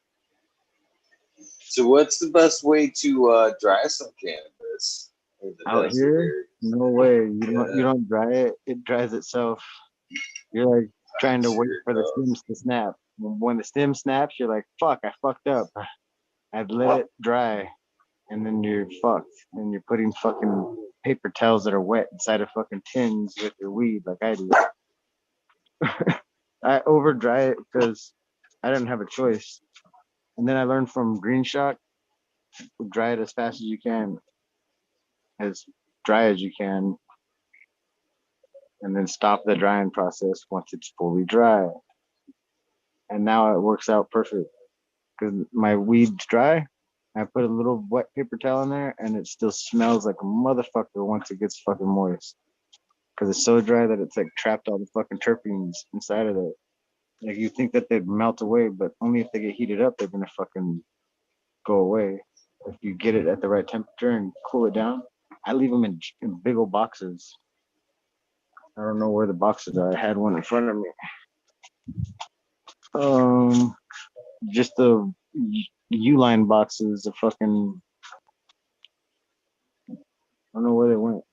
I got all the buds. I put all the secondaries or the tops in one box. The main ones in one box, and the secondaries in another box. And then I leave the rest of the plant full of. I wish I had a better light right now. I would show it to you because I still have the whole plant sitting right next to me. Like the whole plant, like 30. I have like 40 or 50 plants sitting next to me. The whole plants. When I pulled them out of the ground and put them into a bucket and then drove them over here from my last garden. Like it all had to be done overnight.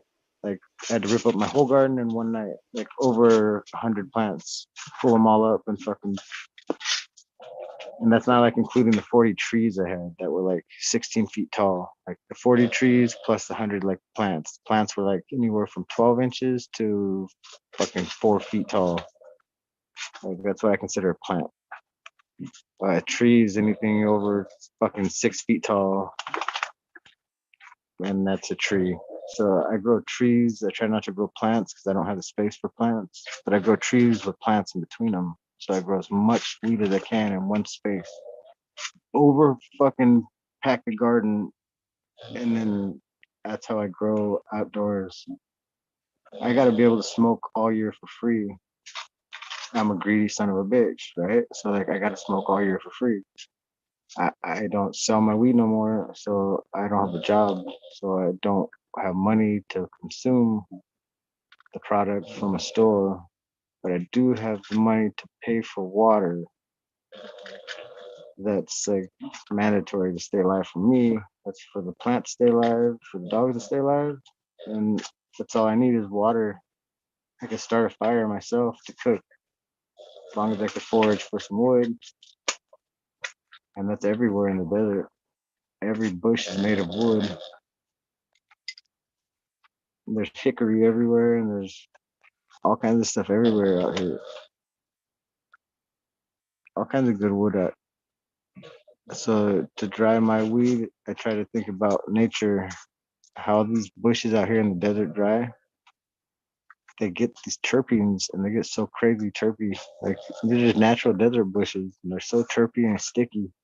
They got all these fucking trichomes on them, and it's got something to do with the heat. The degradation of the light and the plant, the material doesn't yellow out till like right now. I lived here since October. I had the plants in the sunlight. Like I said, I wish I had a better light to show you right now. But the plants on one side of it, where the sun has hit it, all the leaves are only yellow, but the buds are still green and bright fucking green too. And they've been in the sun, like the sun is hitting them every fucking day for 3 hours at least. And this is intense sun. And so it yellowed out everything but the buds itself. And on the other side of it, if I pick it up and look on the other side, all the leaves are green still, and all the buds are even more green. But like when you grow outdoors, the plants don't fall apart like they do if you have an indoor bud and you put it in the sun and leave it out there for a week. It's gonna start losing color instantly. Like, and it's just something about it being used to the environment already as a flower as it grows up, like outside in the harsh environment, it doesn't yellow out ever. So like people say that shit like the weed out here is gonna be drier. This is actually some of the best weed you can get in the world from Southern California, like because of the temperatures of the outside weather. Like it's the outside weed that makes it so my weed so damn dense that I can't grow some of the strains that like some of the seeds because they mildew. They all mold up on the inside. Like the buds get so hard and so big, you can't do nothing with them. It's fucking stupid. So like I had to breed away from those big buds because you can't dry them. You have to chop them all down into little pieces anyways. So like in the desert out here, you're fucked. If you do, you're damned if you don't. You're damned if you do. Like you want to go big outside, you do blue dream. Sounds stupid, but like you're not gonna lose any of those buds to fucking having too big fucking hard nugs, and they're not gonna be all mildewed out.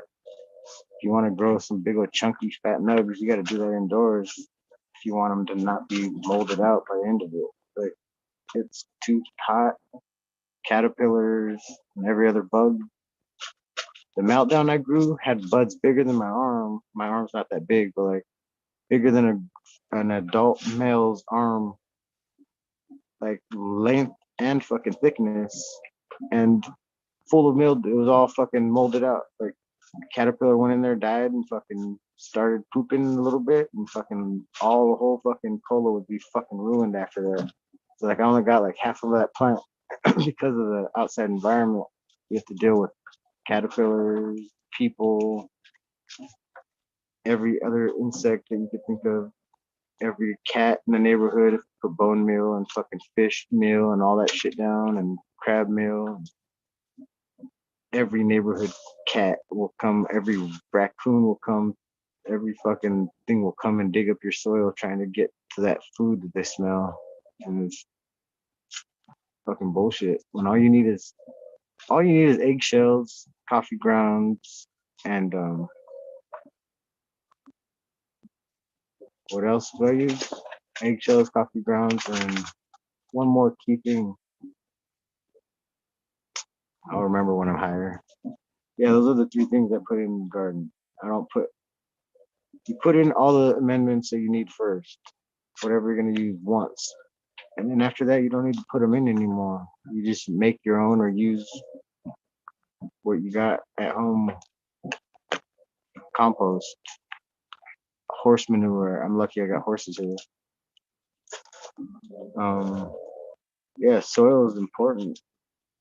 That's the only thing that's important. The plant, it's gonna be happy if you have happy soil, and that's all I've really tried to grow off of. You don't even have to be positive in your garden. You could be negative. The plants are gonna try to make you positive and try to make you happy, and they're gonna try to bring you back up. And like, I would go crying in my fucking garden, like, because my grandma was having such a rough day. Like, I'd fucking be so frustrated, and like, I'd go in there crying, telling them all my stories and my problems and shit. And like, next thing you know, like, they're literally leaning on me. Plants are like leaning on me, like, and holding me, like fucking like a person, all because they could feel my energy, like that I needed a fucking hug. So like they'd give me a fucking hug and they'd hold me and fucking tell me it's gonna be okay, and it was. And they were right. Like, nature knows what you need, when you need it, how you need it, who you need it from, and when the right time is. Everything happens for a reason. Things don't happen by accident.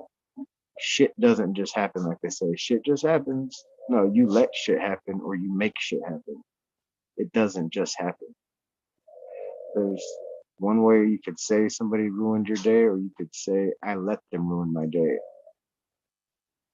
Because you're allowing somebody to change your attitude for you. They don't have the right to change your attitude by you allowing them to. It's your mind over matter. If you think it, it's going to happen. The worst thing you could say is say something out loud that you don't mean. So like, that's the worst thing you could do, is say it out loud if you don't mean it. Like if you say I hate you to somebody, don't say that if you don't mean it, because say I hate you, I hope you die, and the next day they die. You caused that shit because you said it out loud. And people don't understand, like, speak things into existence every day. People say I'll never be that good, I'll never be able to do it. Not with that fucking attitude. You never will. You start changing up and saying I am the best and I will be the best. I already have everything I need. I don't need anything else. I'm happy with the things I don't have. That's how I get everything I want. I'm happy with all the things that I was born with a silver spoon in my mouth. Dude, my dad owned a fucking business. Like I had everything I fucking wanted. Now I have nothing except for the things I need. And I wasn't happy back then. I was only happy after I learned how much it took to make a life. These little fucking dogs taught me a lot. The first dog I saw pop out, I was fucking in shock. Like, the fuck, I gotta help you? Like my dogs were so dumb they didn't know how to fucking. She was just dragging around a bag of babies behind her, fucking a line of bag of babies. Like she didn't know to turn around and bite that shit open and rip it out. I was like, what the fuck is going on here? What is that hanging out of you? Oh man, that taught me real love right there. Unconditional fucking love. They looked at me for help and I said, oh shit, I'll help you, baby.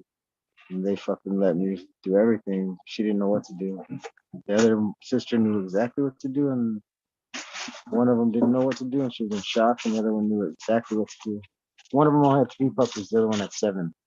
The one with 7 had no idea what to do. She was freaking out. One that had 3 was like, I'm good. I'm good. I know exactly what to do. Like, yeah. It's crazy when you fall in love with that many puppies because you help them live, you know? It's fucking outrageous to live with this many fucking dogs. Holy shit. 2 years ago, I had 1 dog. I got fucking 13 of these fucking monsters.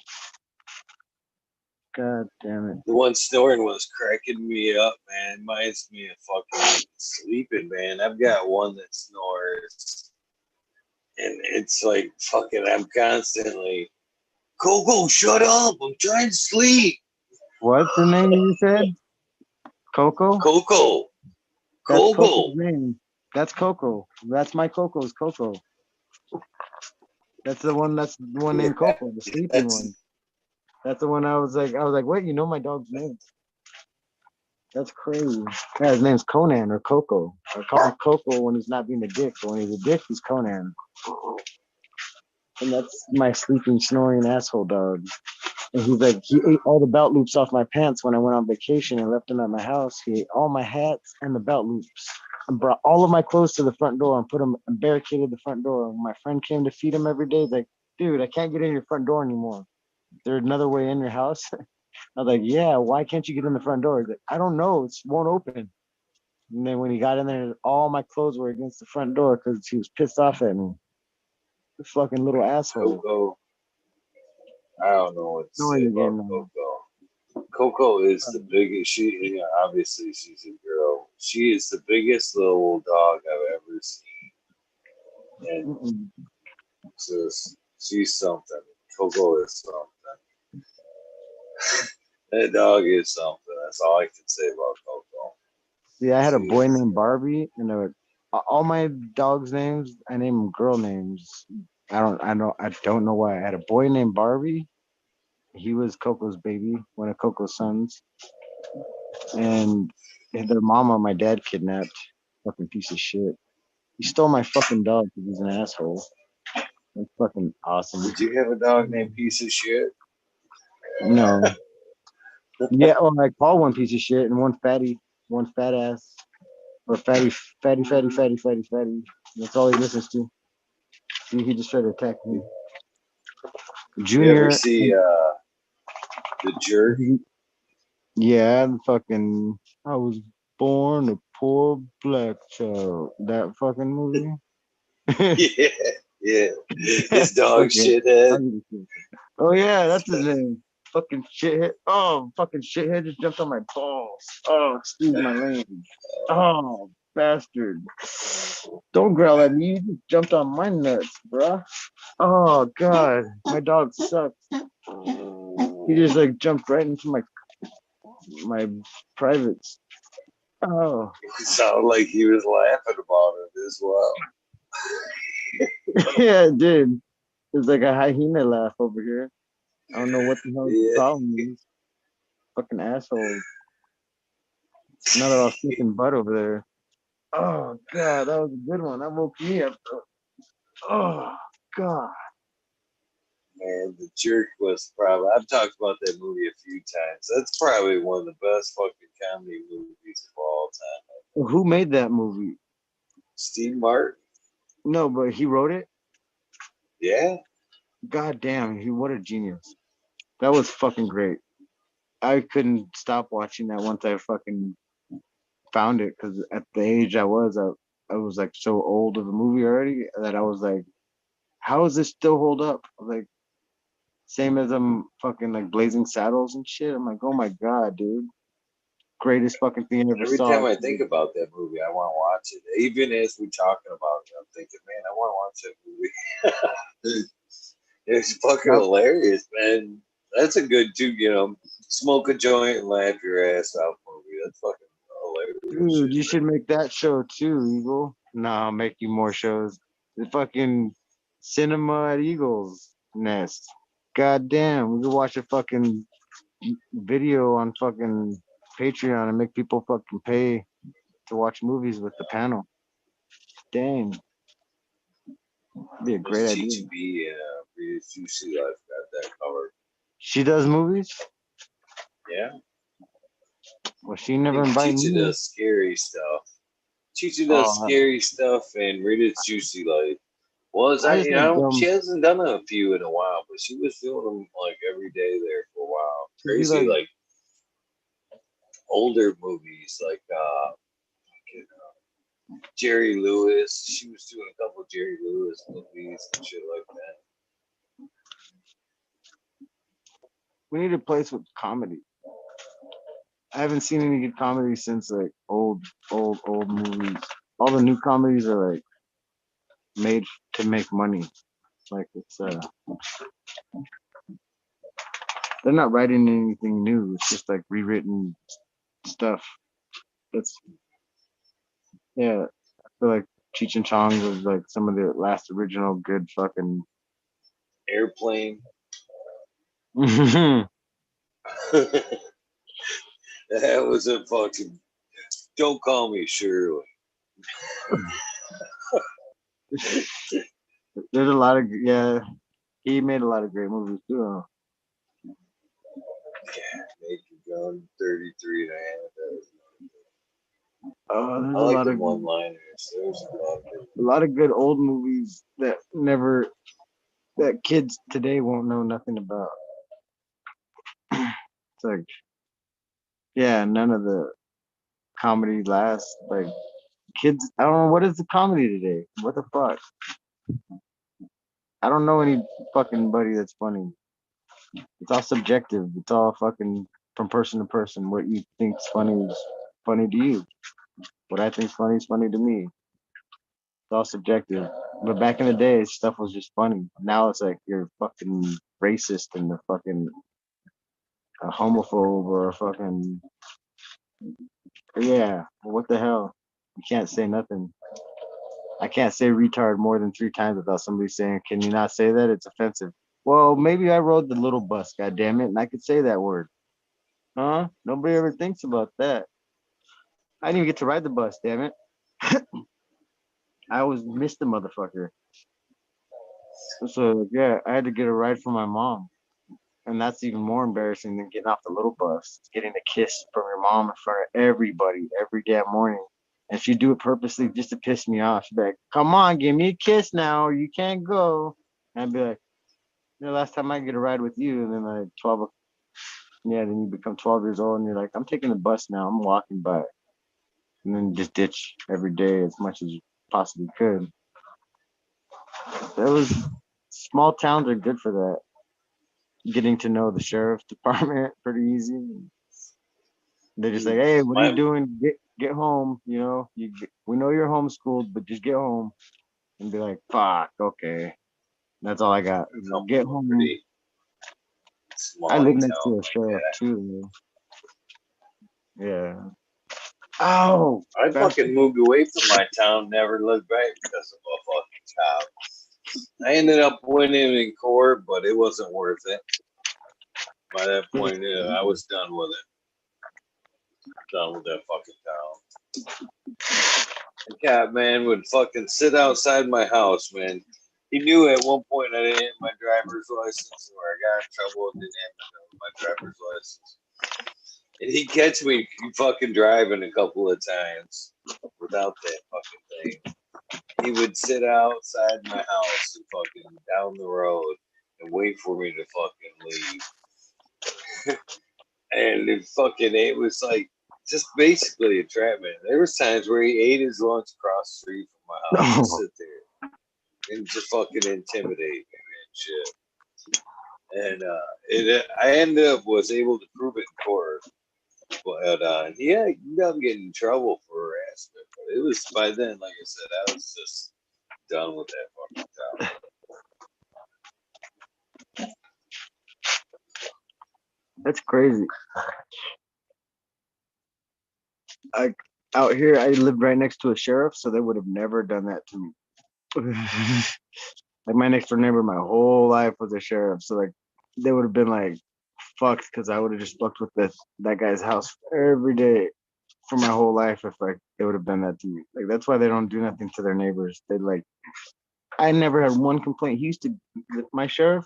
I called him my sheriff my whole life because he was like he watched me grow up and fucking he would get my dog when my dog would get out and he'd bring him back for me and I wouldn't even know and he'd open like the front door would be open somehow like and he'd be like hello anybody in there your dog got out I'm just gonna put him back for you and he's fucking like in uniform and shit and I'd see it from the back room like and I'd be like oh my god like what the fuck like a cop and then like try to hear him and then like see him walk across the street and be like oh fuck that's my neighbor like thank god. Like, yeah, every fucking day somehow my dog would fucking get out and he'd be like right there putting them back. And be like, and he'd smell the weed and it'd be the only person home would be me. And he'd hear the music playing and he just fucking whatever. He didn't do nothing. He was the coolest guy.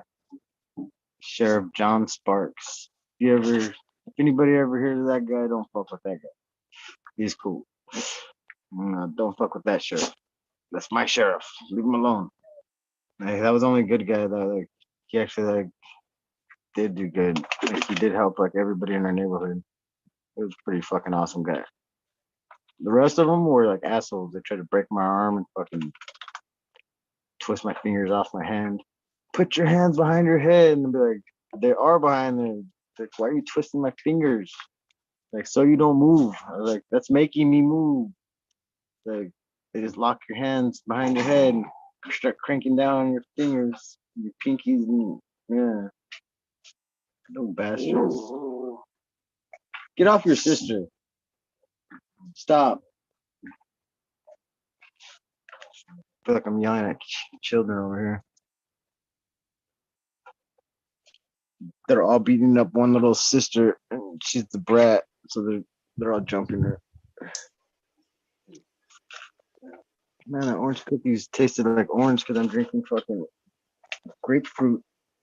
The grapefruit made it taste like real orange. That was crazy. That was crazy. Oh yeah, a tip for smoking purple. Take a chocolate kiss, put it in your mouth first, let it melt on your tongue. Then smoke that purple. You will like smoking purple a lot more too. I guarantee it, because I enjoy smoking purple. And I was like, I had a chocolate kiss and I was like, dude, I could taste all the fruit now. Like I tasted stuff I never tasted in there before. I was like, dude, it tastes like a whole new fucking weed. And the stuff that tasted like hash, I did it too. And it was like, tasted more fruity too. I was like, dude, the notes, they're there. They're just hidden because our palate's not used to it. It's not going to ever taste that shit because it's got nothing to do with that. Like, it's got to be like opened up in our mouth for it to be able to taste certain stuff. And I was like, chocolate did that for me the other day. I was like, holy shit, it made that weed taste so good. Now this orange grapefruit or whatever this is, grapefruit juice, organic Italiana soda, made that orange cookies taste fucking amazingly orangey. It was fucking a shocker. Yeah. Pairing flavors with tobacco, same thing. Or pipes, smoking meat and smoking tobacco. I like to cook meat outdoors or cook only outside, like on the grill. I don't. I did it exclusively for the whole time I lived here because I don't have an inside kitchen. So I only cooked on the grill or on an open fire outside. So like, yeah, I'm old world now, starting to get like back to the old. Like I like to burn coal and fucking wood fires.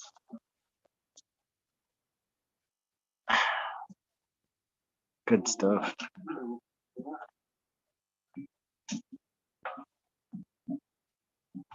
What time do you got? I just tripped out right now. I spaced out, first of all. I was staring at fucking bugs on the floor. I don't know what kind of bugs that just crawled in this place, but they're so fast.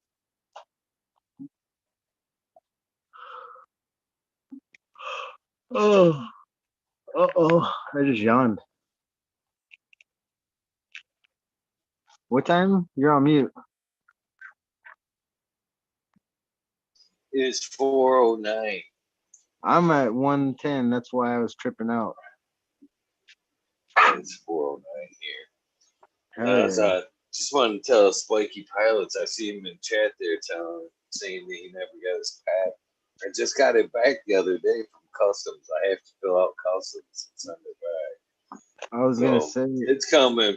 At least it came back, Spiky. At least it came hell yeah. back.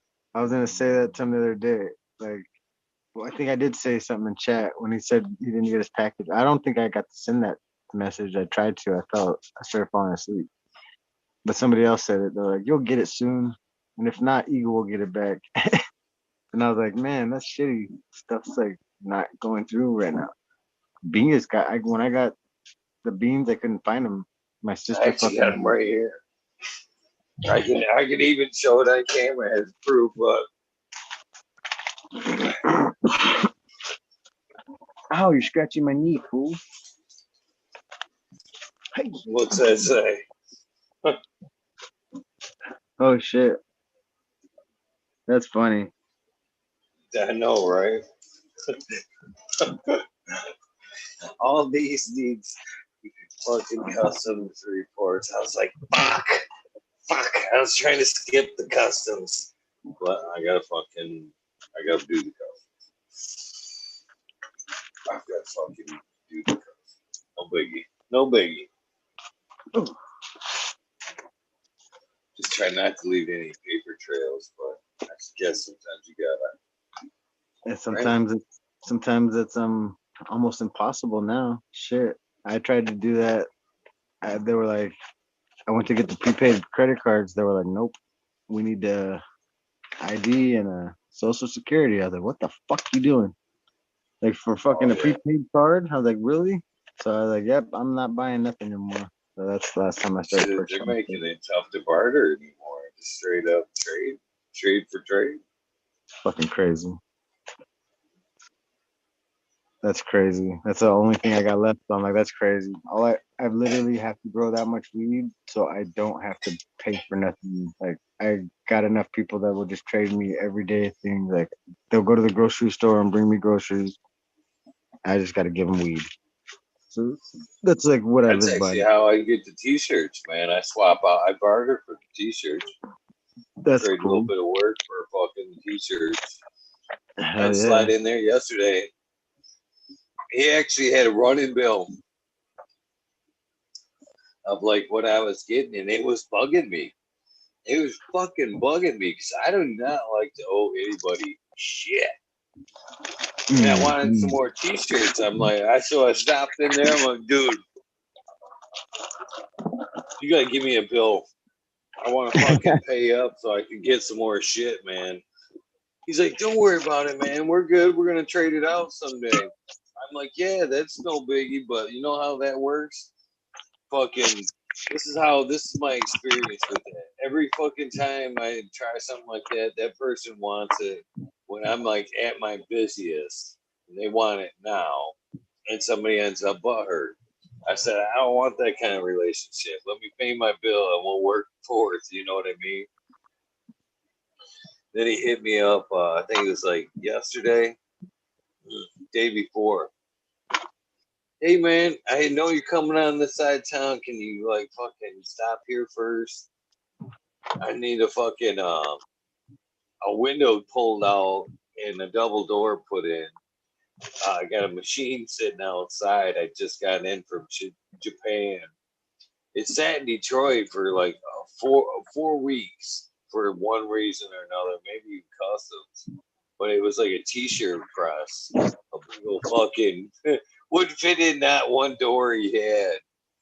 So I had to fucking slide over there and fucking cut a big old hole in this fucking side of the building and then fucking put a door in and get it all sealed up. But either way, that's the way it works. Now I'm in the good, all paid up. I got a bunch of new shorts on order. Fuck, it only took me a few hours to, make things, catch things up and get into the good. I love the barter system. Love the barter system. I wouldn't be alive without it. But I would literally be starving right now without it.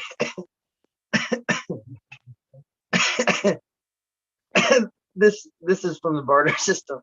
I got everything I got. All my clothes right now are from weed, from trading somebody. So everything around me right now. Even some of the dogs, all the puppies I got because I was supposed to give them to. I got one dog because somebody owed me money. I got one dog, and that dog gave birth to 2 sets of puppies. So all of it came from bartering one damn thing. One dog and the COVID. COVID and barter. Fucked my life over. Fucking COVID. What the fuck? Man, I wish I had more light. Could have showed you all the lava rock that I have to fucking collect before I move. So much fucking the big lava, they're like boulders of lava rocks. My backyard used to have fucking vents of volcano. There's volcanoes in my backyard. Old volcanoes. Pretty crazy. I find fucking all these badass rocks, minerals. I found gold, a lot of gold, lots of gold, lots of gold. I need a gold miner to help me. I'm leaving a lot of gold here, a lot of money. I'm going crazy.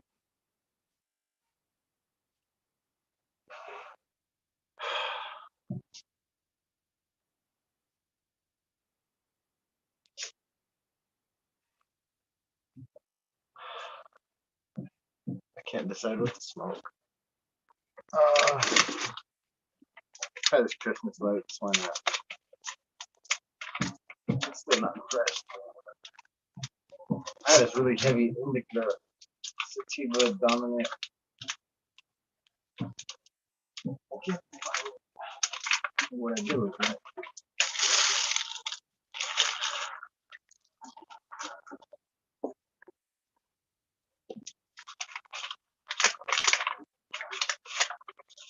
Hey, stop.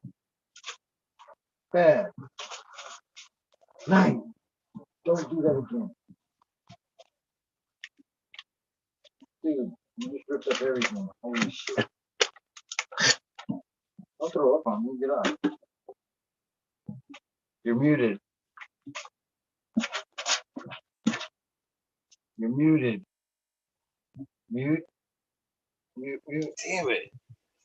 It's not second time tonight. So we're coming up on that 420, man. I greatly appreciate you hanging out, man. Now, I gotta get your soundbite. Oh, Get I'm that gonna act like I soundbite don't know. before we wrap I'm gonna act things like up, man. I want to act like I don't know what that is, though. So you have to explain it. I don't know what that is, though. So how does that go again? I like to hear. I love to hear you say it. That's why. That makes my whole day. You know how it goes. Basically, in your words, not mine.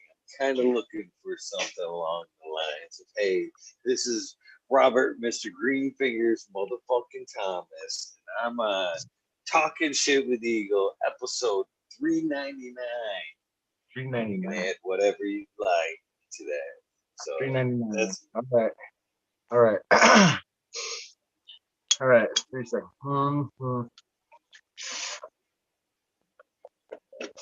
All right. This is Robert motherfucking Greenfingers Thomas, and we're talking shit with motherfucking Eagle on Talking fucking Shit with Eagle, and that's it. Yeah, that's a wrap. And whoever's left gets free beans. 42 in top chat, man. This thing keeps If they want 'em. switching me to top chat. If they want them. If they want them, everybody left gets free beans from my stuff. If they want to know anything about them, they gotta fucking look on my Instagram. That's how I get more people. All the information's there. Just in time, fucking Ned Denver drops the link to your Instagram. And you can either hit me up or let Eagle know if you want a pack, and then I'll get the information or whatever. But you all get free beans. Whoever hears this gets free beans. That's all. Let me know. That's pretty awesome, brother. It's just a bunch of mixed stuff, open pollination, diversity. Just wanted to keep the diversity of all the plants that I love. And I think it's some of the best weed I've ever smoked. So if you want free beans of some really good weed, which I compared it to this stuff. Like, I'm literally comparing my stuff to that. So like, yeah, free. Well, Mr. Robert, Mr. Greenfingers Thomas, thank you very much. It's been a pleasure to meet you firsthand, man. It's been a pleasure to see you in chat fucking night after night. I can't thank you for enough for, watching the show, being a part of this thing night after night. I can't thank you enough for that. Even more so, brother. I can't thank you enough for coming on and hanging out, telling your story, man. It means a lot to me and the community as well, man. We need to all kind of put our time in a little bit, keep this thing rolling, man. It's not an easy thing to do, but you've stepped up, you've earned your pass. Please keep this invite. This is the same invite to the wormhole. So whenever you want to pop in, please take me up on that invitation as well. But it is time, my friend. It is time. Right, but thank you very much, Eagle. This was been fucking what I've, this is everything. It's what I live for, the plant. And you helped me. You helped me get that out there. Thank you. Thank you, brother.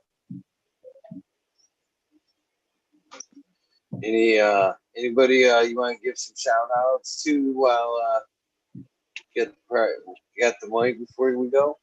Just the weed nerds, everybody in chat. I can't read you, but I see you when I see you. Love all of you guys, for real. Like, without everybody in this community, I wouldn't be here, like, physically be here. That's one for the weed nerds, man. One for the weed nerds. We're winning every day. One bean at a time. That's all we got. So true. So true. Well, that does end up wrap up this episode 399. You guys know the deal. Thank you for tuning in. I greatly appreciate it. But moreover, you guys know the deal. Please take the time to do something nice for somebody. Random acts of kindness do save lives. It's no joke, man. We all need a little pick me up at some point. From the bottom of my heart, I thank you. And I know Mr. Robert, Mr. Greenfingers, motherfucking Thomas, and that's a fun one to say. Thank you very much, my friend, for doing this. We are out of here. Hope you guys enjoyed this. I'll see you guys tomorrow night. You can check real quick to see who the guest is. I don't know what I just dropped. Oh, tomorrow's fucking Monday. Wait. No, tomorrow's not Monday. Oh, Tricone Seeds will be here tonight. Tricone Seeds will be here tonight. And one last thing. Well, I like doing the 1 year ago thing. Miss Nudie Grows. Her episode was 1 year ago. Let's see here. That would be episode 53. Miss Nudie Grows. Man, how they go by so fast. Again, thank you, Robert. I appreciate you popping on, Mr. Greenfingers. Motherfucking Thomas. I look forward to seeing you in chat and hopefully in a rabbit hole soon. You guys have a great night. Good morning. We'll see you tomorrow. Peace. Thank you, my friend.